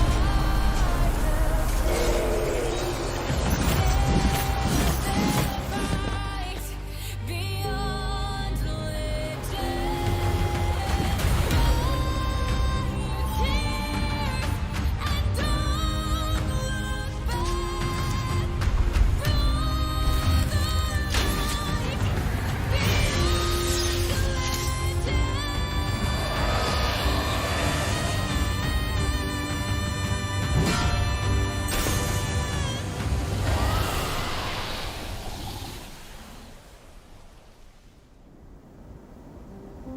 Dust, there's no more dust that brings you to the dusk. Despite your fall, could be this night.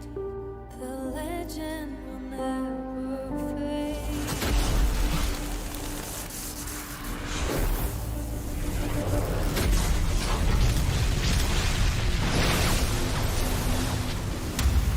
Fight for all fate. Be your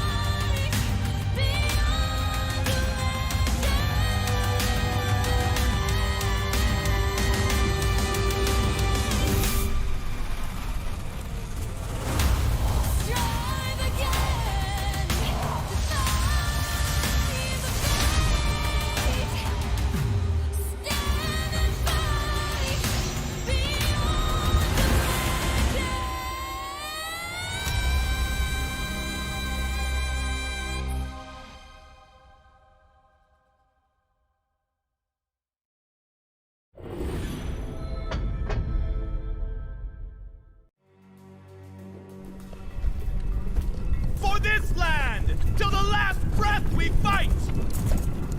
It's time for me to avenge you, brother. I recognize that spear. Too bad its owner is dead. Now, it's your turn.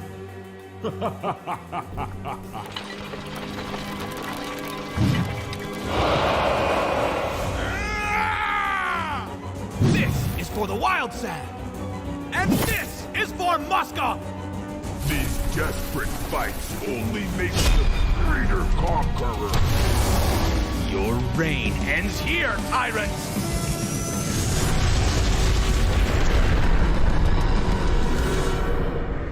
You will pay. Prepare for my return. Moskov, dear brother, I'll carry on your legacy and fight on.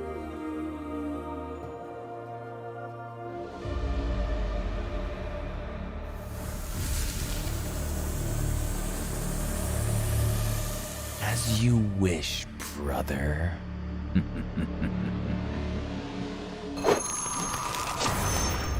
Download for free. Mobile Legends Bang Bang.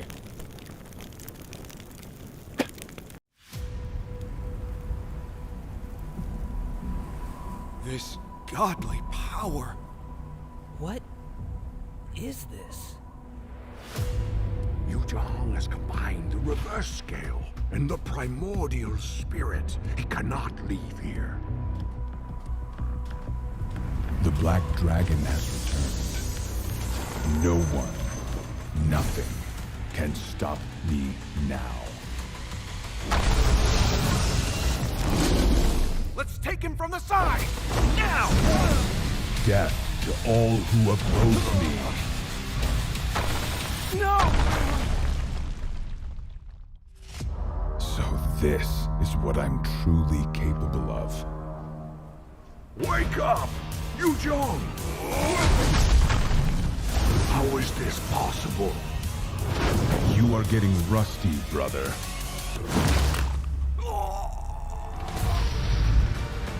No! How did it end up like this? No! Welcome to reality, girl. Where the strongest rules them all. Download for free. Mobile Legends Bang Bang.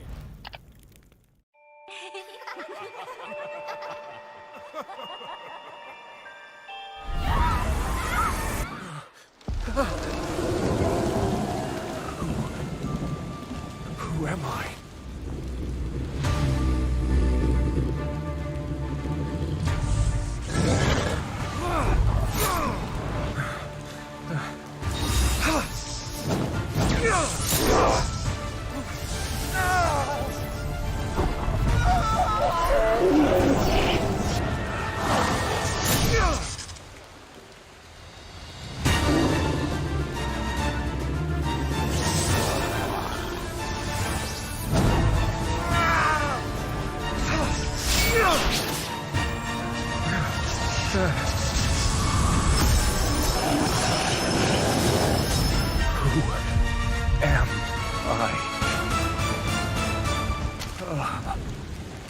Pain is the proof that I'm still alive.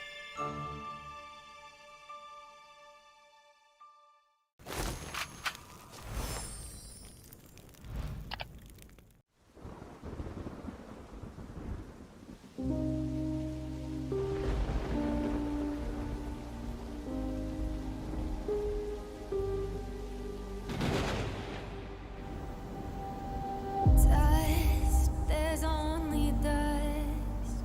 You're slipping to the dust.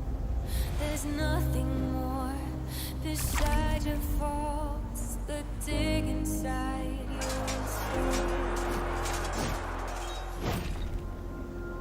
Pain, there's no more pain that fills your veins and tears. They broke your bones, they knocked you down, but there's still fire in your heart.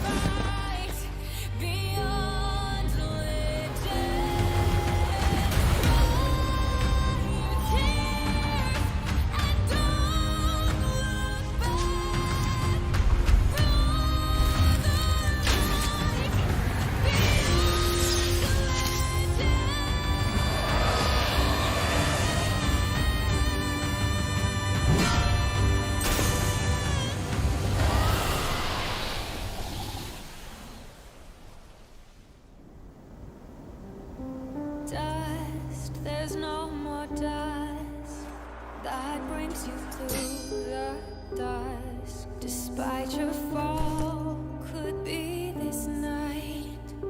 The legend will never fade.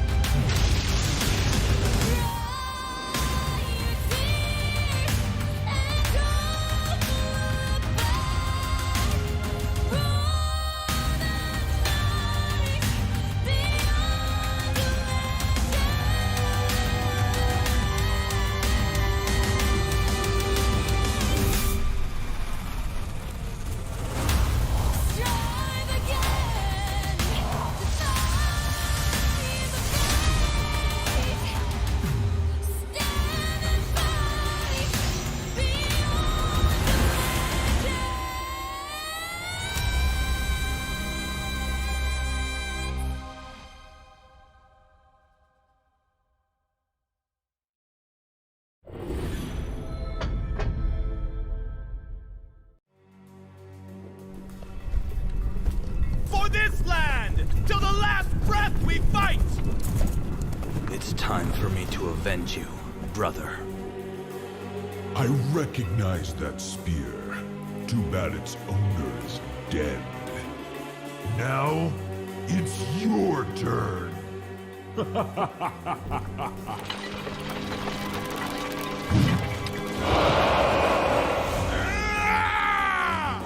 This is for the wild sand! And this is for Moscow! These desperate fights only make the greater conqueror. Your reign ends here, tyrants!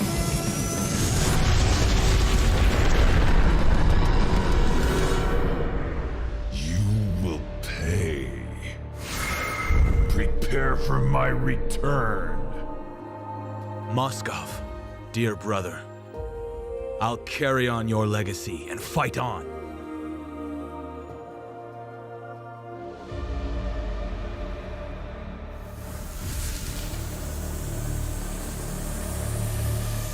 As you wish, brother.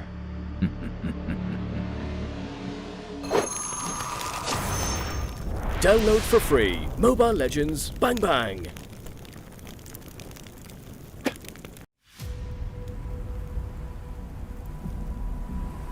This godly power. What is this? Yuzhong has combined the reverse scale and the primordial spirit. He cannot leave here. The Black Dragon has returned. No one, nothing, can stop me now. Let's take him from the side! Now! Death to all who oppose me. No! So this is what I'm truly capable of. Wake up! Yuzhong! How is this possible? You are getting rusty, brother.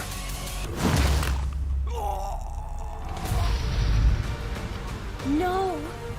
How did it end up like this? No! Welcome to reality, girl. Where the strongest rules them all. Download for free. Mobile Legends Bang Bang.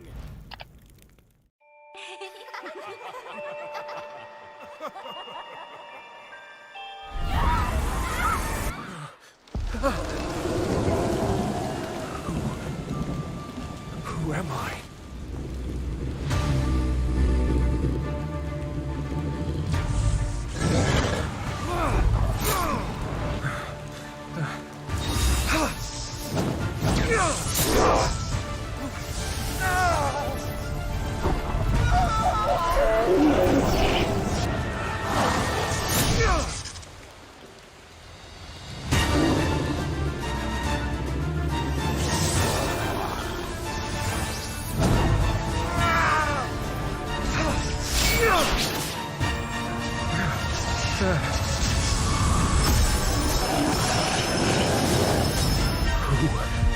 am I? Pain is the proof that I'm still alive.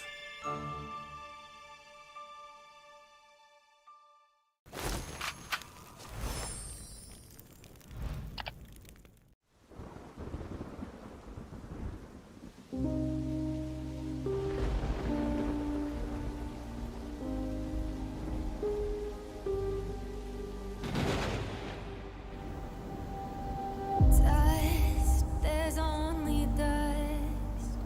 You're slipping to the dust. There's nothing more beside your faults that dig inside your soul. Pain, there's no more pain that fills your veins and tears. They broke your bones, they knocked you down, but there's still fire in your heart.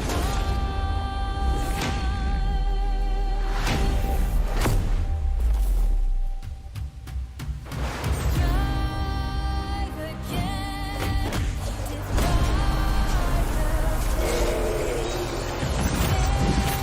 the fight beyond legend.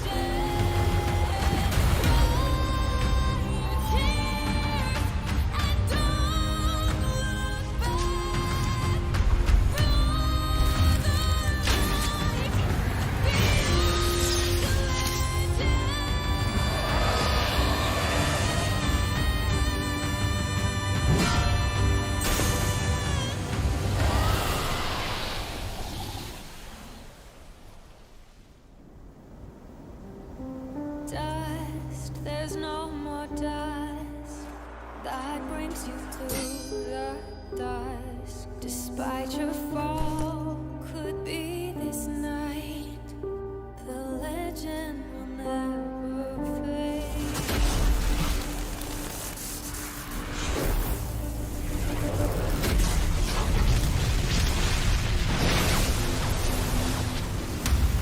Fight for all fate.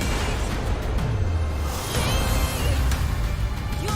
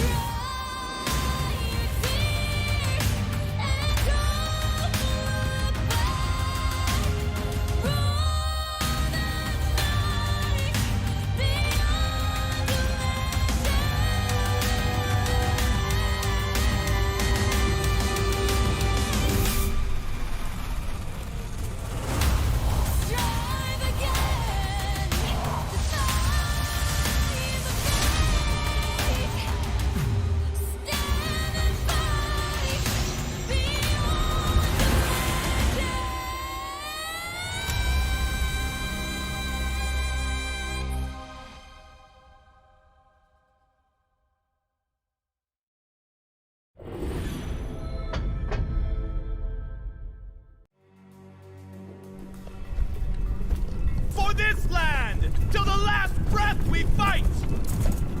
It's time for me to avenge you, brother. I recognize that spear.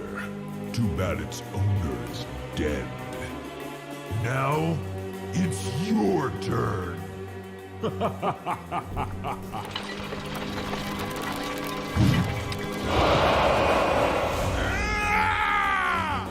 This is for the wild sand! And this is for Moscow!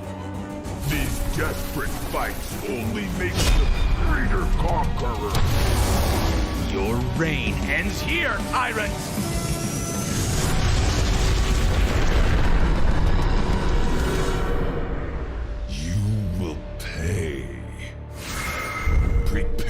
my return.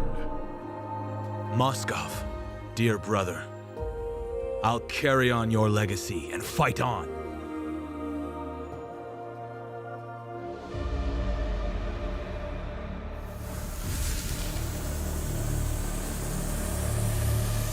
As you wish, brother.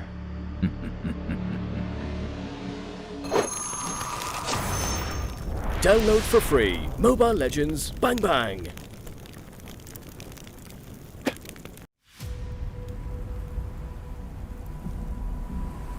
This godly power. What is this? Yuzhong has combined the reverse scale and the primordial spirit. He cannot leave here. The Black Dragon has returned. No one, nothing, can stop me now. Let's take him from the side! Now! Death to all who oppose me. No! So this is what I'm truly capable of. Wake up! Yuzhong! How is this possible? You are getting rusty, brother.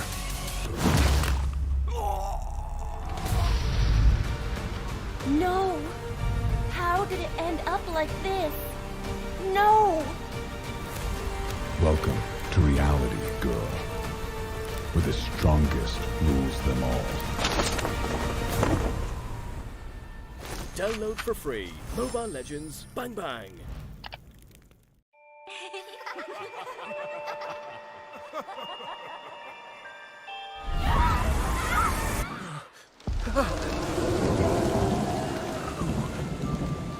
Who am I?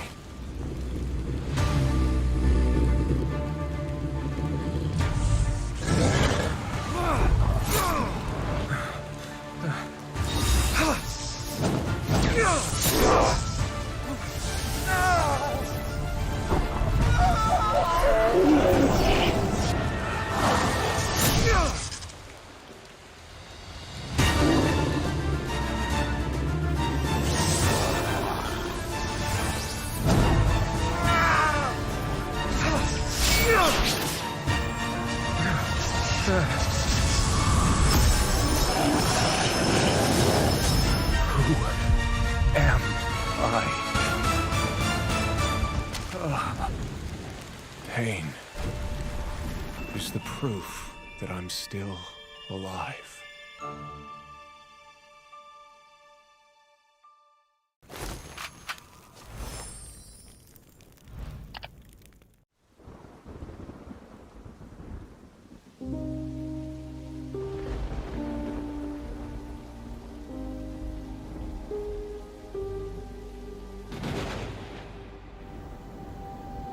Dust, there's only dust. You're slipping to the dust. There's nothing more beside your faults that dig inside your soul. Pain, there's no more pain that fills your veins and tears. They broke your bones, they knocked you down, but there's still fire in your heart.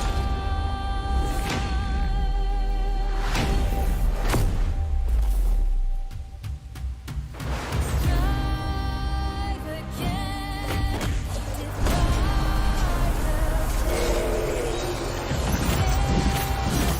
the fight beyond legend.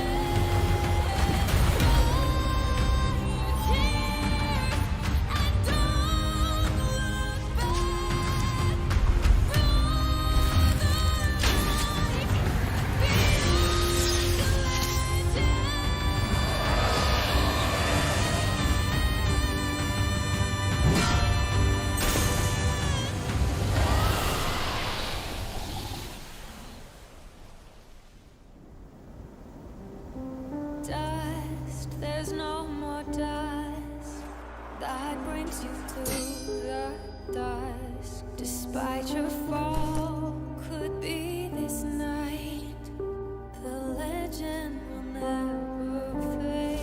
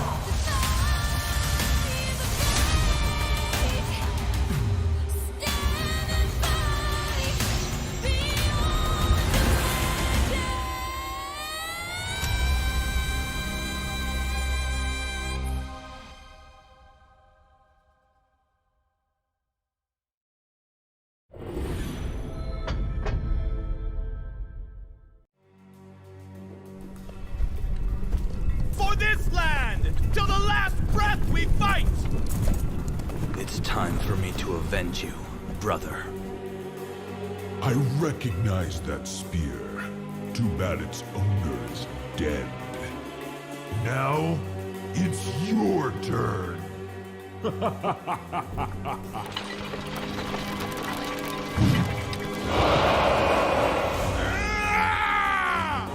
This is for the wild sand! And this is for Moscow! These desperate fights only make you a greater conqueror. Your reign ends here, tyrants!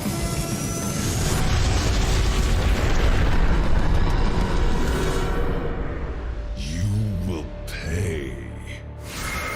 Prepare for my return. Moskov, dear brother, I'll carry on your legacy and fight on.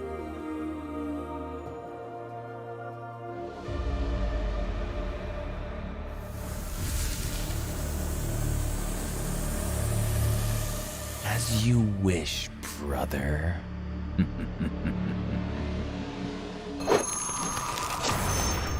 Download for free. Mobile Legends Bang Bang.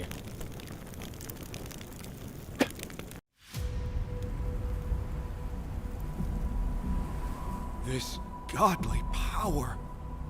What is this? Yuzhong has combined the reverse scale and the primordial spirit. He cannot leave here. The Black Dragon has returned. No one, nothing, can stop me now. Let's take him from the side! Now! Death to all who oppose me. No!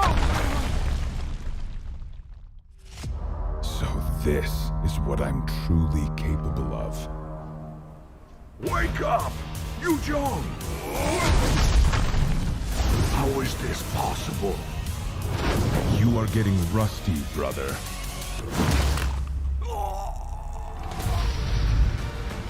No! How did it end up like this? No! Welcome to reality, girl. Where the strongest rules them all. Download for free. Mobile Legends Bang Bang.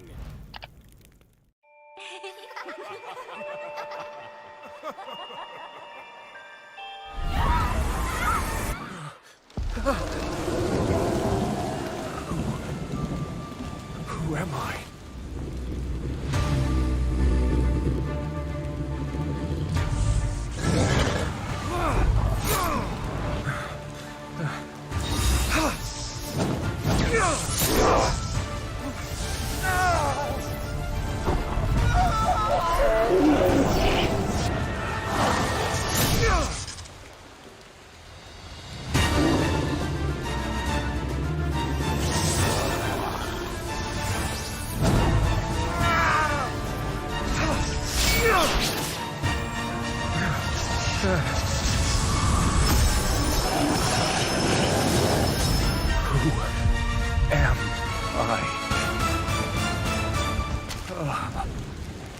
Pain is the proof that I'm still alive.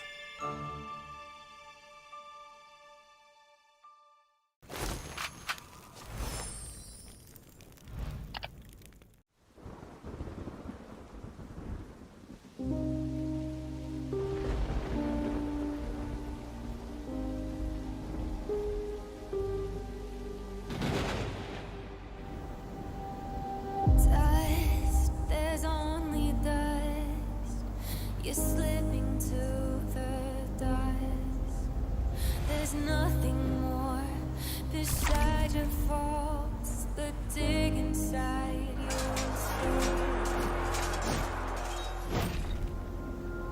Pain, there's no more pain that fills your veins and tears.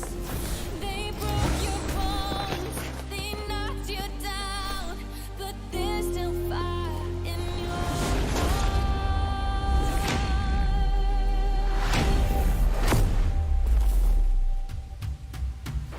Strive again,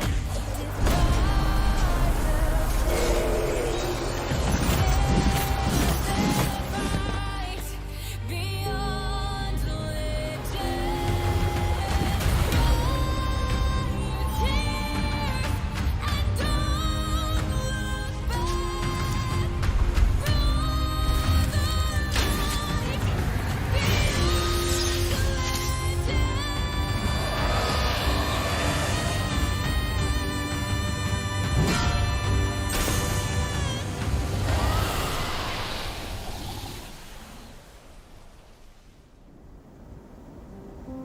Dust, there's no more dust that brings you to the dust. Despite your fall, could be this night.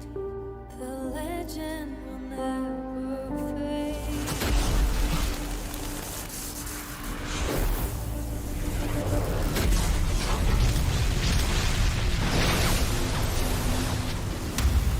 Fight for all fate.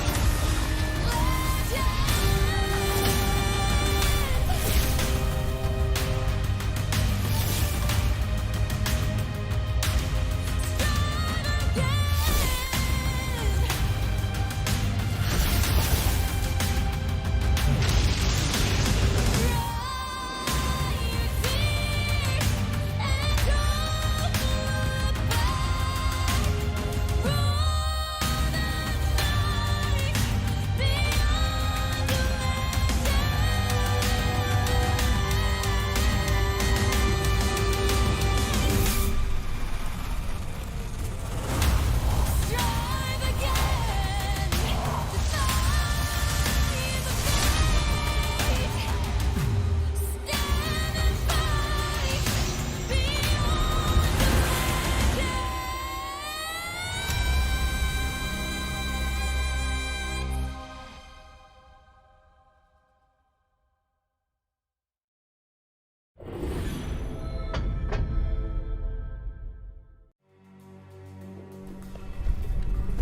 For this land, till the last breath we fight!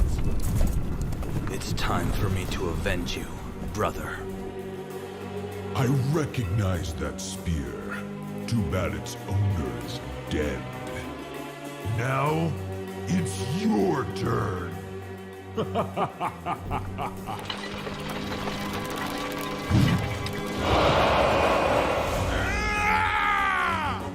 This is for the wild side. And this is for Moscow. These desperate fights only make the greater conqueror. Your reign ends here, tyrants.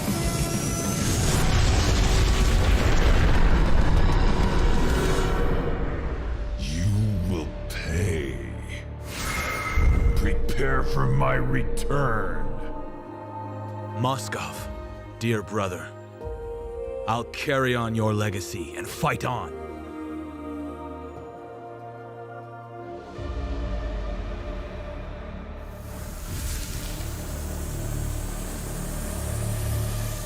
As you wish, brother.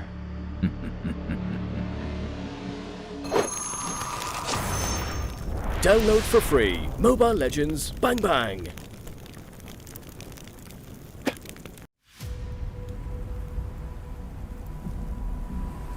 This godly power. What is this? Yuzhong has combined the reverse scale and the primordial spirit. He cannot leave here.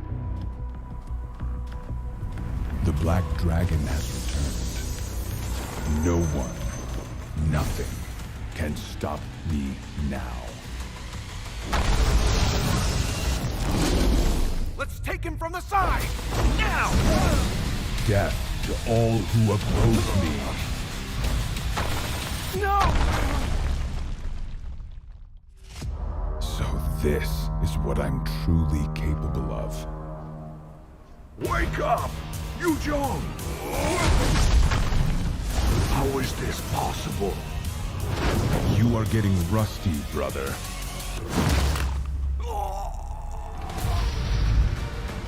No! How did it end up like this? No! Welcome to reality, girl. Where the strongest rules them all. Download for free. Mobile Legends Bang Bang.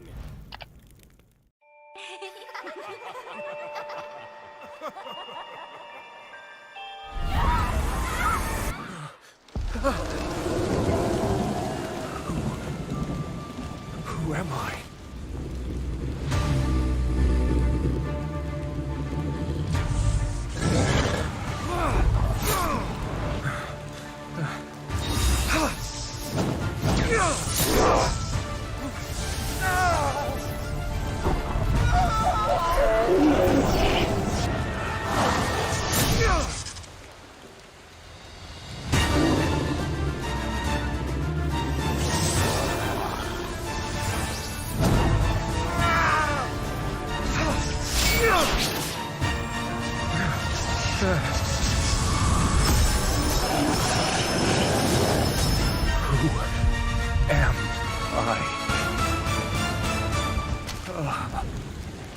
Pain is the proof that I'm still alive.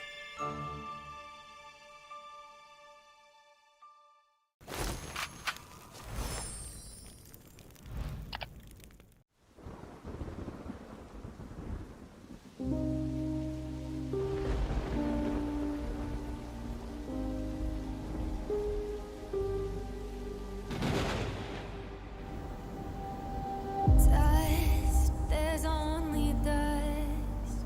You're slipping to the dust. There's nothing more beside your faults that dig inside your soul. Pain, there's no more pain that fills your veins and tears. They broke your bones, they knocked you down, but there's still fire in your heart.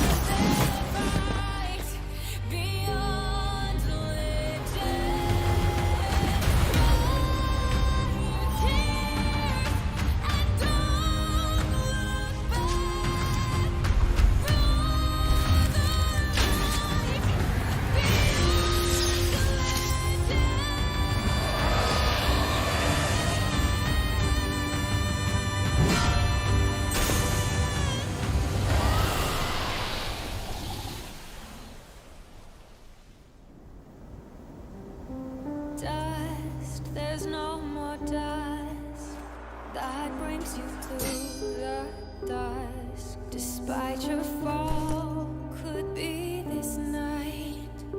The legend will never fade.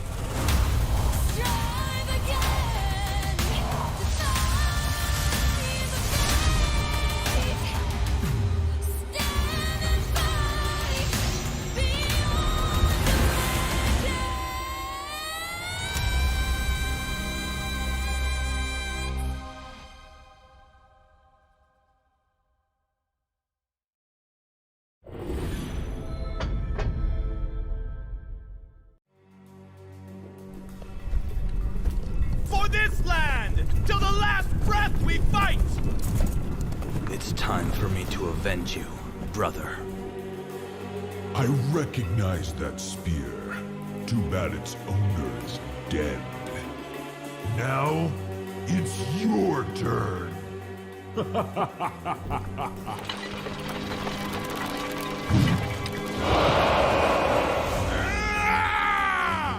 This is for the wild sand!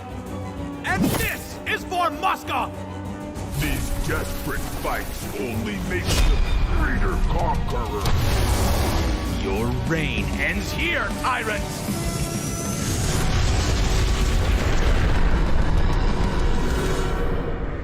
You will pay. Prepare for my return. Moskov, dear brother, I'll carry on your legacy and fight on.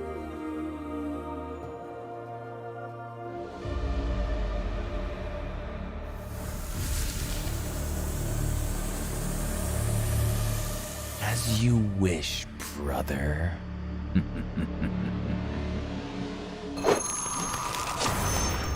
Download for free. Mobile Legends Bang Bang.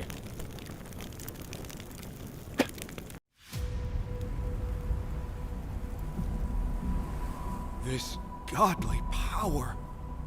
What is this? Yuzhong has combined the reverse scale and the primordial spirit. He cannot leave here. The Black Dragon has returned. No one, nothing, can stop me now. Let's take him from the side! Now! Death to all who oppose me. No!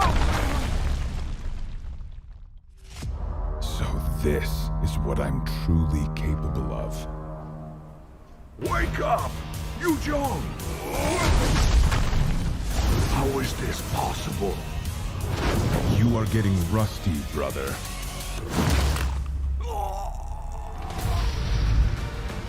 No! How did it end up like this? No! Welcome to reality, girl. Where the strongest rules them all. Download for free. Mobile Legends Bang Bang.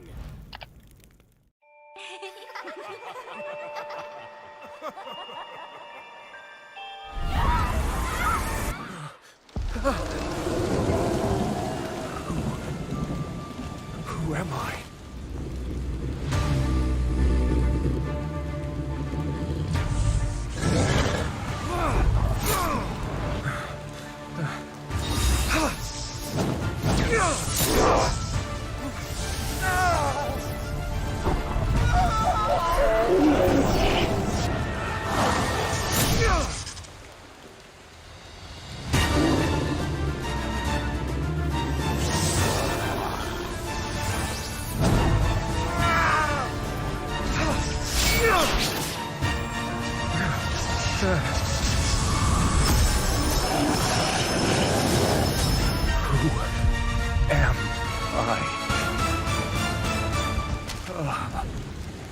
Pain is the proof that I'm still alive.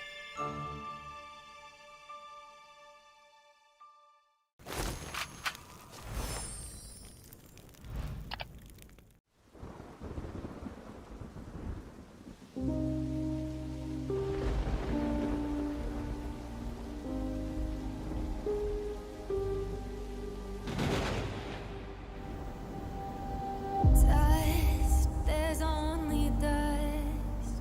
You're slipping to the dust.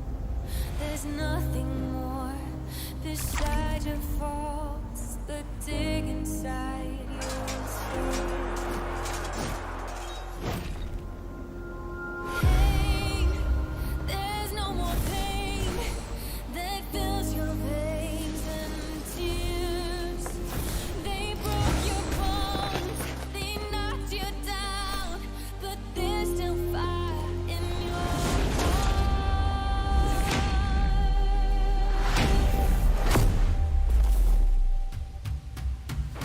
Strive again, defy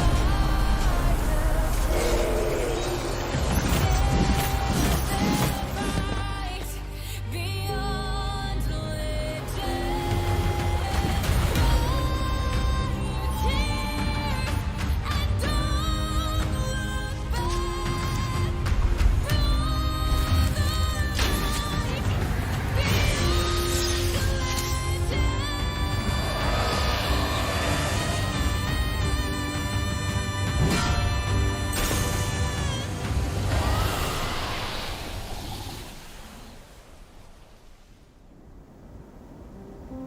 Dust, there's no more dust that brings you to the dusk. Despite your fall, could be this night. The legend will never fade.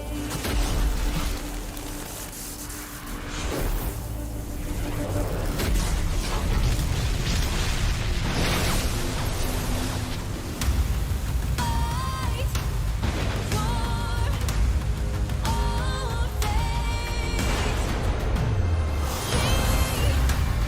Your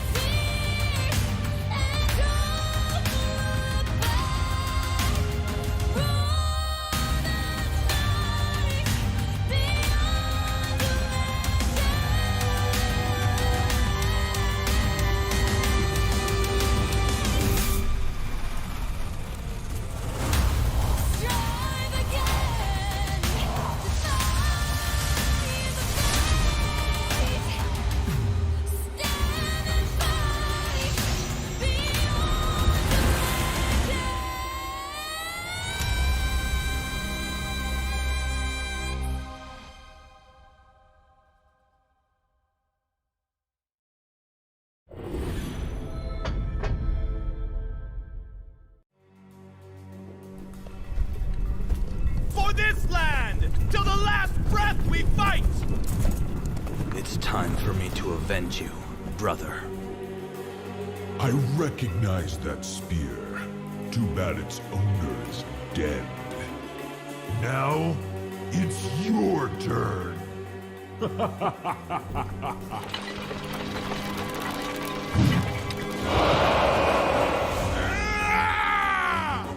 This is for the Wild Sand! And this is for Moscow! These desperate fights only make the greater conqueror. Your reign ends here, tyrants!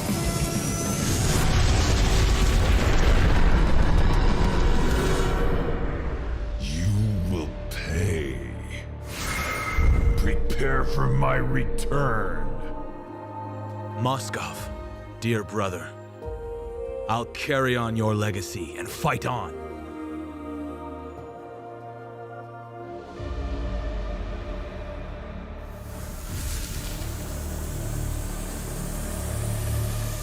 As you wish, brother.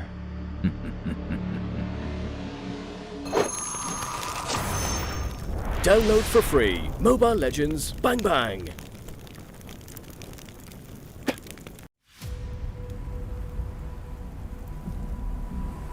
This godly power. What is this? Yuzhong has combined the reverse scale and the primordial spirit. He cannot leave here. The Black Dragon has returned. No one, nothing, can stop me now. Let's take him from the side! Now! Death to all who oppose me. No!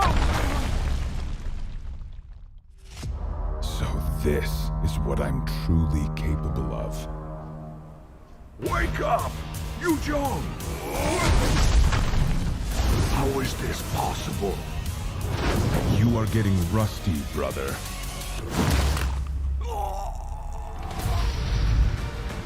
No! How did it end up like this? No! Welcome to reality, girl. Where the strongest rules them all. Download for free. Mobile Legends Bang Bang.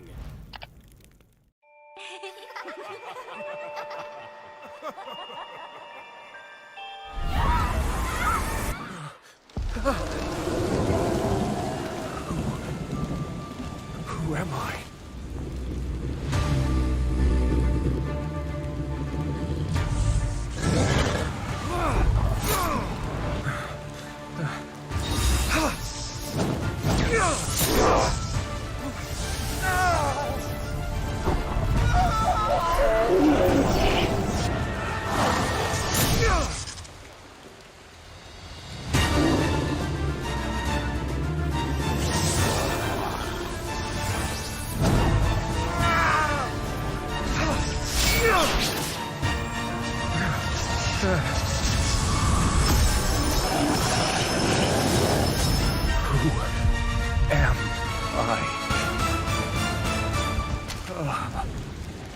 Pain is the proof that I'm still alive.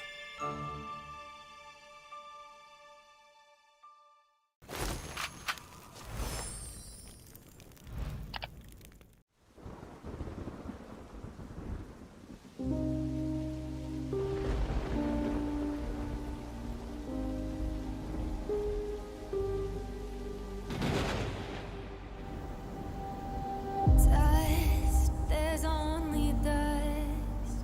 You're slipping to the dust. There's nothing more beside your faults that dig inside your soul. Pain, there's no more pain that fills your veins and tears. They broke your bones, they knocked you down, but there's still fire in your heart.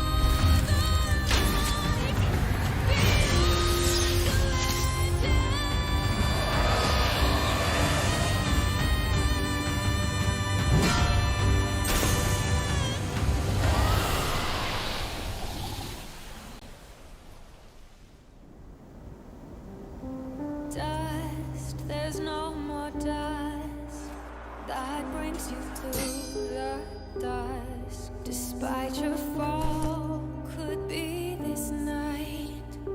The legend will never fade.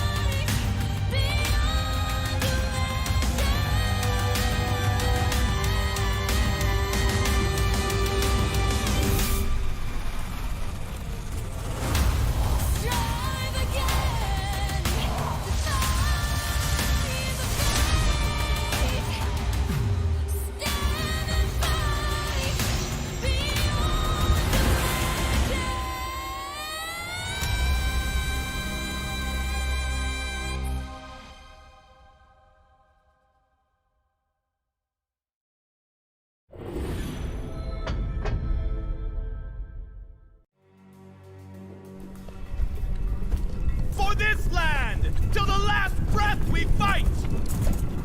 It's time for me to avenge you, brother.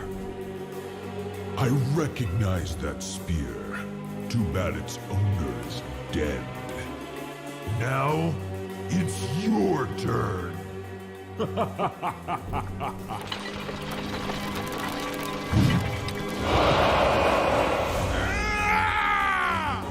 This is for the wild sand! And this is for Moscow! These desperate fights only make the greater conqueror.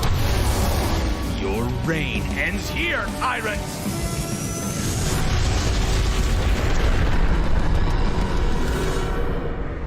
You will pay. Prepare for my return.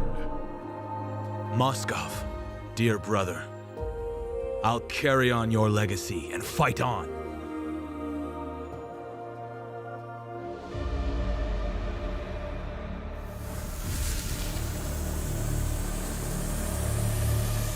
As you wish, brother.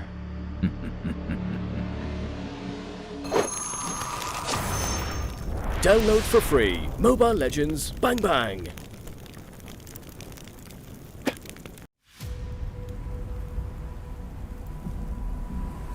This godly power. What is this? Yuzhong has combined the reverse scale and the primordial spirit. He cannot leave here. The Black Dragon has returned. No one, nothing, can stop me now. Let's take him from the side! Now! Death to all who oppose me.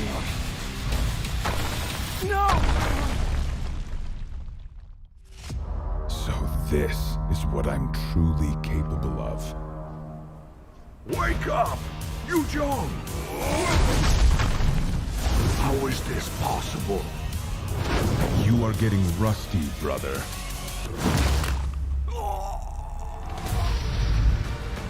No! How did it end up like this?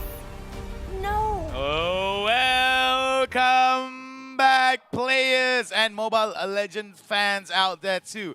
The UiTM International Sports Fiesta 2021. I am Hound. He is Cross. As per usual, we are back for more action for the Mobile Legends segment for the UiTM International Sports Fiesta 2021.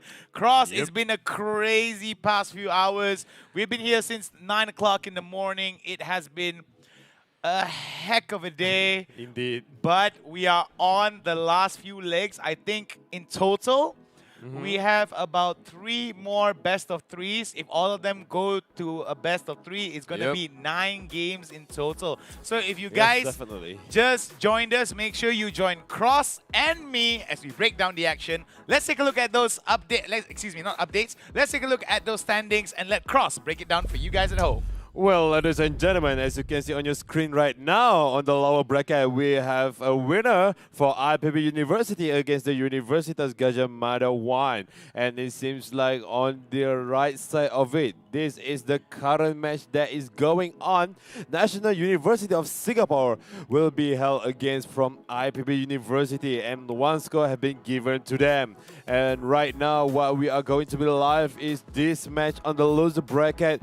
We are going to cast for Game 2 for IPB University against National University of Singapore. Yeah, we've got tons of action here. For those of you guys who are wondering how IPB was able to win off stream, was because that the fight took place while we were at the break time. We wanted to make sure that we were still on schedule. So IPB University will be able to win 1 compared to National University of Singapore with none. So I predict that we are most likely going to have another game where NUS will come back and turn it into a best of 3.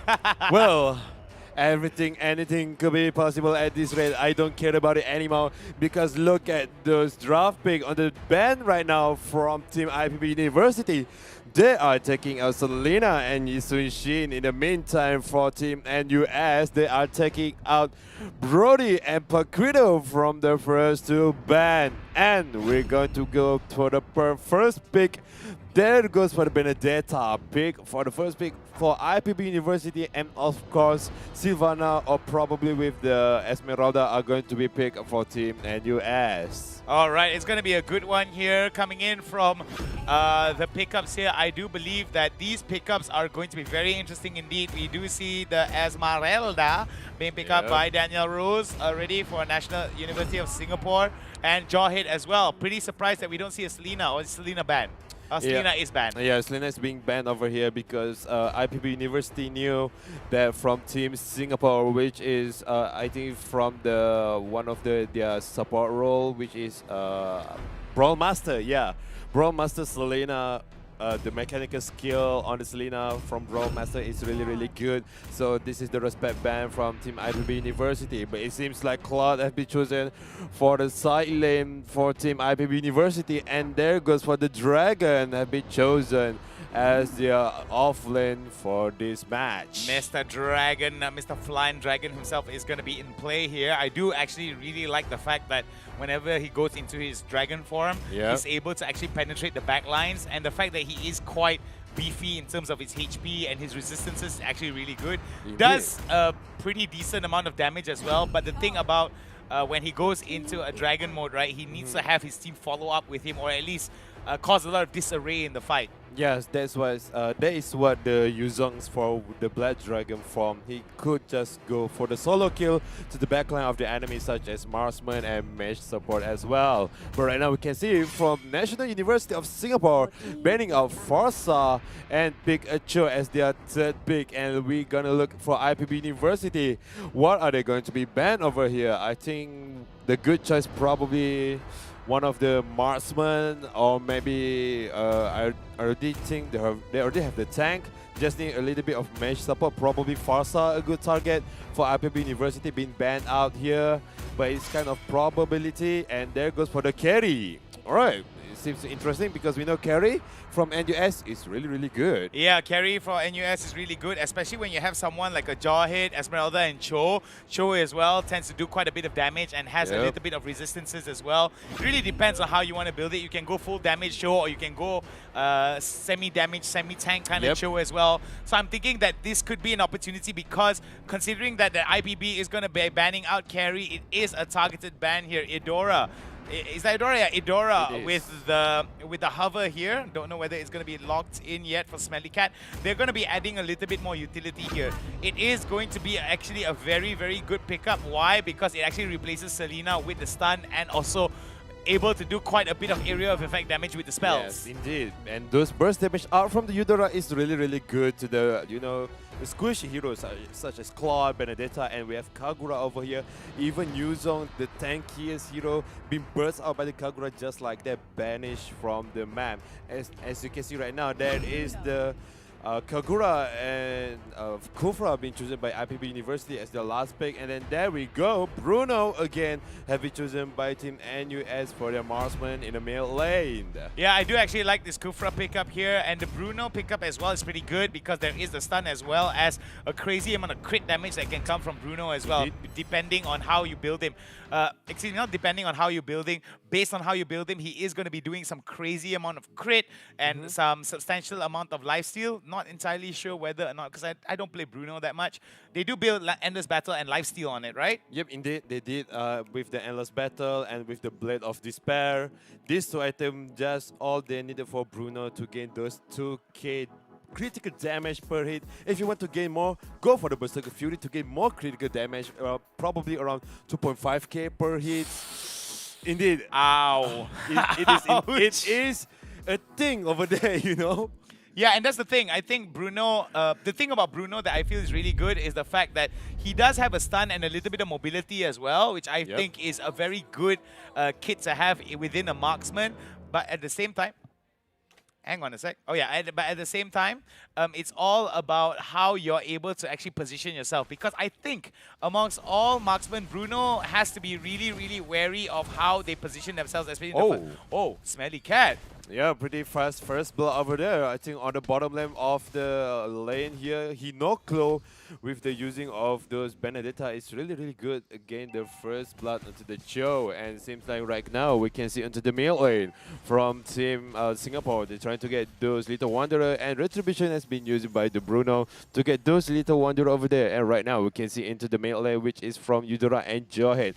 Both of these heroes are going to gather up, to fill in the missing role, which is from the Selena, but the Eudora stun also quite as long as the Selena right now because of the buff. And right now you can see Bruno is taking the buff alone without any disturbance, but at the bottom lane it's going to be a different story, which is Hinoklo is almost been taken down by this Joe. What's interesting to note here is coming in from NUS, they are going to be trying to get as much rotations as they can. They are going to be focusing a lot of their attention towards the bot side river, maybe into the bot side jungle, but they've got to be careful here. Ditzal is on their own, but Kagura as well is going to be coming back into it. Ditzal has been got it. Oh, one more hit, but luckily enough was able to get out of there with a little bit of the utility that came in from IPB University. Yeah, definitely such a good skill from Ditzal, using those flicker to run away with such a last hit. Just one skill, a basic attack from the Bruno, or maybe some other people literally can take down those Kufra. But right now,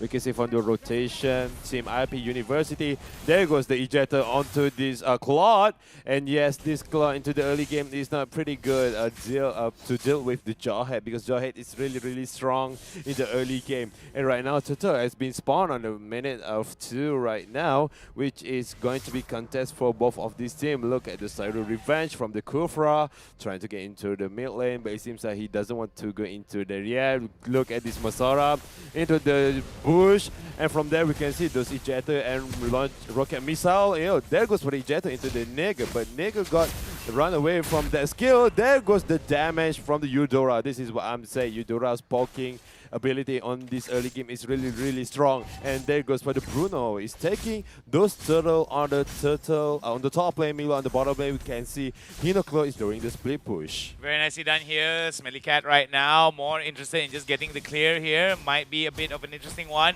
We do see Smelly Cat right now going to go for that 3-charge hit, but will not be able to get much. Tries to get the knock-up onto Hinoklo. Hinoklo right now re-engages. Very nice way of the dragon here. Hinoklo in a little bit of trouble, but the damage that's coming out from Smelly Cat is not enough for now. It seems that Hinoklo will try to come in, but it's all a matter of time here. Hinoklo will be able to hit some of those skill shots as well as dodge a little bit of Smelly Cat's damage. Yeah, definitely Benedetta we'll be going to pairing up with this Cho. Definitely not a good idea for Cho because Cho is definitely a counter for the Benedetta. But since Benedetta from Hinoklo is really good, and we can see on the bottom lane there is ejected and unstoppable force from the double kill be given to the Eudora. Then and the target is two damage dealer from IPB University, which is Claude and Benedetta at the bottom lane, and the damage from Eudora is too painful for them. And the teamwork from this GADJAH is really good. And right now, as you can see in the middle lane, this GADJAH is really aggressive from team NUS right now. What can they do? Turtle are going to be spawned around 30 seconds left. So team IPB University, they need to outplay from team NUS right now.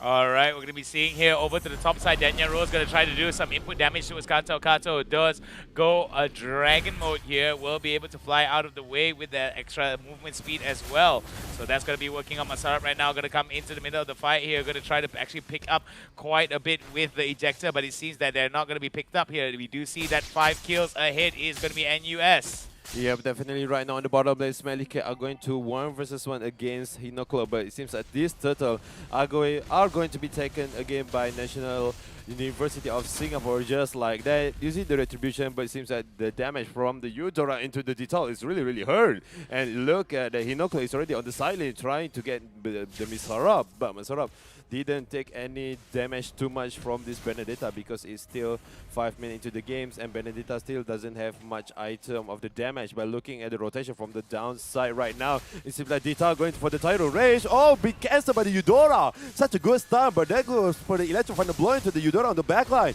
And Eudora right now will be taken down as well as the Benedetta, but still survive on the backline. There goes one kill for the Joe into the Claude.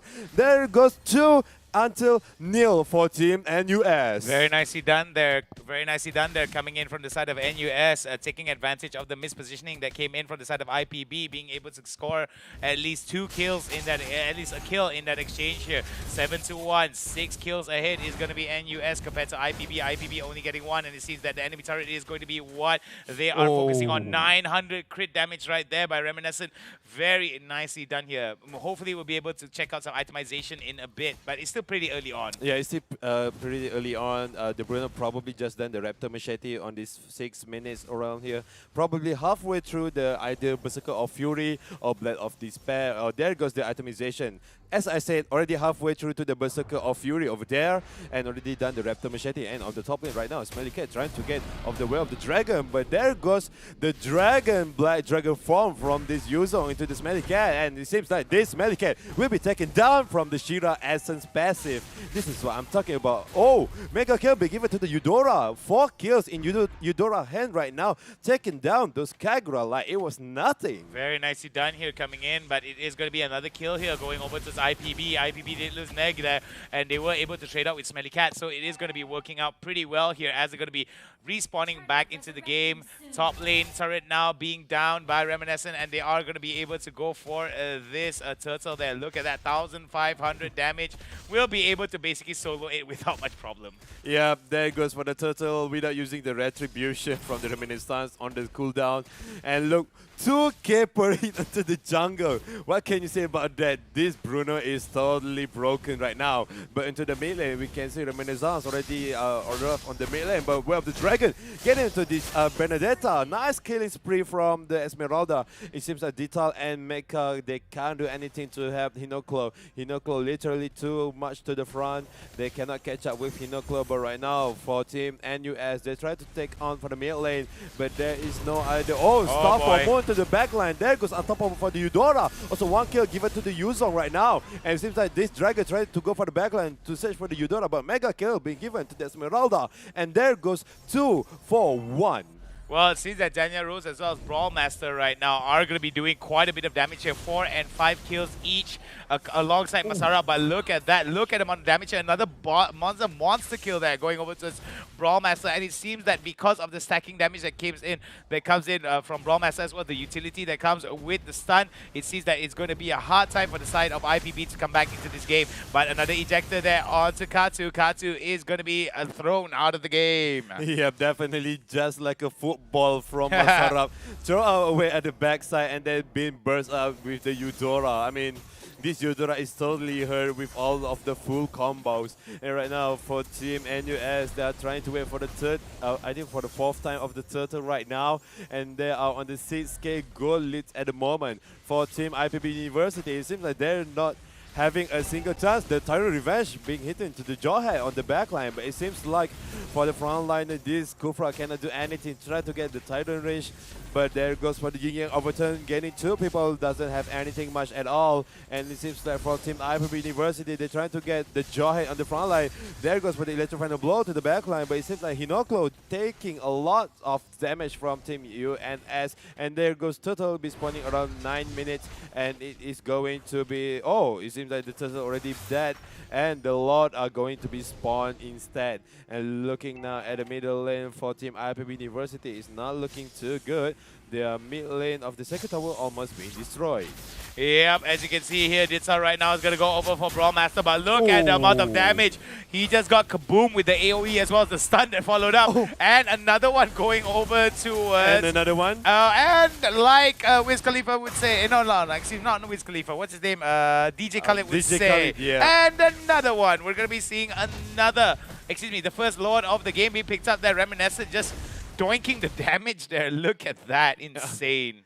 Yeah, literally the Lord just disappeared from the map. We cannot see a single bit of the Lord attack. And right now, looking team from NUS, how can they lose on the first match? And in the second match, they're literally dominating over Team IPB University. I think IPB University may have made some interesting draft decisions, or maybe they are not being able to understand their win conditions. So I think it's going to be interesting to note that NUS right now is going to take advantage of this, as Katsu right now may actually be spotted down and done a significant amount of damage. We do see coming in from IPB right now, they are going to be making a jump scare bush, but don't know whether or not they will be able to output the damage here, because it is Brawl Master as well. It is Brawl Master that's doing a crazy amount of damage with the Eudora here. Reminiscent, I think, is there to just provide a little bit more DPS, whereas Brawl Master is all about the burst. Yep. Skaboom!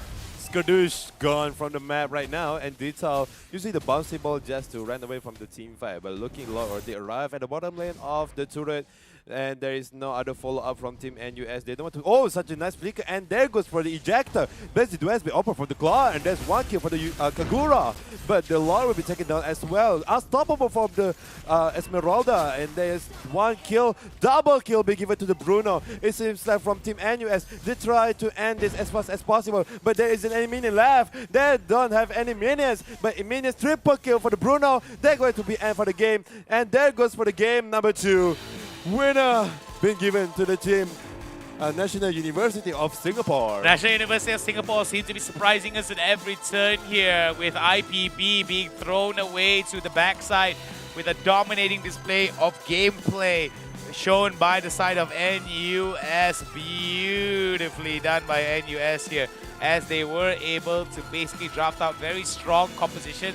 I'm pretty excited to see what game number 3 is going to come and reveal to us here for IPB versus NUS. If NUS win this, we might see a grand finals where it is Singapore versus Indonesia. Oh, is it going to be a redemption arc for NUS right now? Because they've already been defeated by the what is it from the on the top winning bracket? Tanjungpura. Tanjungpura, yeah. Tanjungpura.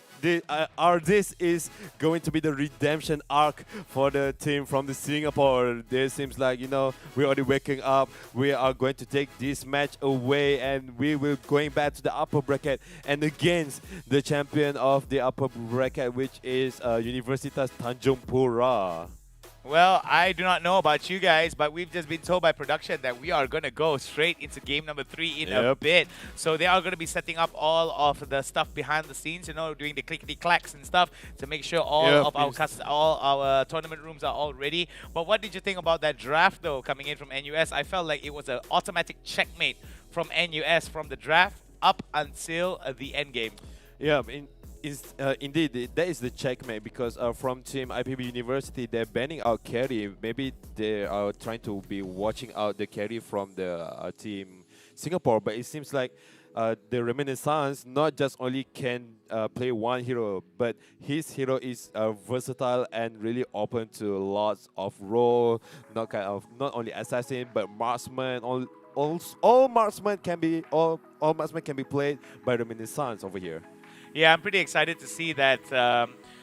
Coming down from Singapore, they did have a little bit of a roller coaster ride from the upper bracket to the lower bracket. So it's really interesting to see that these teams are actually being very, very competitive with one another and making sure that the competition is very stiff between both of them. So I believe that between these two teams, there is going to be so much competition and so much good mechanics that can be shown. I do hope that for this last game, we have a back and forth matchup. So let's take a look at the standings as we wait for the room to be ready. Yep, now on the screen of you guys right now, here is the overall standing. Still on the upper bracket, but we have a one score update on the lower bracket over here, which is 1 point will be given to the NUS National University of Singapore, and the next one is gonna be tiebreaker. If one of them lose, they're automatically going for the third place, and the winner are going to the upper bracket, going to challenge the Universitas Tanjungpura. All right, so that's going to be a lot here. And I do believe that these guys are going to actually slowly come back into play. It's all a matter of time here because Tanjungpura, one thing that's great about Tanjungpura right now, their current position, is that they get to actually relax and watch the game that transpires here from NUS as well as IPP. So whoever wins, Tanjungpura actually has quite a lot of advantages here because they will be able to watch how these two teams play very recently and they'll be able to adjust their strategy accordingly. Yep, definitely. There is also a thing in this tournament because you can see what kind of strategy, what kind of draft they are going to be making for one of these teams. They are going to be up against them really, really soon. So all of this is really important in the tournament. You need to analyze what kind of meta the enemies are using.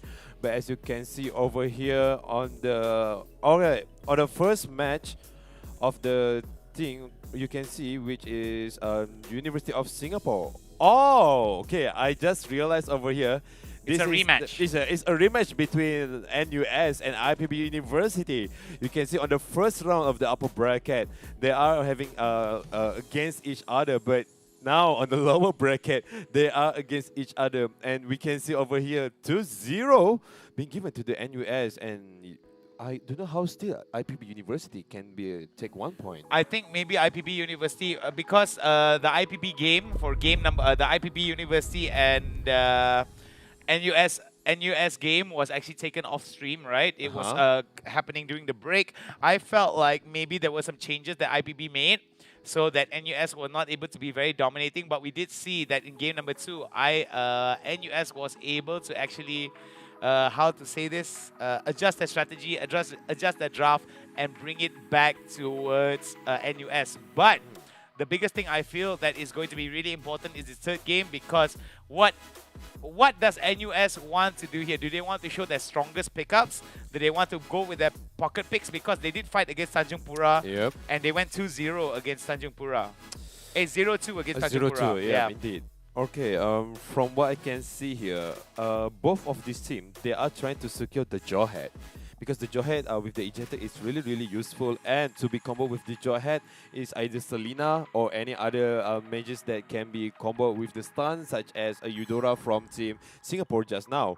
But right now we are jumping into the third game. Draft pick. Yep, the draft pick of the third game. Still National of Singapore 0 points over there. Well, I think this isn't updated yet. Yeah, it's 1-1 already thus far. So we're going to be seeing how these two teams are going to be interacting with one another here. Is this correct here? Let's ask production. Is this correct, or are we?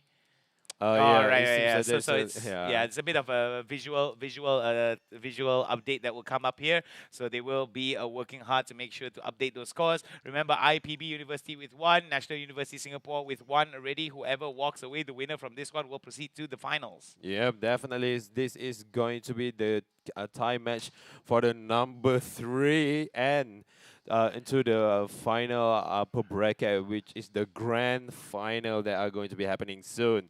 So from base of the draft pick, we can see the hero that be banned out, which is Yi Sun Shin, and Paquido has been banned out from team NUS. And for the team IPB University, they already banned out Benedetta, but I didn't see what the other hero that are going to be banned over there. Are they taking their times, or probably a little bit of visual bug? Oh no, but there is a Selena over there.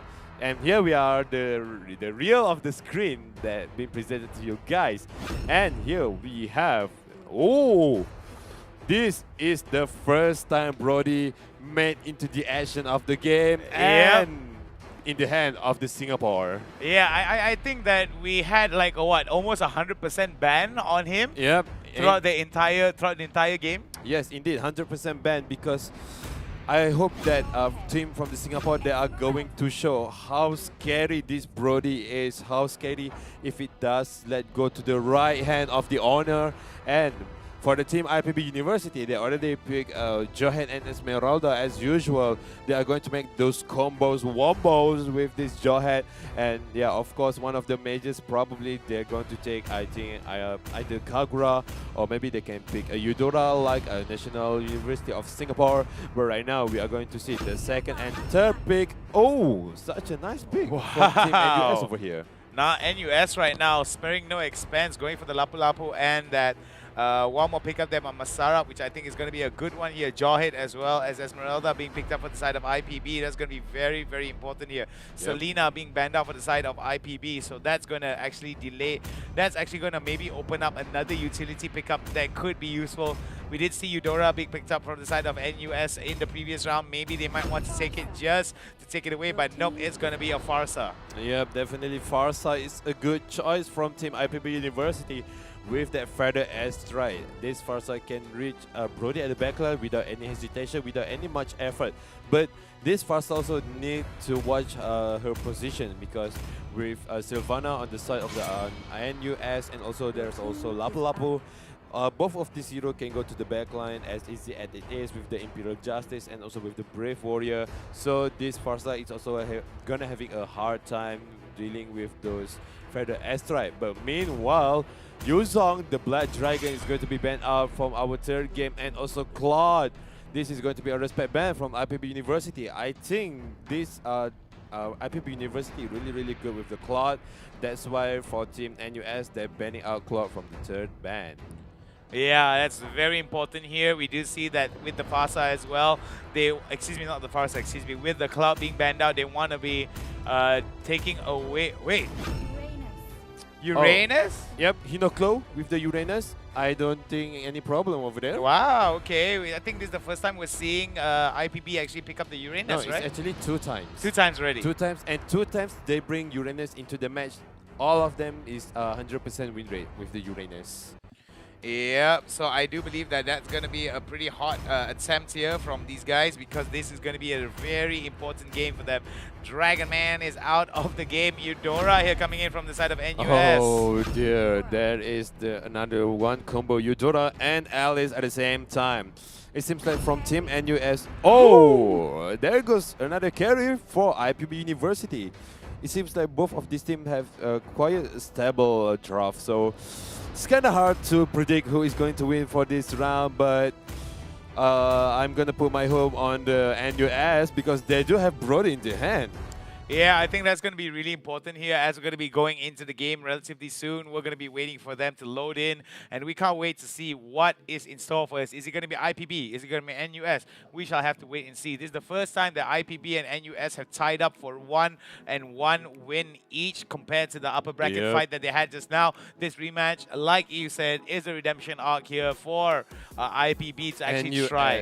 NUS is the redemption arc, because if NUS win, they're going to up against the Tanjungpura again. Yeah, so they might have a second chance to go up against Tanjungpura, and hopefully they will be able to change the outcome of that initial battle. So we will, like all those fans out there, who knows, get ready for the next battle, because the next battle is coming right now. Welcome to the UiTM International Sport Fiesta 2021. Whoever is eliminated from this round will be placed third. Yeah, definitely. And this is going to be the tiebreaker. So who is going to the upper of the final or grand final of UiTM International Sport Fiesta 2021, or who will be placed on turf on UiTM International Sport Fiesta 2021 over here. And looking at the blue buff right now, that is a really quick buff taken from this Brody. Like I said earlier, Brody is really, really good on the early stage of the game. And with those stack of his, just a fuse attack really deals so much damage over there. Look at the jungle. The process of taking jungle is really fast for the Brody. Yep, and I do realize that that's going to be a very good one here, as they are going to be moving into a very interesting spot. Reminiscent right now is going to be going into the jungle, trying to get as much of the buffs as he can and get a little bit of a goal advantage here. But we do see that it is going to be very even across the board for now, at least between these two teams. Yeah, there is a rotation into the bottom lane, trying to disturb the jungling that being made by the carry over there. And it seems like carry is still not level 4. Meanwhile, for the Brody already reached level 4 at the moment. And on the top lane, you can see this Lapu Lapu is being pressured by Hinoklo that been using Uranus. This is what I'm saying about the Uranus that been using by Hinoklo is really, really deadly, and Smelly Cat cannot do anything about it. He's going to be done, and there goes for the first blood given to the Hinoklo. Hinoklo right now going to be able to get first blood credits here. Mexa, excuse me, not Mexa. Over to the bot side here, we may actually see Katu trying to fall back. It seems that one turret is going to fall down almost going to fall down here, as they're going to be picking up the proxy. It's going to be a matter of time. We do see Hinoklo right now very, very wisely so to be able to get that turret pressure over to the top lane. We do see Smelly Cat may actually move to the top side, but we do see two members here going to go fight for the Turtle. Turtle has been slain here, going over to IPB, as we do see NUS coming in and trying to respond to the push and pressure that's coming in from the side of NUS. Yeah, and this is the Uranus that we've been looking for, but onto the bottom lane also there is a fight between Alice, and there's two of them going to ganking one Alice. There's the Purify have been using, and Daniel Rose used those Blood Flood to run away with those teleported. Alright, we're going to be seeing now Hinoklo over onto the top side here is going to go for the spin to win, and may actually be able to walk up quite a hit here and build up a bit of a wave substantial, but doesn't want to go for the proxy over the top side. But we do see a kill there coming in. Neg right now is going to go bird mode and fly. There goes a beautiful ejector onto Masarat. Masarat right now takes a lot of damage here. Gets stunned beautifully. Tries to get sniped down, but will be able to survive to fight another day. Yeah, those flame shot is really, really hurt, but it's not still strong enough to take down that Sylvana. But right now into the top lane, into the bottom lane right now, we can see those Reminiscence is going to open his torn apart memory has been opened. There goes 1k being given to the Alice right now, and there goes the Feather S drive from the far side to the backline. But the damage from the Eudora is too high. Double kill being given to the Alice. Oh, such a nice kill from the carry into the bottom lane onto the Alice. And it seems like a little bit of late from Sylvana to give support into the bottom lane. Very nicely done there, coming in from the side of IPB, being able to get that last hit for Mexa. Hinoklo right now going to continue his onslaught over to the top side, trying to get as much push as he can onto Smelly Cat. Don't know whether or not that's going to be successful for him, as we're going to be seeing these two teams actually interact with one another. Look at that, the spin to win, but Reminiscent will be able to come over to the top side. It seems that Hinoklo will decide to just get out of there as quick as he can. Ditzel not too far behind, gonna get hit by the stun from Brawl Master here. Ejector onto Masara, and this could be very bad here. Now we do see Mexa getting another kill, 2 kills in total, and that's gonna help him scale into the later stages of the game. Another Turtle XP as well as goal advantages are starting to build up for the side of IPB University at about 1.2, excuse me, at about 2k gold. This is definitely gonna help IPB widen their gap between themselves and NUS. Yeah, even though that's 2k goal, it's not too much different, but looking at team NUS, they are pretty much being pressured by team IPB University, because all of the pressure is coming from the Hinoklo. Hinoklo Uranus is really, really deadly, but also here's come from the Farsa, which is the Feather Astra, and the Jawhead from Detail is also the most annoying combination in the middle lane. And right now we look at the top lane here, Hinoklo trying to invade those blue buff, but there isn't any blue buff spawn at any moment right now. And looking at the itemization right now, which you guys can see in your screen from Team NUS. Oh, but killing spree be given to this first over here. Alright, we're going to be seeing now Hinoklo on to Smelly Cat. Smelly Cat right now very much into a very good position here. We do see that coming up for Hinoklo, he is going to be trying to get that stagger over to the top side, mainly because that he wants to build a very big wave. Masarap right now hanging on onto the top side, hanging on over to the bottom side here. Katu in a little bit of trouble here. Daniel Rose is going to be dived down. Daniel Rose in a lot of trouble as Katu, as well as another one are going to be diving down. The carry for Mexa is pretty much close by as well, so they got to be careful that the supplementary damage that comes in is going to be Masarap. They get taken down. I don't know what is NUS thinking. Oh, they are out of position, and it seems the IPB is taking advantage of it. No. Look at the amount of damage there. Killing spree going over to the side of Mexa. 302, not even a single death, as well as Neg with 302, 305. This is going to be a rather difficult for the side of NUS to be able to come back into the game. Smelly Cat right now gonna go try and do something with Hinoklo. Hinoklo, very wise indeed, try to juggle the turret aggro, but it sees that Smelly Cat right now doing a substantial amount of damage towards Hinoklo as well. Yeah, definitely. From Team IPB University, they're doing really well on this third round, especially from Hinoklo taking a bunch of damage, but still surviving, as you can see, like there on the top lane. 156, 149 heal per second. That is too broken for this Uranus.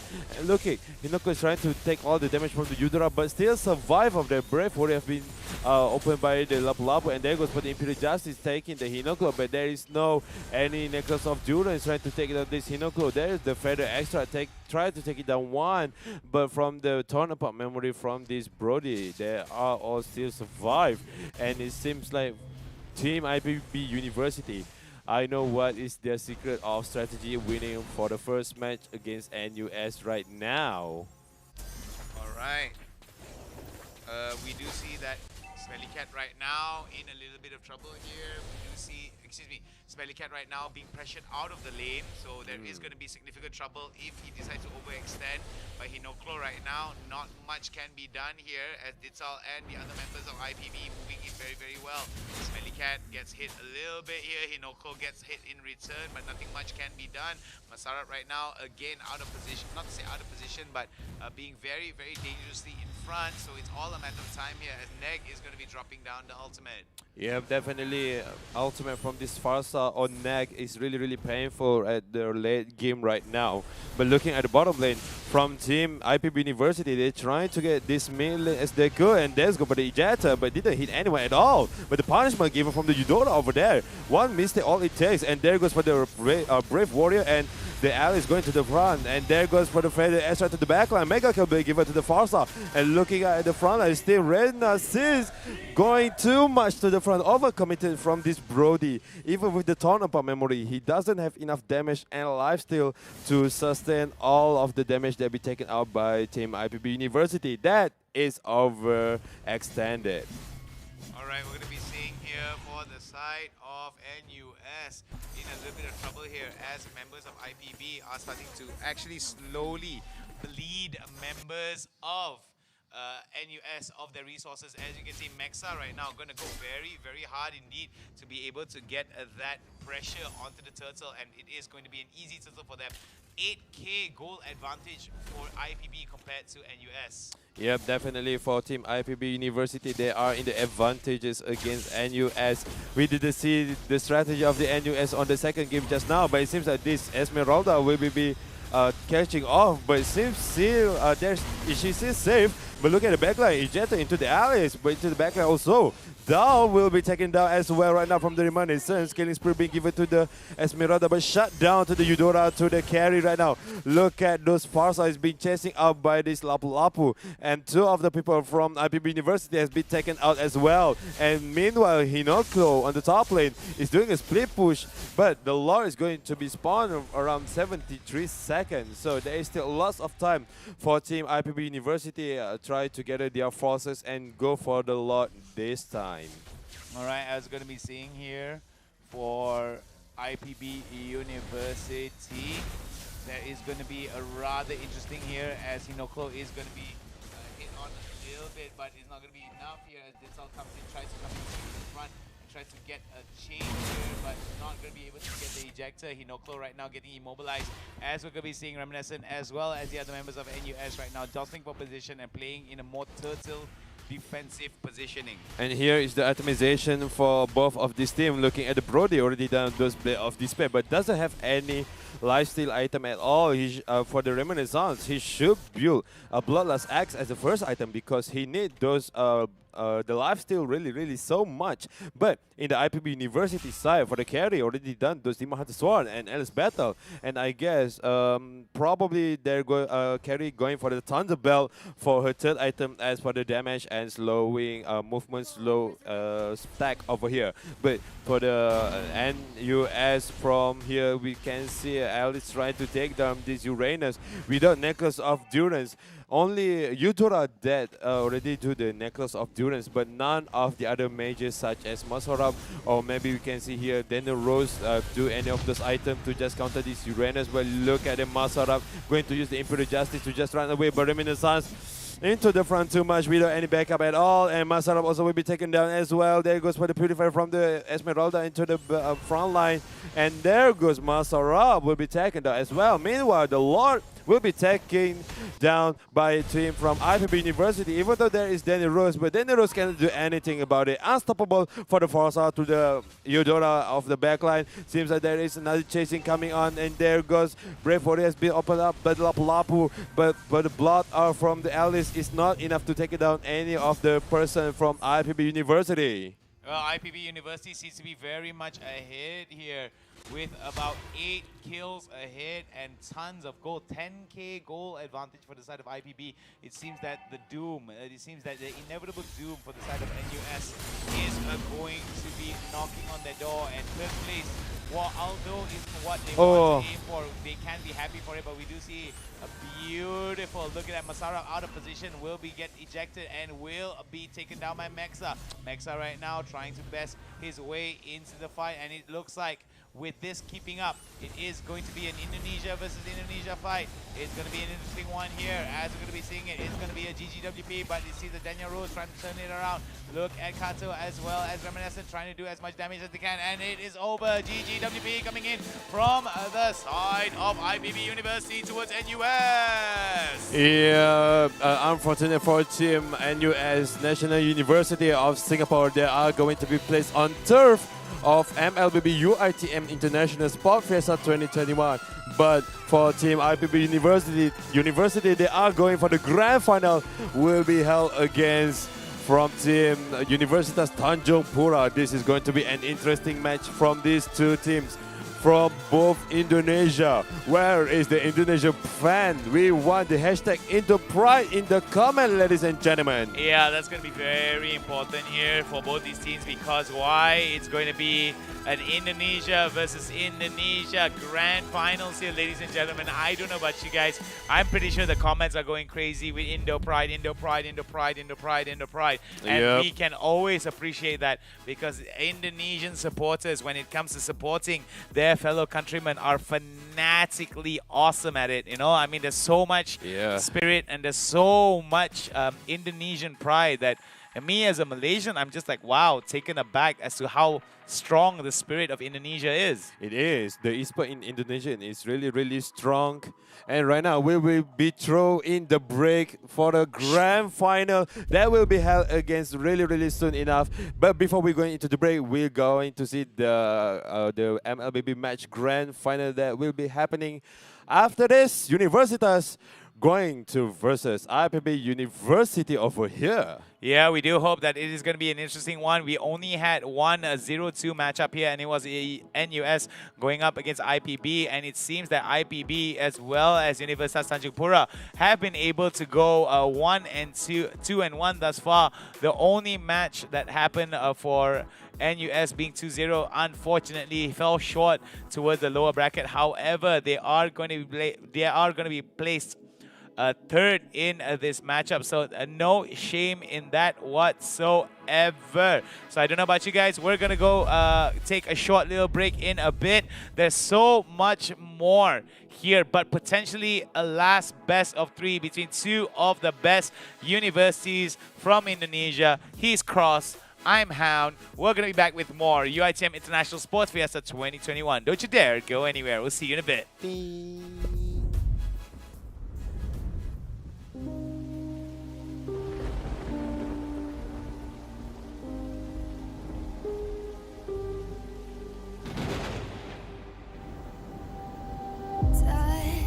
There's only dust. You're slipping to the dust. There's nothing more beside your faults that dig inside your soul. Pain, there's no more pain that fills your veins and tears. They broke your bones, they knocked you down, but there's still fire in your heart.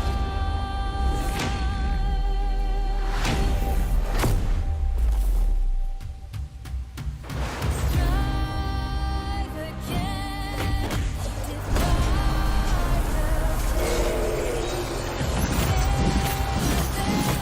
fight beyond legend.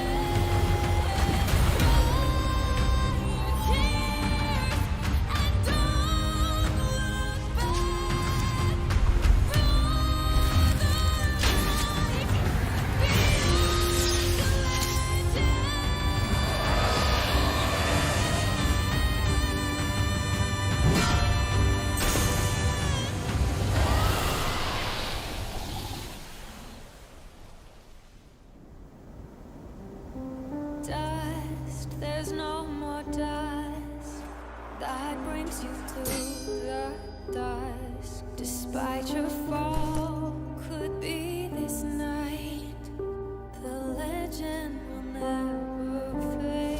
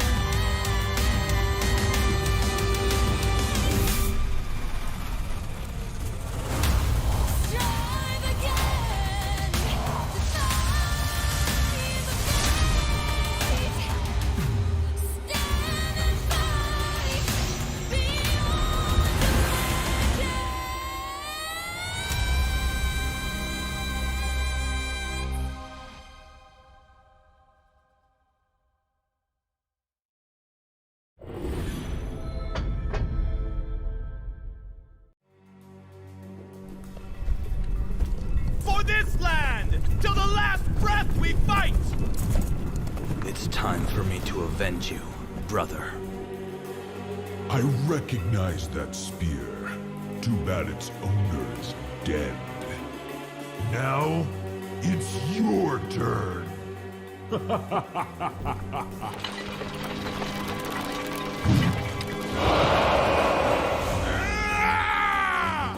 This is for the wild sand!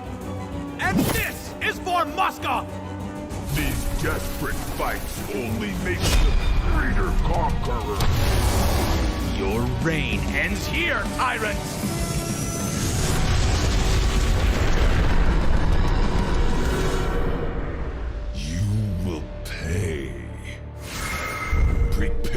my return. Moskov, dear brother, I'll carry on your legacy and fight on.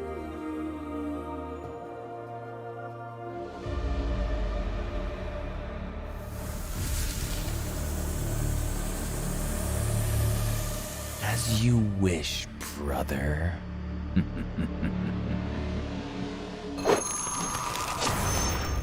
Download for free. Mobile Legends Bang Bang.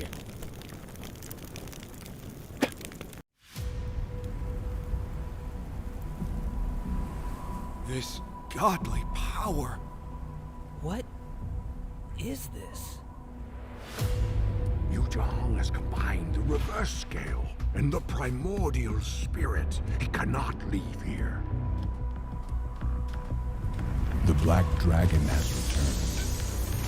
No one, nothing, can stop me now. Let's take him from the side! Now! Death to all who oppose me. No!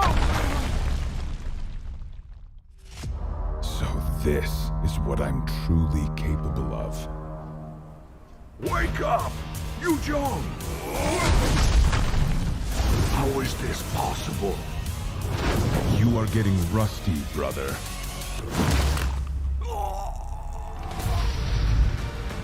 No! How did it end up like this? No! Welcome to reality, girl. Where the strongest rules them all. Download for free. Mobile Legends Bang Bang.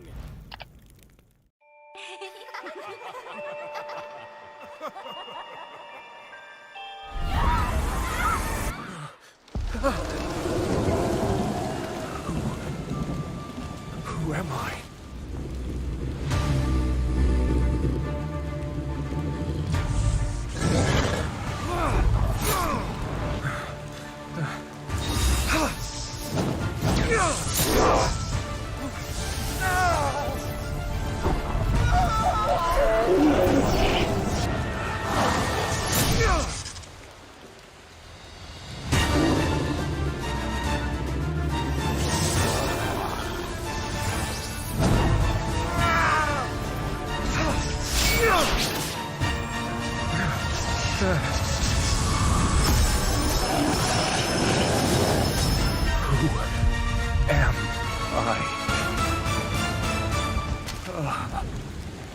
Pain is the proof that I'm still alive.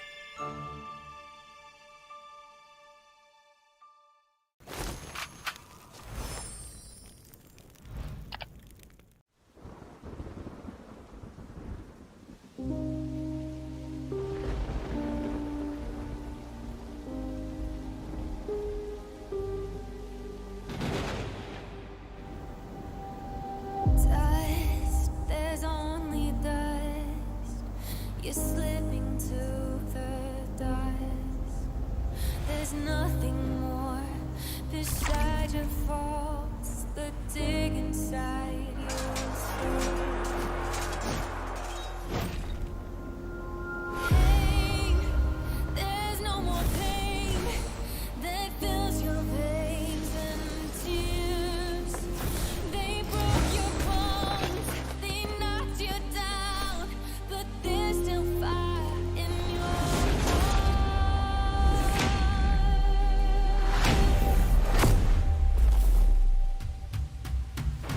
Strive again, defy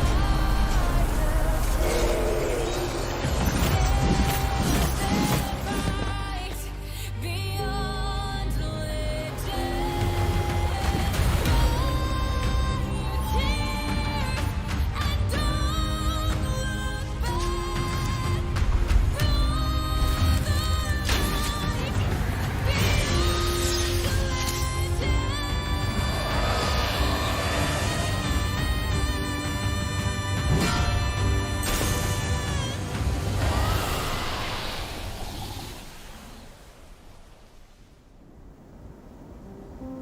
Dust, there's no more dust. Despite your fall, could be this night. The legend will never fade.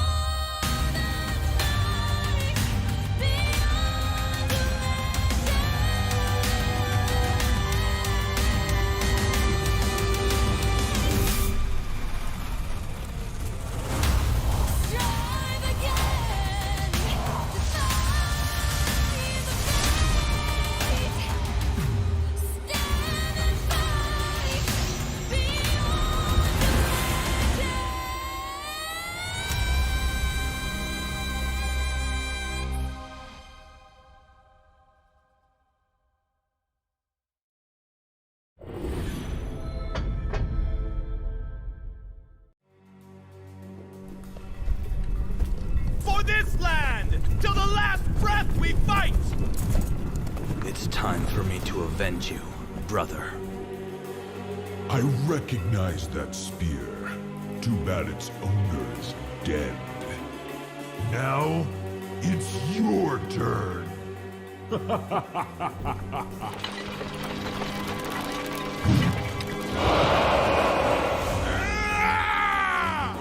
This is for the wild sand! And this is for Moscow! These desperate fights only make the greater conqueror.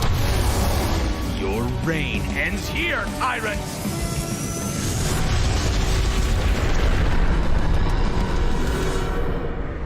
You will pay. Prepare for my return. Moskov, dear brother, I'll carry on your legacy and fight on.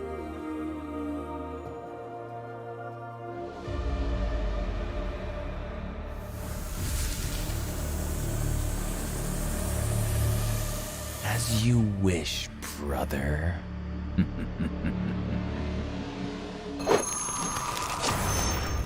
Download for free. Mobile Legends Bang Bang.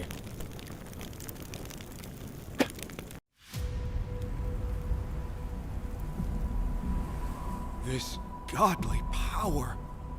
What is this? Yuzhong has combined the reverse scale and the primordial spirit. He cannot leave here. The Black Dragon has returned. No one, nothing, can stop me now. Let's take him from the side! Now! Death to all who oppose me. No! So this is what I'm truly capable of.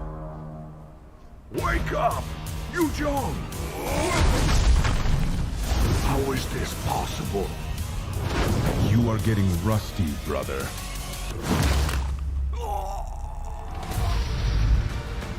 No! How did it end up like this? No! Welcome to reality, girl. Where the strongest rules them all. Download for free. Mobile Legends Bang Bang.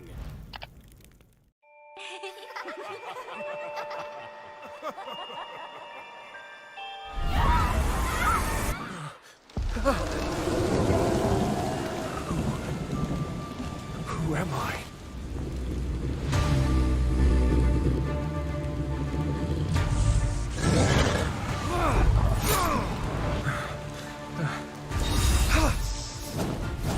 Alright, ladies and gentlemen, welcome to the Mobile Legends Bang Bang UiTM International Sport Fiesta 2021. And over here, you are here with me, Cross, and beside me is Han himself.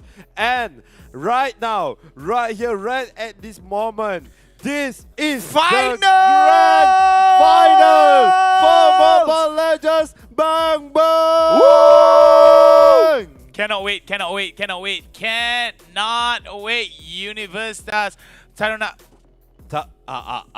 IPB University IPB and Tanjungpura. Tanjungpura. Tanjungpura. Yo, we always get the Tarumanagara and the Tanjungpura very much. Sorry for the Indonesian fellow. We are really sorry because we didn't quite, not comfortable, but not pretty. We call it familiar.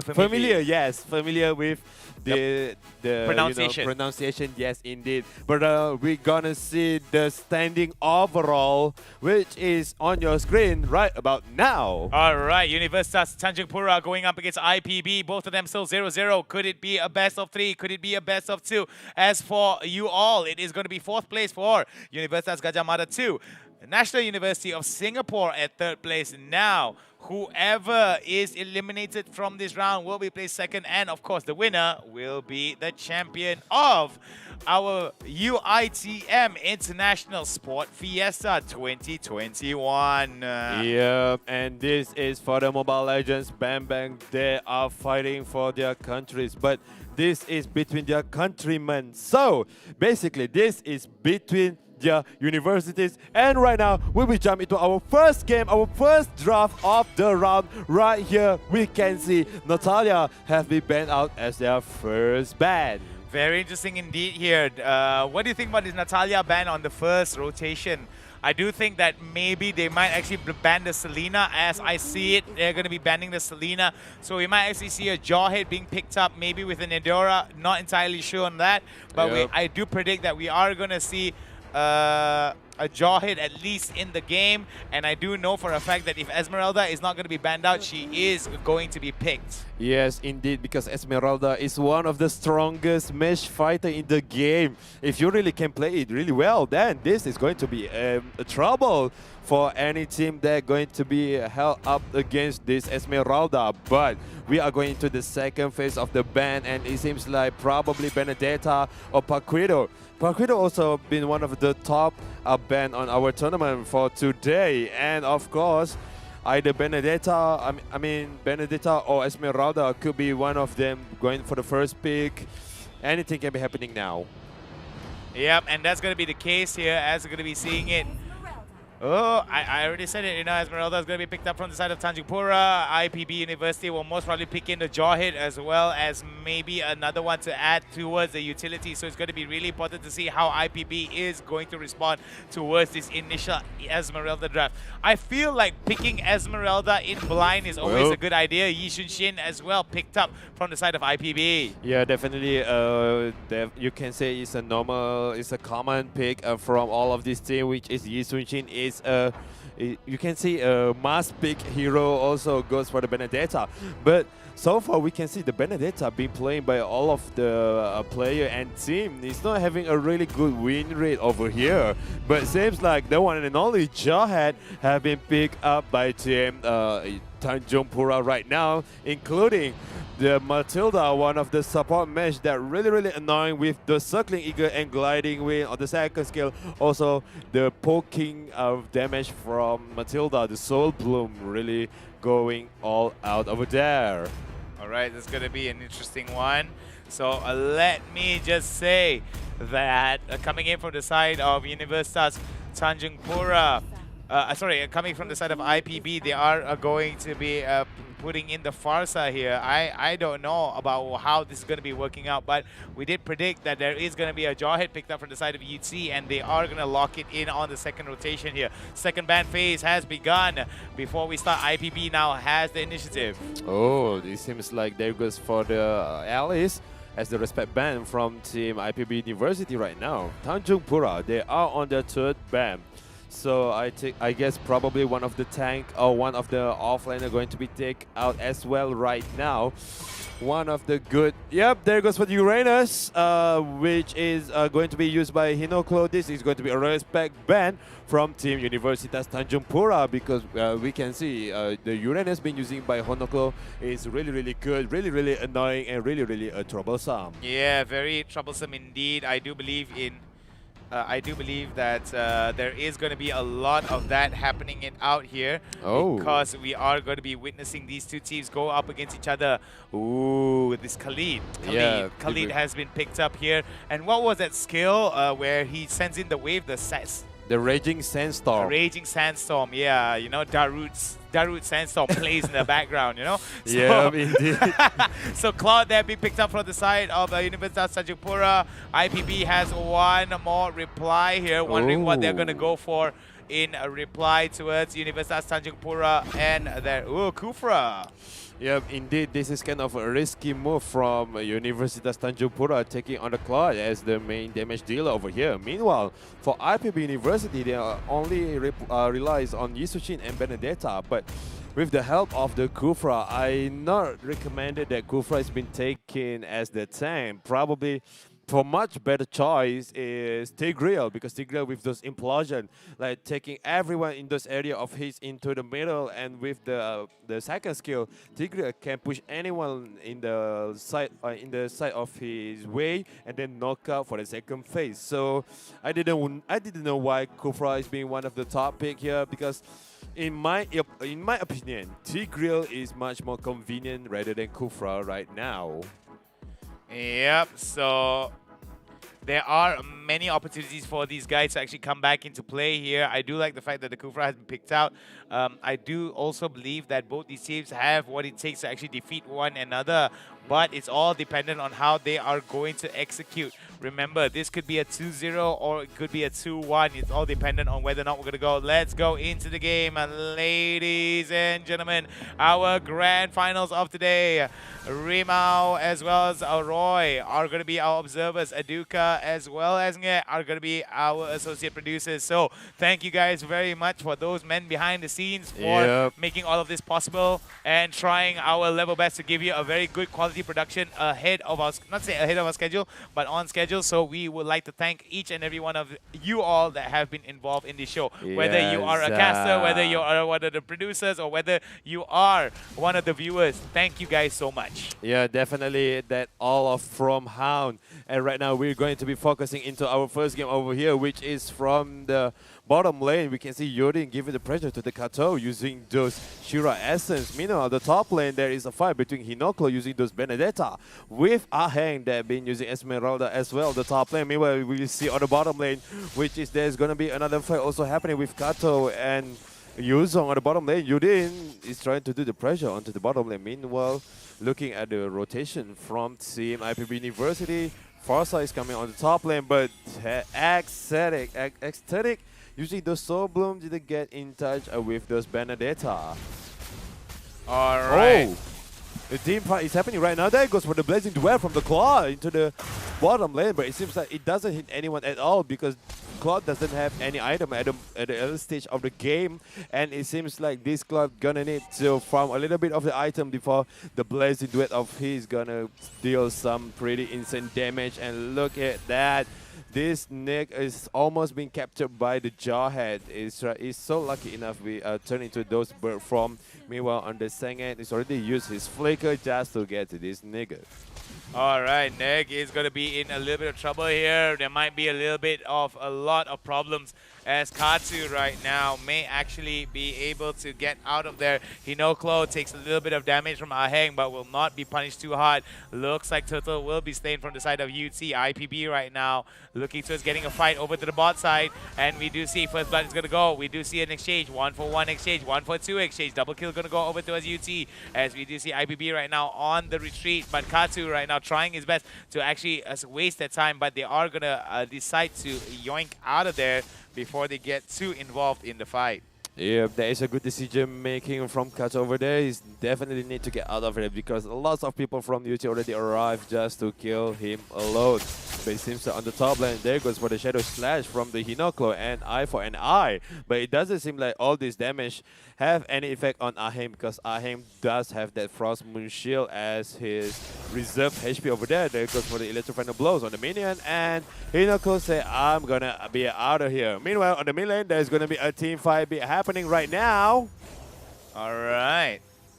Well, there goes one kill for the Matilda off the camp. We didn't see what is happening to the Detail and Matilda at the same place, but there goes also from the bottom lane. There's fight between two gentlemen, between a dragon and a Deserter guy. But there goes for the Blazing Duel on the mid lane, getting the minion also for the bird for the Farsa. He is running away using her bird form.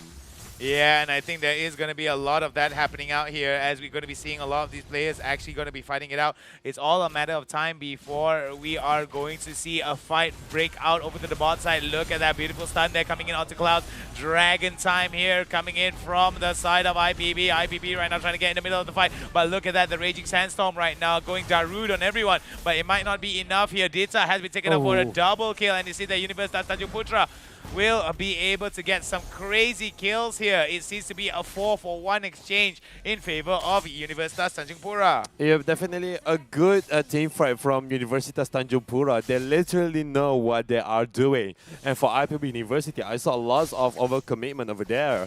And that is not gaining their favor because they already lost 4 people in the process. And right now, Toto has been spawned on the top lane, and it seems like on the top lane over here, Hinoklo using those Electro Blow, getting all the minions and all the goals that he needs. And on the bottom lane also, Kato with using those Desert Tornado to get some minions. But on the top lane, there goes for the Blazing Duel from the Claw, getting 1 kill to the Hinoklo. And still on the front line, we have those Matilda trying to give all of the damage using the Soul Bloom. And this turtle is going in the favor of Universitas TANJUNGPURA. And here is the atomization for the first 5 minutes, which we can see from the clock. Oh, but there is also team fight is going on onto the turtle. Kill is pretty big given to the Matilda on the 5 minutes and 30 seconds right now.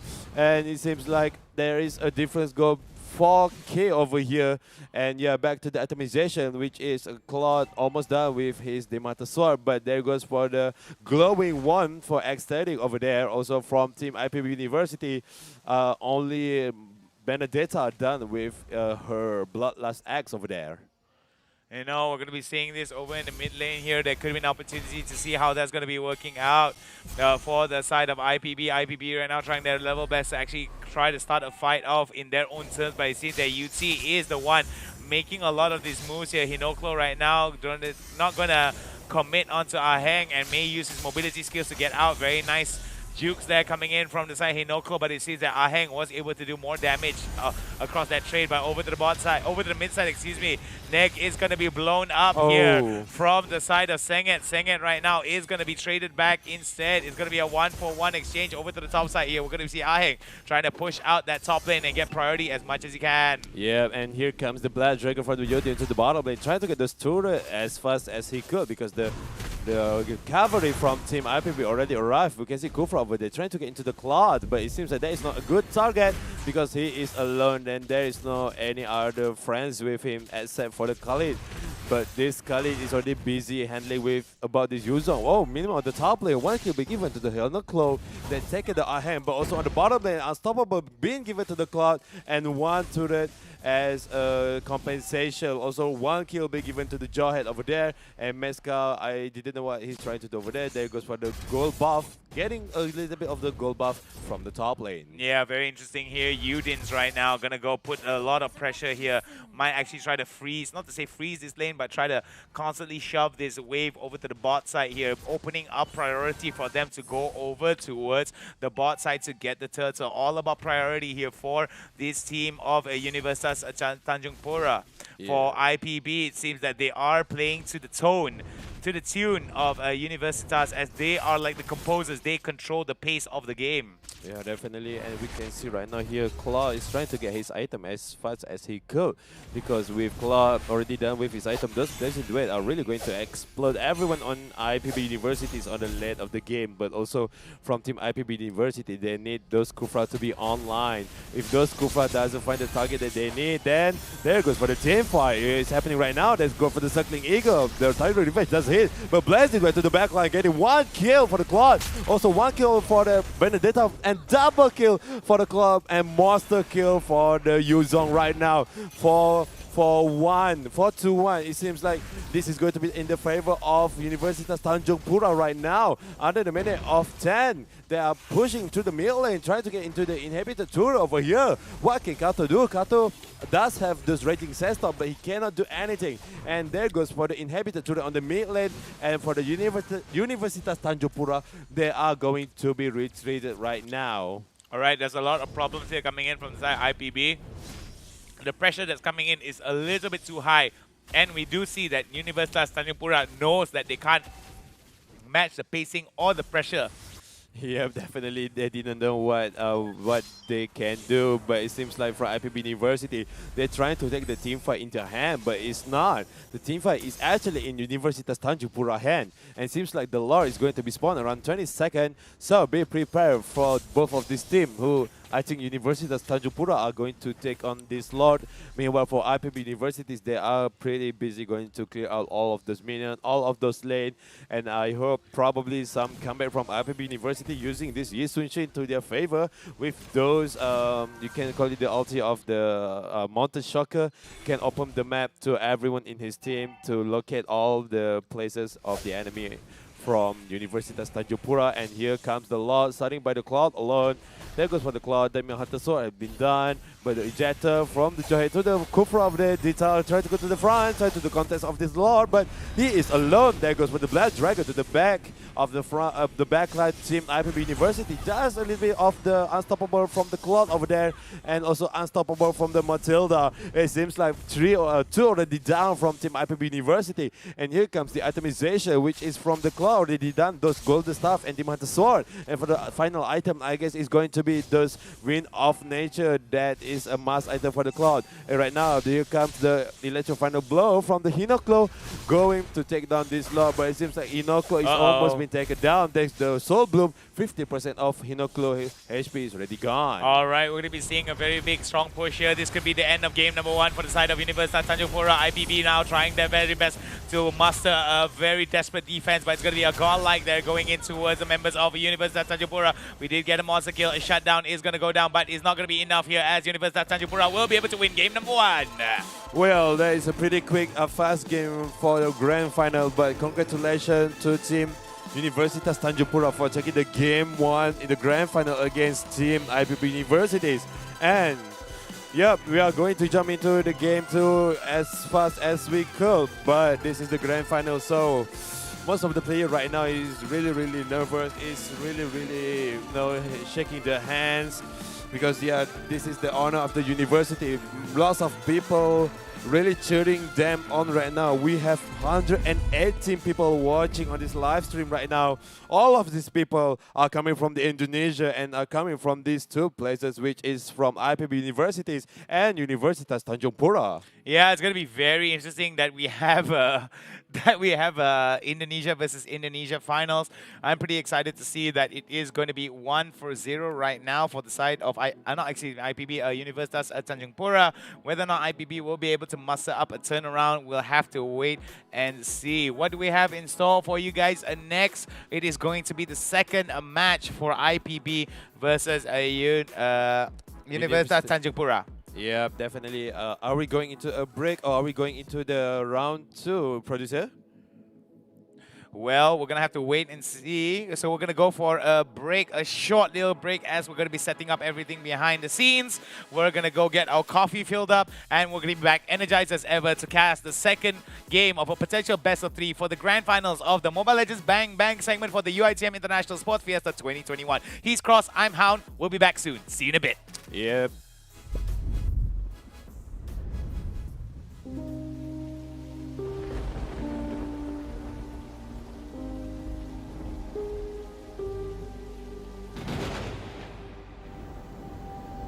Dust, there's only dust. You're slipping to the dust. There's nothing more beside your faults that dig inside your soul. Pain, there's no more pain that fills your veins and tears. They broke your bones, they knocked you down, but there's still fire in your heart.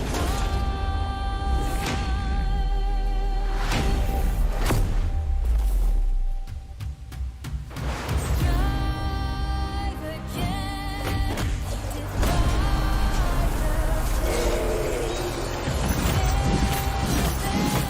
fight beyond legend.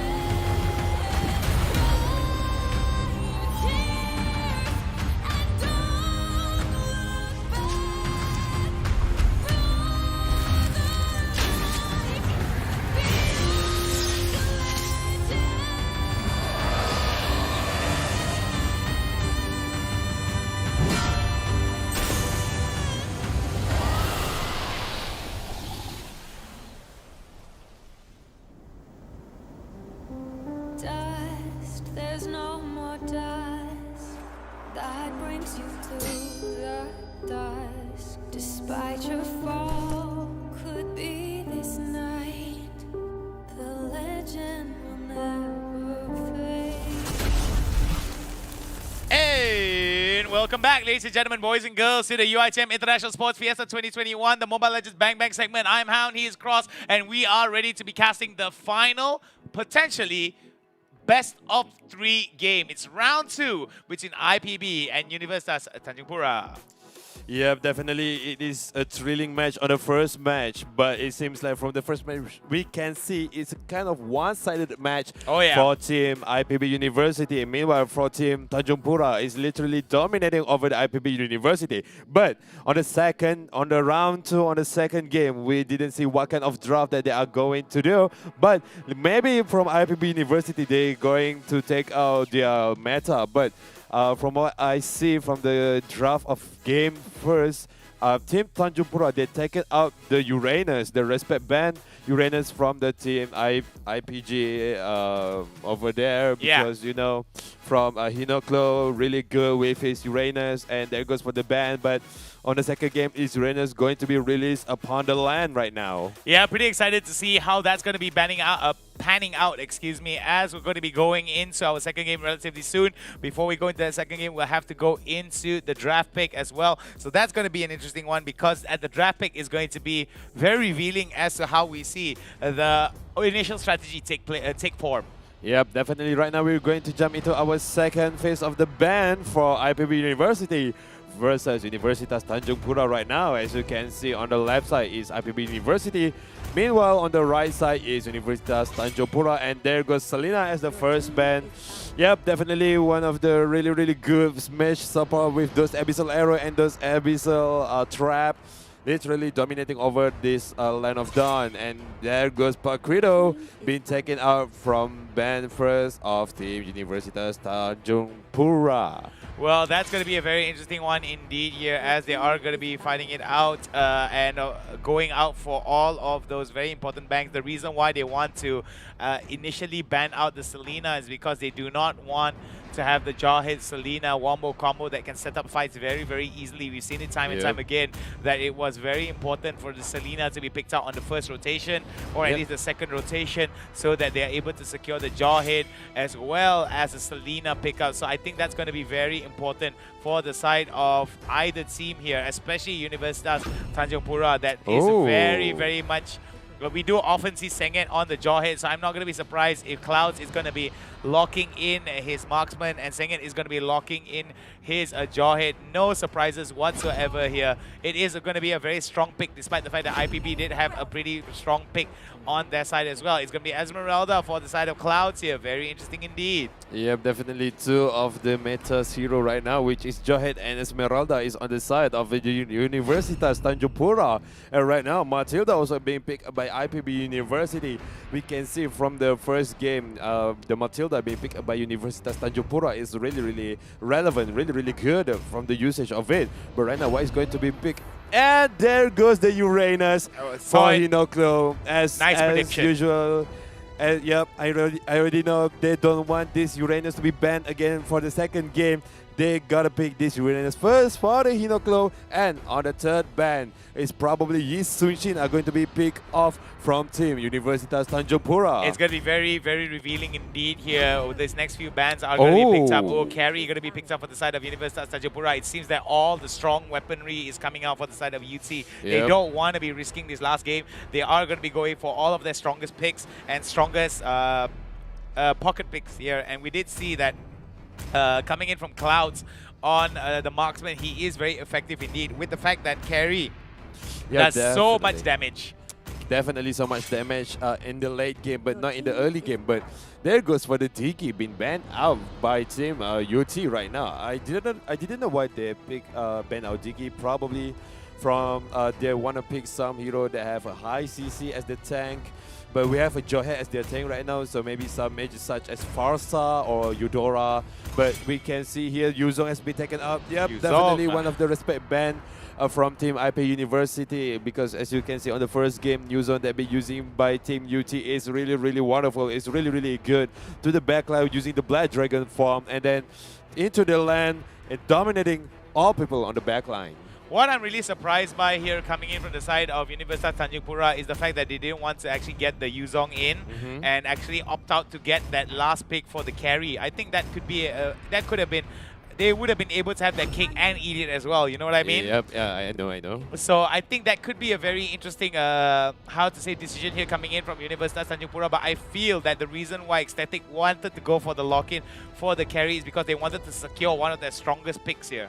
Yep, definitely carry one of their strongest pick. But in if IPB University also pick one of their strongest pick hero as Uranus, as you can see over here. But we see right now Claude is already been locked on over there, and the last pick is going to be Cho. So here we are. The damage from the IPB University are going to be out on the Claude only, if I'm not mistaken, because as you can see, the Uranus need a lot of stack on the Iconic Edge from the first kill, then he have the damage. And for the Matilda, I know that the Matilda have a lot of poking skills from the first kill and then into the ulti, but it seems like if without Claude, Team IPB University in a state of the danger because they don't have any CC, and this is why Diggy have been banning out from the roster because they want to pick Akai with those Hurricane Dance. So this Cloud is in the state of the danger of the Hurricane Dance. Yeah, I think what's really important to note here is that they do have double initiation with the Hurricane Dance as well as the Ejector as the charge comes in from the Jarhead as well. So it's going to be very, very interesting to note. What is really important is that they have the initiation, right? But they might not have enough utility, magic damage, not to say magic damage, supplementary damage because they have two tanks. Yeah, but they do have the Esmeralda on their side. Yes. If Esmeralda already done those Calamity Reaper and Holy Crystal, the magic damage from the Esmeralda is really, really high. On the Starfall Moon, they're coming out to the backline. And then on the second skill, giving out the physical and magical damage at the same time. And then using the Frost Moon shield to gather all the shield from around her. And yeah, you make her tanky as, you know, like really godlike Esmeralda. Yep, so there might be a lot of things. So I don't know about you. Producer just told me we're going to go into game, and let's go into game. The potential second round of this potential the second round of this potential best of 3 for the UiTM International Sports Fiesta 2021 Mobile Legends Bang Bang segment between Universitas Tanjungpura as well as IPB University. Yeah, definitely this is going to be an interesting match between these two universities. And right now we can see from the bottom lane, which is the Little Wonder will be taken down by Cloud using those retribution. But it seems like there's Genie Kudo from the Digital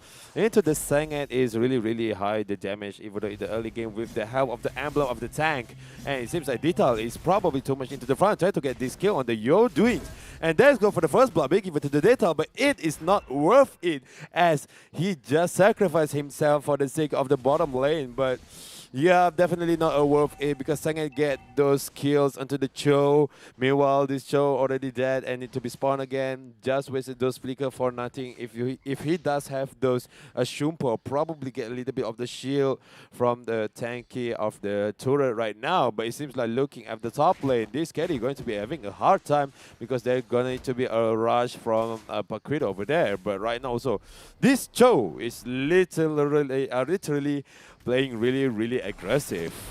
Yeah, that's going to be one of the more interesting part, but we do see that there is going to be a fight here on towards the side of the jungle, and there's going to be a first blood here coming in for Universitas Samunagara, but it's Tanjungpura, excuse me. But we do see that IPB University right now will be able to get the 2 kills here. Clouds has been taken down for that exchange here. Doesn't look very good in this matchup. Dita as well as Mexa will be able to get kill credits here, and Sangat gets kill credits, but it is going to be Udins as well as Clouds that get taken down in that exchange. Yeah, and looking at the turtle right now, will be taken down by the Claude, which is being used by Mecha right now, and there it is for the Blues. Oh, Kato with those knockout blow will be taken down this Yodin, just like butter, and slice it down just like that. And Nick on the middle of the lane is trying to poke with the Soul Bloom as much as possible because he knows those Soul Bloom really hurt, even though Sangat cannot do anything about it, including ecstatic. Yeah, it's going to be interesting here. IPB University right now starting out off with 3 kills already and about 1,700 goal advantage here for themselves. So it might be a very interesting turn of events here for the side of IPB University, as they might actually force members of UT to actually go to a 3rd game. But we do see that Universitas Tanjungpura tends to play it from behind here. Dita right now trying to go in for a fight here. Katsu over to the top side here may actually get into this game. Dita right now trying to get a very interesting fight. Way of the Dragon is going to be up soon. Yeah, and looking at the rotation right now, we have seen the Esmeralda from the top lane has been sent to the bottom lane just to deal with this Hinoklo. But looking at this right now, which is Esmeralda, it seems like big pressure so hard by Hinoklo. This is why don't give Hinoklo those Uranus. But on the top lane, there goes for the Way of the Dragon and the Unstoppable Force from the Jawhead, and the knockout blow from the Kato will be take down Jawhead like that. And there goes for the top lane, and for the bottom lane also there's also team fight is going on. But it seems like there is not enough power, manpower over here. And Singer with those Hurricane Dust into the Negra with the Purify over there, and there goes for the Blazing Duel from the Claw to the backline of the line, and there goes 1 kill into the Akai, and there goes 1-0 for Team IPB University. 1-0 here coming in for the side of IPB. IPB right now will be able to get their first turret here, and it seems that the numbers are going to be starting to skew in favor of the side of IPB. About 3,000 goal advantage here for the side of IPB. IPB right now trying to go in. Very questionable attempt there coming in from Udins. Nice. That is a really nice kill from the Paquito on the top of the lane. But it seems like look at the turtle will be taken down easily by a team from IPB University. From the Claw using those retribution, just taking up those turtle. But it seems like from the carry, which is Cloud, is having a hard time going to a little bit of the farming. Probably doesn't have enough items to gain into the team fight. But look at the top lane right now, which is Kato is alone on the top lane, and there is also Sangat on his way to the top, trying to gank this Kato right now, but there isn't any vision for Kato. So there goes for the meteor shower in the mid lane. We want to see on the top lane what is happening right now. There is any visual, but there is also Cho arrive on the top lane, but it seems like there goes from the team fight isn't happening. But looking at the atomization right now, that we can see from Cloud, they're using carry. Oh, there goes the Hurricane Dance into the Kato, but not enough damage to defeat him. Kato still survive, and then comes the help. Kato still survive on those. Oh no, web the dragon into those Jawhead, and this Jawhead will be taken down first from the Cho. Oh lord. Kato literally 1 health away from being killed over there, harm. Yeah, very, very interesting here coming in from the side of IPB. IPB was very much calculative in how they wanted to end that fight, and I believe that IPB was definitely going to work it out in their favor. Hinoklo right now over to the bot side will be able to open up another turret. 2 turrets in the favor of IPB right now. Universitas Tanjungpura definitely having a bit of a problem here. Aheng right now exchanging with Hinoklo. Hinoklo is going to go for the commit, but it seems that they might actually go for the overextended Hinoklo over the bot side here. But they have to be careful because mid lane is very much exposed here. They have to also be careful of the fact that Ditsal will be able to come from the back. If they're able to set up the way of the dragon, it's going to be hard. Aheng right now may actually be taken down. Oh, Aheng almost been taken down over there, but on the ball mid lane right now, there goes Circle Eagle and the way of the dragon onto the carry. This carry will be targeted. Too bad, but Ditsal is on a low HP. There goes the ejector into the back line again, but Ditsal still survived, and there goes the unstoppable force from this Jawhead. But Yudin will be taken down by the Uranus that coming from the back line. Hinoklo really dominated with this Uranus,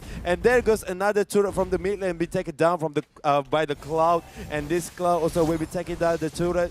The turtle is alone right now without any help from anybody. He's already level 11 on a minute of 6 minutes and 52 seconds. And it seems that it is going to be Mexa right now. Definitely going to be enjoying quite a bit, but it's going to be Hinoklo that might actually get taken down. No, he's too tanky here, as there is going to be a bit of a re-engage from the side of Ditsal. Ditsal's got to be careful though. He has to get behind to be able to start that way of the dragon. Yeah, definitely that Hurricane Dance into the Hinoklo. Literally attack from the Cloud didn't hit any effect at all. You can see the HP from Hinoklo like doesn't move at all while he being pinned down. And there it goes on the top lane. Kato is having a good time trying to take down this top tower, the second one. But it seems like look at the bottom lane. There's a pressure from the Hinoklo into this Esmeralda, and the ejector didn't hit into this detail. And yeah, let's go for the Hurricane Dance. There's nice purifier from Nick into the immune dose Hurricane Dance, but it seems like in the mid lane there goes for the meteor shower from the Chang'e, trying to get into the minion, but it seems like not enough meteor shower to get to the whole of the ballistic minion at the back. Alright, Neg right now trying to move himself into a very special position here. Aheng is going to be onto the bottom side, as they are going to try to stop this wave from crashing down, as we do see that members of IPB University will be able to freely move around their jungle with reckless abandon here. Not to worry too much about the positioning because they are so far ahead. About 9,000 gold advantage building up on the side of IPB University. Cross, what does Universitas Tanjungpura need to do to be able to come back from this game? Well, what they can do is they need to try to take down Hinoklo in the meantime, because Hinoklo is the one who make the game changer of this thing. These are also one of the most, the game changer with the Way of the Dragon into the carry. Also, yeah, these two people, they need to be watched out for. But Kato also really well using the Sparkwido, and those Hurricane Dance didn't hit anyone at all. And there goes for the Hurricane Dance. It seems like you see the damage of Yudins. This Mecha already too pain to be handled with. If one Blazing Duet from the Mecha will just literally obliterate everyone from the University Tanjungpura right now. And there goes for the turtle, but it seems like it's already turned into 9 minutes and Lord will be spawned instead. But see, look at Hinoklo. He just took all the damage from the carry and didn't flinch at all. And in the mid lane, there goes for the Hurricane Dance into getting the down.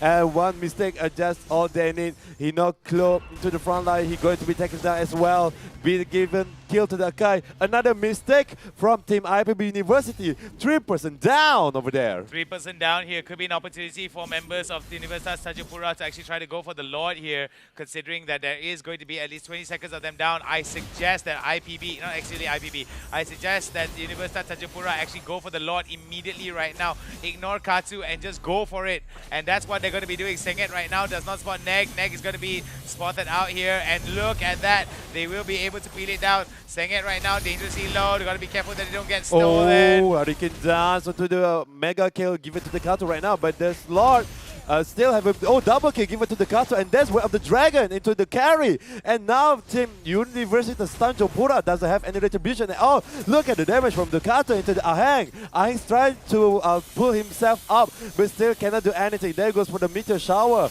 trying to helping Ahang on the bottom lane, but it seems like this lot are going in the favor of IPB University.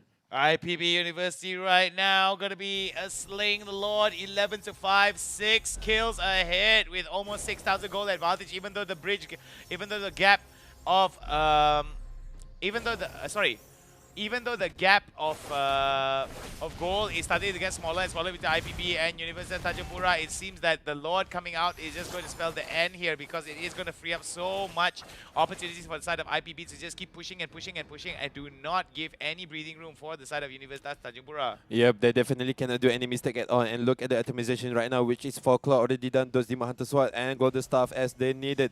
And into the Immortality, if I'm not mistaken, over there is trying to do that. And also from Team Untan, which is Universitas Tanjungpura, which is Carry, just done breastplate armor on the way to the endless battle. Quiet, a little bit slow on the 11 minute right now, but we can see Sang over there will be taken down as well from the Matilda, and they are taking the mid lane. Meanwhile, Lord of the top has been taken down, but it seems like from Team IPB University, they cannot do anything to end the game. Meanwhile, they are going to take those bottom lane of Inhibitor turret, and yeah, they're going to take it as easy as that, but they're still not going to end it. They try to take another Inhibitor turret on the top lane, and there goes for the Ahang on the front line, try to tank all the damage they be taken out by IPB University, but it seems like from IPB University, they are going to back off because they don't want to be overcommitted.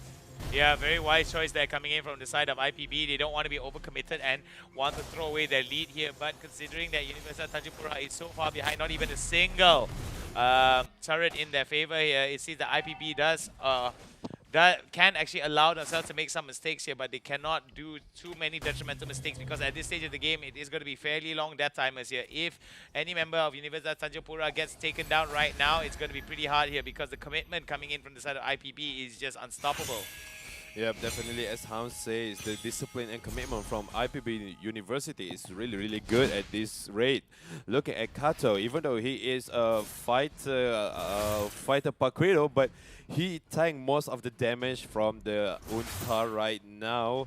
But it seems like Mecha is already on his full stack, trying to keep those stack at 10. But looking at the mid lane right now, one mistake cannot be done by Clouds. If Cloud been taken down, then there is no other damage except for Changi and Esmeralda at the same time. But both of these guys doesn't have any much itemization to be the damage in. But look at the front line, which is Dal just literally taking 4 of the team from Untan with him just to bait it out from the base. Yeah, so we do see here over to the top side, there is going to be a lot more push and pull coming in from the side of Universitas Tanjungpura. IPB University biding their time here, 60 more seconds before the Lord comes in. Yeah, definitely this is going to be the second Lord and Luminous Lord at the same time. So, are we going into a really, really hard match for both of these teams? Even though from Team IPB University, they are having a hard time, even though they are already on the kill lead with around 7 kill ahead over there. And yeah, right now, as you guys can see, for IPB University, they are waiting for the Lord to be out, and this is their only chances to take out Unta for the match too. Alright, it's going to be seeing over to the top side here, IPB University right now trying to move themselves in a position that they can better themselves with, but it's all a matter of time here. We do see that Hinoklo is going to try to move their way into position, but it is going to be interesting because IPB right now may actually walk into a trap, but whether or not Universitas Tanjungpura will be able to output the damage is yet to be seen here. Very nicely done. Lord going to be up in 3 more seconds. An opportunity for Tanjungpura to actually come back into the game. Lord is in.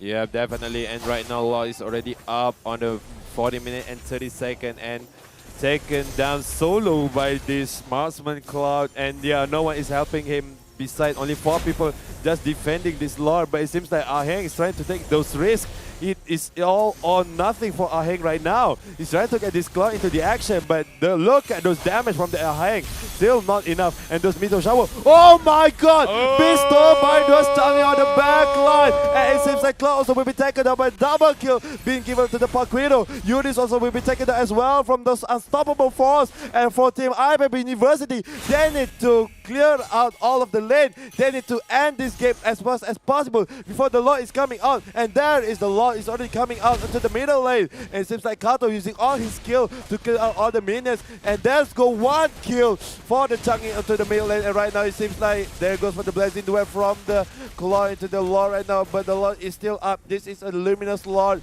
Still really a lot of HP over there. And there's only 4 people left. And for Team IPB University, they are going to take this match. Still not ended yet, but here we are, IPB University taking their first win into the grand final. Looks like there's going to be some heckery here at the UiTM International Sport Fiesta. We won't be able to see another 2-0. It is going to be 2-0 only one time from NUS, as we're going to be heading into game number 3 between these two players at the finals here at the UiTM International Sport Fiesta 2021. It has been crazy, it has been interesting, and most of all, it has been competitive for both these teams. A big jump in skill. A big jump in competition for both these teams, as we are going to prepare ourselves for game number 3. Cross, what do you think about that game thus far? Well, that is really a roller coaster for our grand final. Literally not going to be 2-0, but it is 2-1. So the next game is our last game for the grand final Mobile Legends Bang Bang UiTM International Sport Fiesta 2021. A fierce battle between IPB University versus Universitas TANJUNGPURA over here. Yep, it's going to be a very interesting one between UT and IPB. However, we're going to go on a short little break as we set up all the stuff behind the scenes, because we got one final game to go to determine the winner of this UiTM International Sport Fiesta 2021. I'm Hound, he's Cross. We'll be back in a bit. Don't you dare go anywhere. We'll see you in a bit.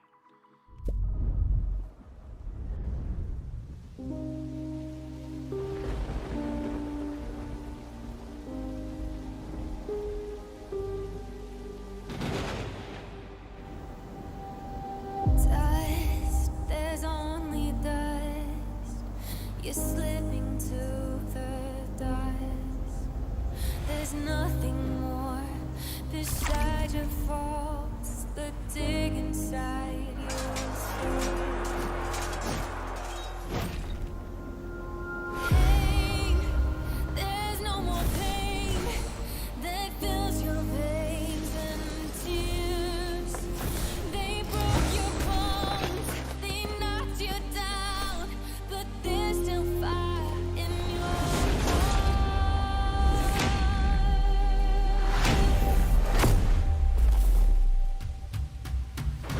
Strive again,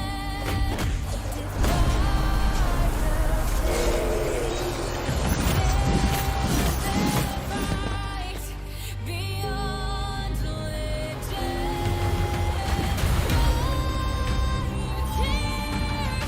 And don't look back.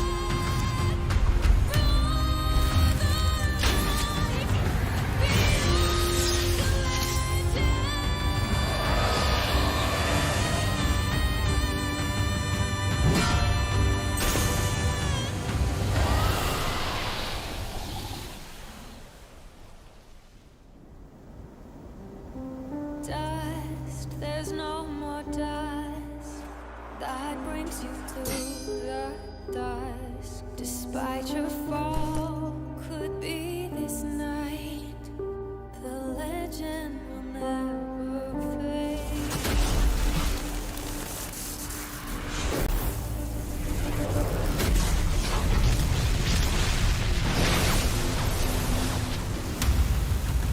Fight for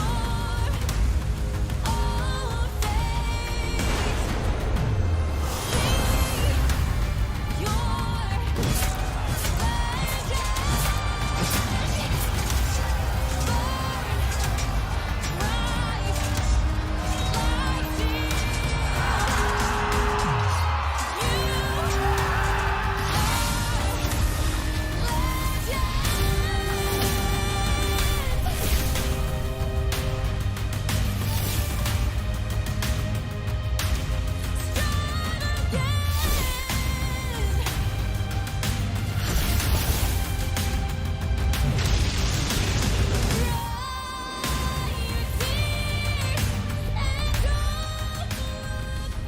Alright, ladies and gentlemen, welcome back to the Mobile Legends Bang Bang UiTM International Sport Fiesta 2021. And here you are with me, Cross, and him, Hound. We are going to jump into the truly grand final, the final match for today, for tonight, between IPB University versus Untan. Huh? Universitas Tanjungpura. Yeah, and short form is Untan. Untan, eh? Yeah, Smart. I saw very smart, very smart. most of the comments say hashtag Untan. I was like, oh, then I'm going to take Untan then. All right, we're going to go with Untan then, all right? Big shout out to all of you guys back at home there for giving us a little bit of information about that. So it's going to be Untan versus IPB. Hopefully both these teams are going to be able to push it to the limit because this is the last and final game. No more mistakes are going to be made. No more second chances. Whoever wins this will be crowned the champion of the UiTM International Sport Fiesta 2021. Yep. And we have been excited to be able to bring you from morning PUBG Mobile up until now, Mobile Legends Bang Bang. We have one final game and we're about to go into the draft very, very quickly, and we can't wait to see what the drafts are going to reveal to us and how the game is going to transpire. Well, if Uranus is going to be given to the Hinoklo again, I guess that is the game actually.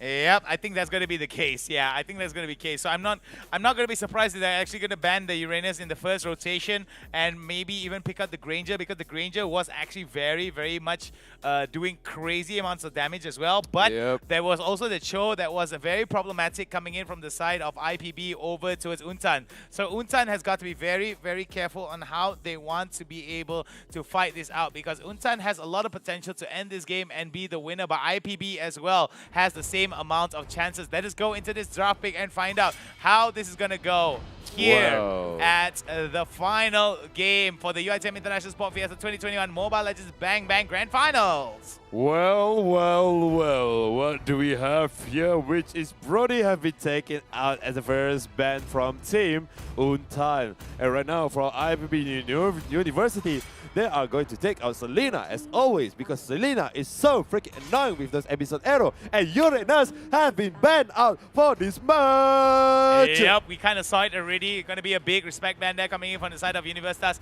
Tanjungpura and Untan basically. So IPB right now very aware of this. They might actually pick out another pocket pick that may be very much into their meta, into their playstyle, that can actually bring out their best capabilities here. So I'm pretty interested to see how IPB is going to be responding here. Universitas Tanjungpura has the agency to actually pick out the first one here. Initiative on Untan.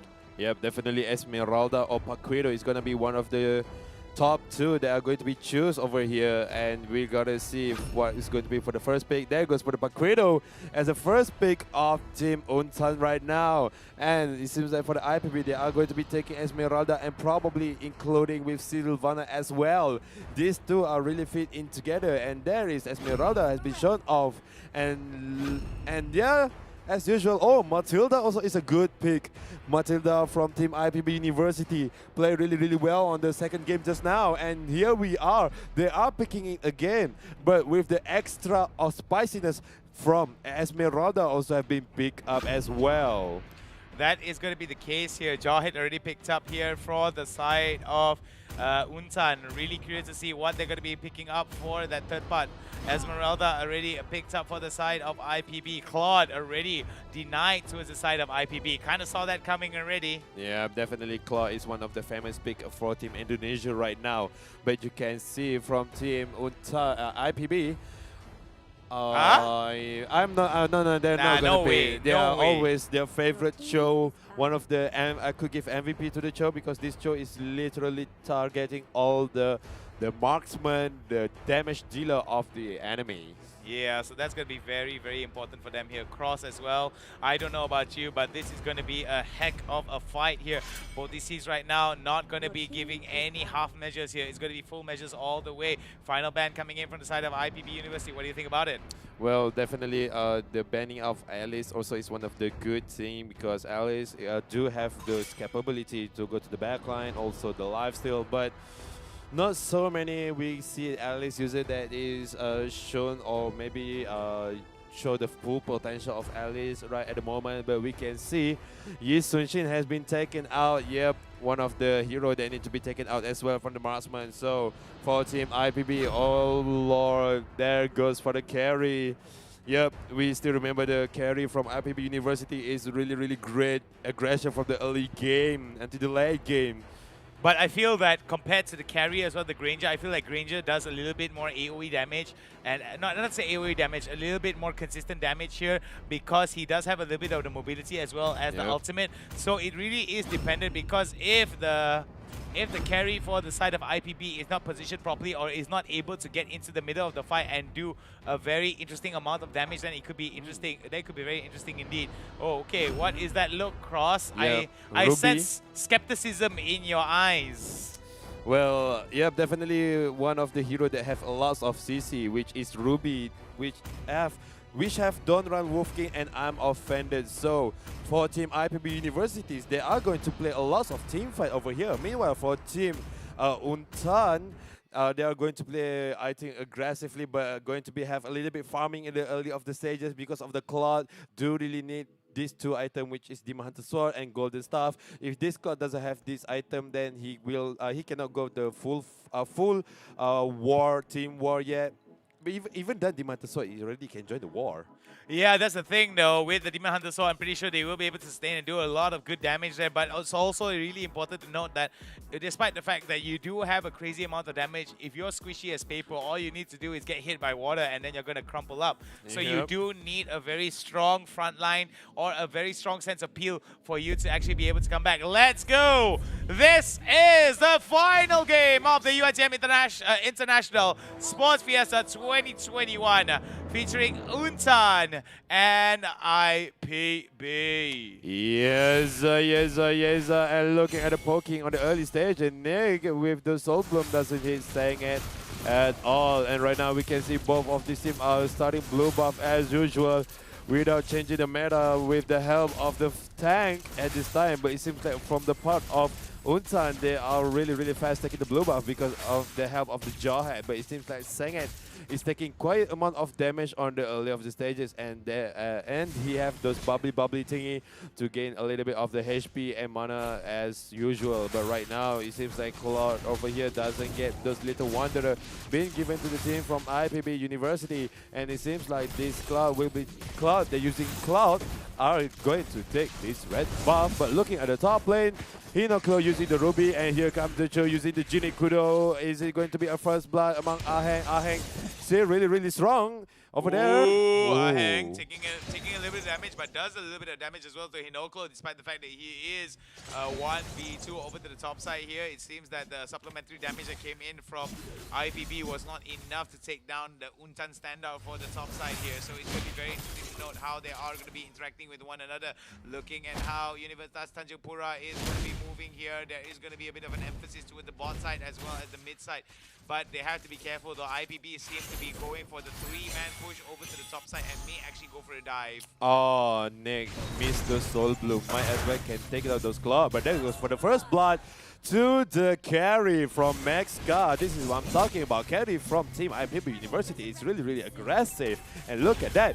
From the Blazing Duet taking down those Matilda as well. And there goes Dital into the bush. Doesn't have any... oh, such a nice start. 3 people start over there. But 1 kill will be given to the X30. Oh, such a nice ejector from the Jawhead.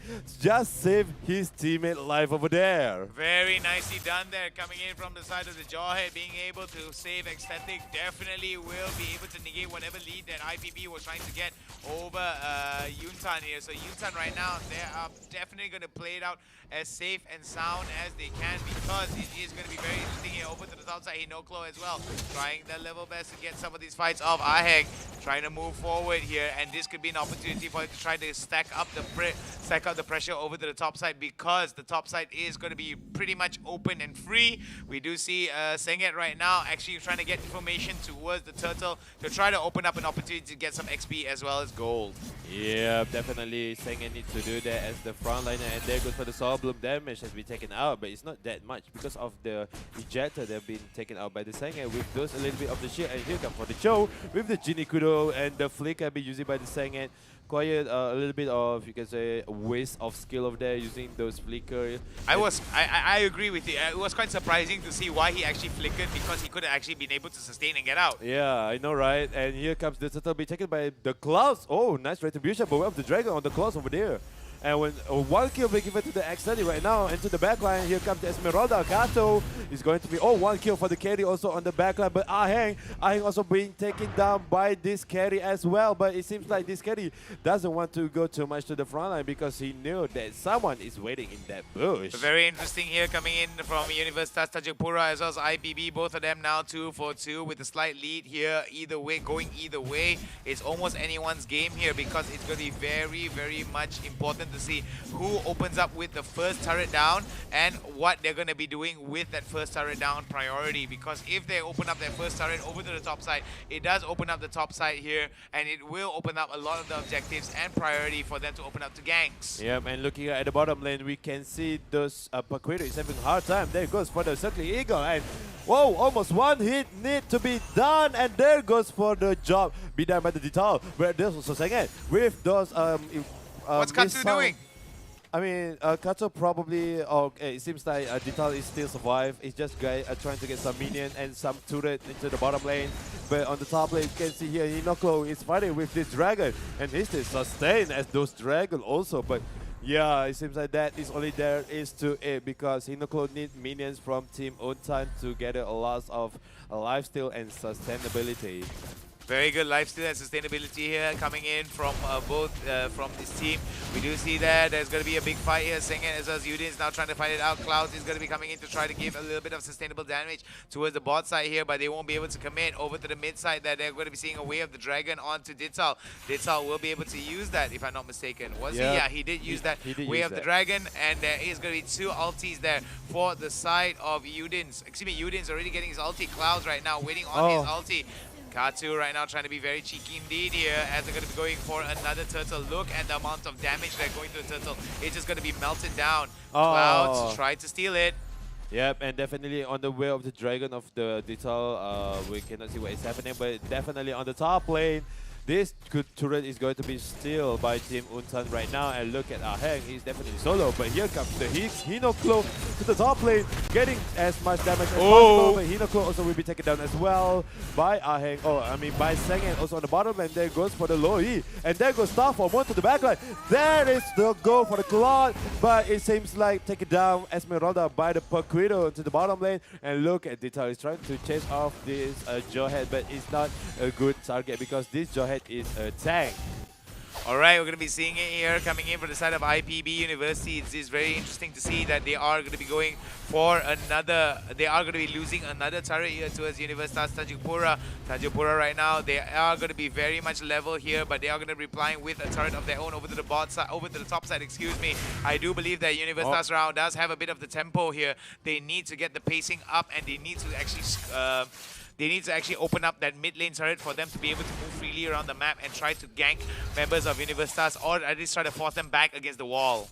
Yeah, as you can see right now from Team IPB University, even though they have around 1 kill difference, but it seems like from the different of the turret is given to the Team Untan over here, just 2 to 1, and there's goes Sengen with the ejector. Oh, such a nice immune from Detail using those Shumpo.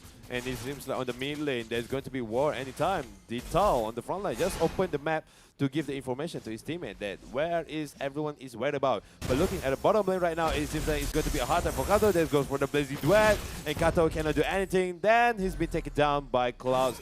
There is, I think, Deadly Blade being done from one of the team over there. It's either Paquito or Cloud. But right now on the bottom lane, there's going to be another steel turret. Oh, on the top lane also been given kill to this dragon to the Ruby. Oh boy! On the mid lane, what is happening right now? All right, we're gonna be seeing Mexa right now in a lot of trouble here. It's gonna be Aheng that gets into the middle of it. Boom! Shakalaka comes in from the side of UT. UT right now slowly wrestling away the lead, and it's gonna be another turtle here coming in from the side of UT. Might be able to steal their first ever turtle here, and hopefully they won't be punished for it. And there it goes, an easy turtle for them. It has been IPB that has been controlling the turtle for the most part, but it seems that it is working out in favor for the side of UT. Yeah, definitely. There is such a nice Black Dragon from the Aheng over there, trying to search for the carries into the backline. Even though he's taking quite a bit of a little risky over there, but he definitely did it. He find the objective. He did know what he want to do, and he did execute it really well. And right now, it seems like for Team IPB University, they are the one who was like pushing. They are the one who being pushed back. But there goes for the ejector from the Jawhead into the Esmeralda. It's not a good target because Esmeralda already used her Purify just to gain immunization from this Jawhead, and it seems like this blue buff are going to be taken away by Mecha that using carry. Yeah, it's going to be very important indeed here on how they're going to be moving forward. I do believe that coming in from the side of Untan, they do have a lot of opportunities here. 60 seconds before the Lord comes into play, wondering whether or not IPB will be able to contest this. They are going to be going very aggressive indeed towards the mid side here. Anyone's game here, but it's going to be Neg that gets hit by quite a bit. But look at that, Mexa will be able to do quite a bit of damage here. Here comes Aheng. Aheng trying to disrupt all the fight, but it is going to go to Zinsal here. But the amount of damage is coming in. Look at it. Almost getting blown up. Kato in the middle there will actually take the brunt of the damage. Not much here. It seems that it was going to be in favor for IPB. They were able to take down Udins here without losing any of their members, and it seems that this could actually open up the opportunity for them to go to the Lord. Oh, I spoke too soon here. One kill be given to the Cloud just now. That is a really nice kill, and overextended from Hinoklo. He cannot even reach the Cloud because he doesn't have those I'm offended. But I don't know why he take those risks. He's not supposed to take that risk. And right now there is ejector into the Joe right now, and here comes on the middle lane, which is the unstoppable force from the Sangate into too much to the turret, and he's going to be punished for that. And there goes for the blazing duet into the Matilda. But since with the gliding wind, Matilda going to just gliding out of the situation. It's going to be very interesting indeed here, as we're going to be seeing IPB right now going to try to push over to the bot side as well as pushing down towards the mid side. We do see here that coming in, you see Yuntan trying their level best to push it out. And look at the difference of the turret is 3-2-1, but it seems like there is the teleportation coming from the Louis onto the top lane. And it seems like Hinoklo is in trouble, and here comes Hinoklo, will be taken down, killing spree being given to this Yuzong. Aheng right now being able to win very big indeed here. Neg right now going to try to run back. We do see that there is going to be a lot of opportunities for them to contest onto the Lord. We do see that Lord is going to be leashed out here. A lot of opportunities for them to try to fight it out, but it's going to be reset slightly. Neg is not too far behind. Mexa is still in play, but what's important is Hinoklo is not in the game. They still have 5 players here trying to do as much damage as they can towards the Lord. It could be a big opportunity for the side of IPB to be the spoiler here, but it seems that it is going to be a very close game. Aheng right now goes full dragon here, and it could be an opportunity for him to actually get the out. But it is going to be Lord going over towards UT, Mega Kill going over towards Aheng. Aheng right now popping off and taking down another one. Clouds right now, look at the amount of damage. Kaboom shakalaka before he goes behind, and it's going to be a double kill going over towards the side of IPB. Yep, definitely double kill for both of them, and such it seems like those I'm offended didn't hit into the Cloud right now. And right now Hinoko, he cannot do anything. The damage from the Cloud is too much already. And they need those Esmeralda, which is Kato, to get to the backline using those falling Star Moon to the backline of the Cloud, and need to take them as much as they could. But look at that, Lord already spawned on the bottom lane of Team IPB University. They need to defend this a lot as they could, but no worry not. This is just a normal lot, not a luminous lot, so they still can defeat this lot as easy as possible. But there's still, you see, Senget is on the bottom lane trying to defend this lot alone, but there is also Dital using those Genie Kudo and doesn't want to engage with Cloud because Cloud is too pain to be dealing with. And who do they need to get to the Cloud except for Esmeralda? Without Esmeralda, they can't do anything at all. Yeah, we've got so much action here. More and more turrets are falling down here.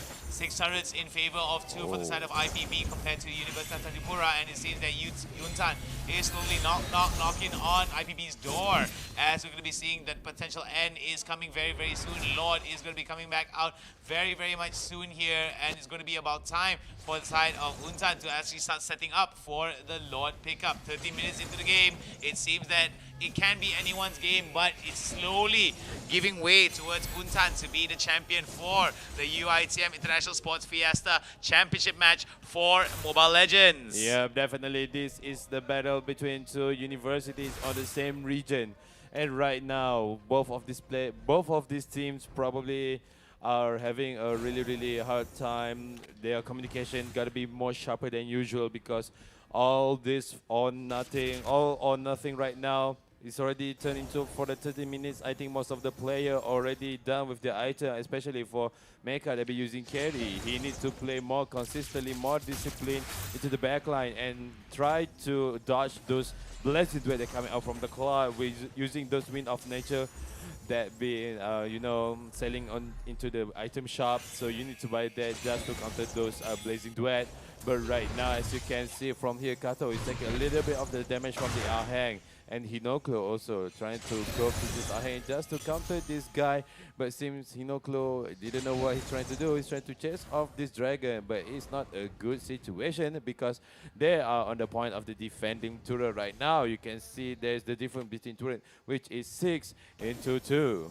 Yep, it's going to be very interesting indeed here, as we're going to be seeing how these players are going to be going. So it is going to be one of those opportunities for them to actually start up with a 45-second the cooldown. teleport. The teleport's going to be coming in. 3-man teleport. Oh my goodness, they might actually go for the bamboozle here. We know Klo, one of the more tankier guys, is going to be taken down. This is going to be very bad here, coming in from the side of IPB. IPB right now, 30 seconds left, and this is going to be very, very smart indeed. By the time Hinoklo comes into the fight, oh my god, the Way Dragon is going to be good, but the numbers are not going to be good for the side of IPB. IPB right now in a lot of trouble. Neg right now has to get back to his base and has to regenerate. For the side of Yuntan, they do have 20 seconds to work with. They will be able to go for the Lord and contest it. It's only a matter of time before Hinoklo comes in. They have to be very, very quick. We see Dinsal right now moving towards the Lord. May actually try to set up a trap here, or at least get some information. But he needs to be back at home. He may actually try to get this, but look at that Ahang in the middle of it, going all full dragon mode here. Dinsal tries to get on the backside, but I think he may have put himself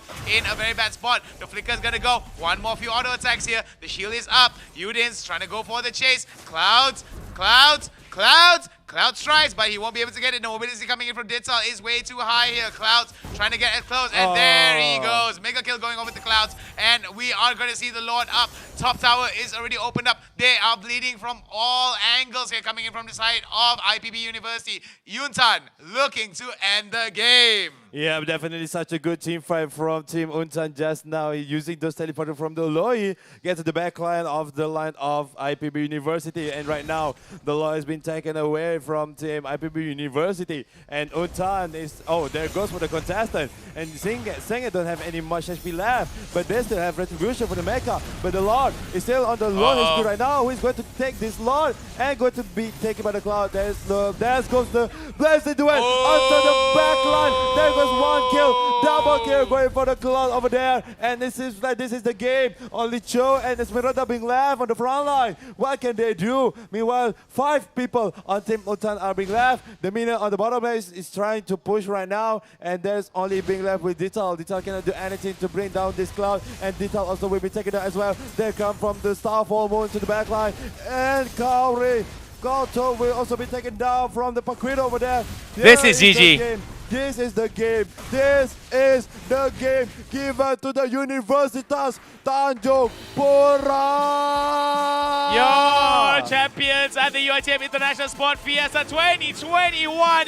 Ladies and gentlemen, from Indonesia, Universitas Tanjungpura. Yeah, congratulations to them. They fight really hard. They fight really well on this grand final. On the top of the winner bracket, they fought through 2-1 until the grand final is 2-1 also. And that it is, guys. Your champion, all your idols is the University Tanjung Tanjungpura. Yep, I do agree on that here, ladies and gentlemen. It is going to be very, very interesting indeed coming in from the UiTM International Sport Fiesta. Very, very big congratulations towards the side of Unsan there. I'm pretty sure the comments are just going hashtag Unsan win, hashtag Unsan win, hashtag Indo, hashtag Indo Pride, hashtag Indonesian Power, hashtag all the hashtags right there. So thank you guys very much. We don't think there is going to be a need for the scorecards, I think, because it's pretty much self-explanatory. Yeah, I mean, it's already been decided who's the first place and who is the second place. The first place is going to the UNTAN, which is University Tanjungpura. And for the second place, we'll be going to the IPB University. And here we are, the post standing for our final match. Give it to you all right now. All right, wait. It was just a scam. It was just a scam. You fell for the bamboozle here. But Yeah, for those of you guys who definitely. don't know, right, it has been a long, long day. We would like to apologize from the bottom of my heart and from the bottom of Cross's heart that if we ever made any mistakes, if we ever said anything wrong, if we ever mispronounced anything, we'd like to apologize to you guys at home. It is all about the fun for us here. We had tons of fun.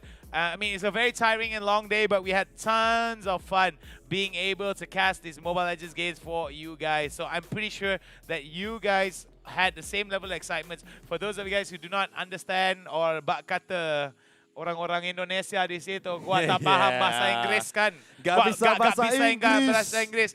Maaf sangat-sangat, because this is an international stream. So we have to make sure that everybody is included with a common language. So we do hope that in the future, if you guys join in, we will be able to cast to you in Bahasa Malaysia as well. Let's take a look at the standings, ladies and gentlemen. Give it away. All right, big congratulations. We're going to go for 4th to 1st. It's going to be Universitas GADJAH MADA from Indonesia in 4th place. National University of Singapore in 3rd place. 2nd place is going to go to IPB University from Indonesia. And finally, your champions for the UiTM International Sports Fiesta 2021 is going to go to Universitas Tanjungpura. The only game to go 2-0 is going to go towards NUS. Thank you for that honor. NUS is definitely going to bring that honor home with pride. But it seems that Tanjungpura were able to go 2-1 against IPB University here at the UiTM International Sport Fiesta 2021. We can see over here our total domination from Team Indonesia over here, but also congratulations from Team Singapore for getting the 3rd place for this tournament. And here we are. This is going to be our final depart with each other. Thank you for watching, ladies and gentlemen. And here is your champion. Take the screenshot and share it to your friends that we are the champion of UiTM International Sport Fiesta 2021. It's always very great to be able to cast these legendary games here. For those of you guys who just joined us, we'd like to apologize. This is the end. This is the final day. There are no more games tomorrow. So if you are going to be coming in tomorrow expecting same games, same times, we would like to apologize to you guys because it has been a heck of a weekend. Yep, definitely. Because right now, on today, we have 2 champions, which is one from Malaysia on Team PUBG, UiTM MADA getting the champion. And on the Mobile Legends Bang Bang, there goes for the University Tanjungpura. Congratulations both of this team. They both play really well. Well, I have no qualms in saying that it has been an honor to share a casting session with you here, Cross. It has been a very big honor. It has been very humbling as well to be able to learn from you, and I hope that you learn from me equally as well. So we do hope to be able to see you again soon in the near future. And any closing words before we go, Cross? Well, thank you for watching, and thank you for those guys who keep supporting this live stream, even though this is my first time casting in English, and I maybe misspoke a lot of things for this past 3 days. I'm really sorry about that, but I'm going to improve myself in the future for the better casting job. And thank you also for the help for carrying me in PUBG Mobile. But yeah, he's the legend himself. I'm really honored to be co-caster with him. I'm pretty surprised for the first time that I met him to be such a big guy over here. I'm pretty big in many ways. So anyway, all jokes aside, thank you guys very much for joining us. If you joined us from day 1 up until day 3, we would like to thank you very much for your patience as well as your support from starting to the end. And if you just joined us for this last day, or heck, if you just joined us right now, thank you guys for your time. Again, special thank you to everyone involved, whether you're in front of the camera or behind the camera. Give yourself a big pat on the back and a big clap because it is the end of the show. We will see you again for the next UiTM International Sports Fiesta 2021. We will see you again soon. Take care and bye-bye.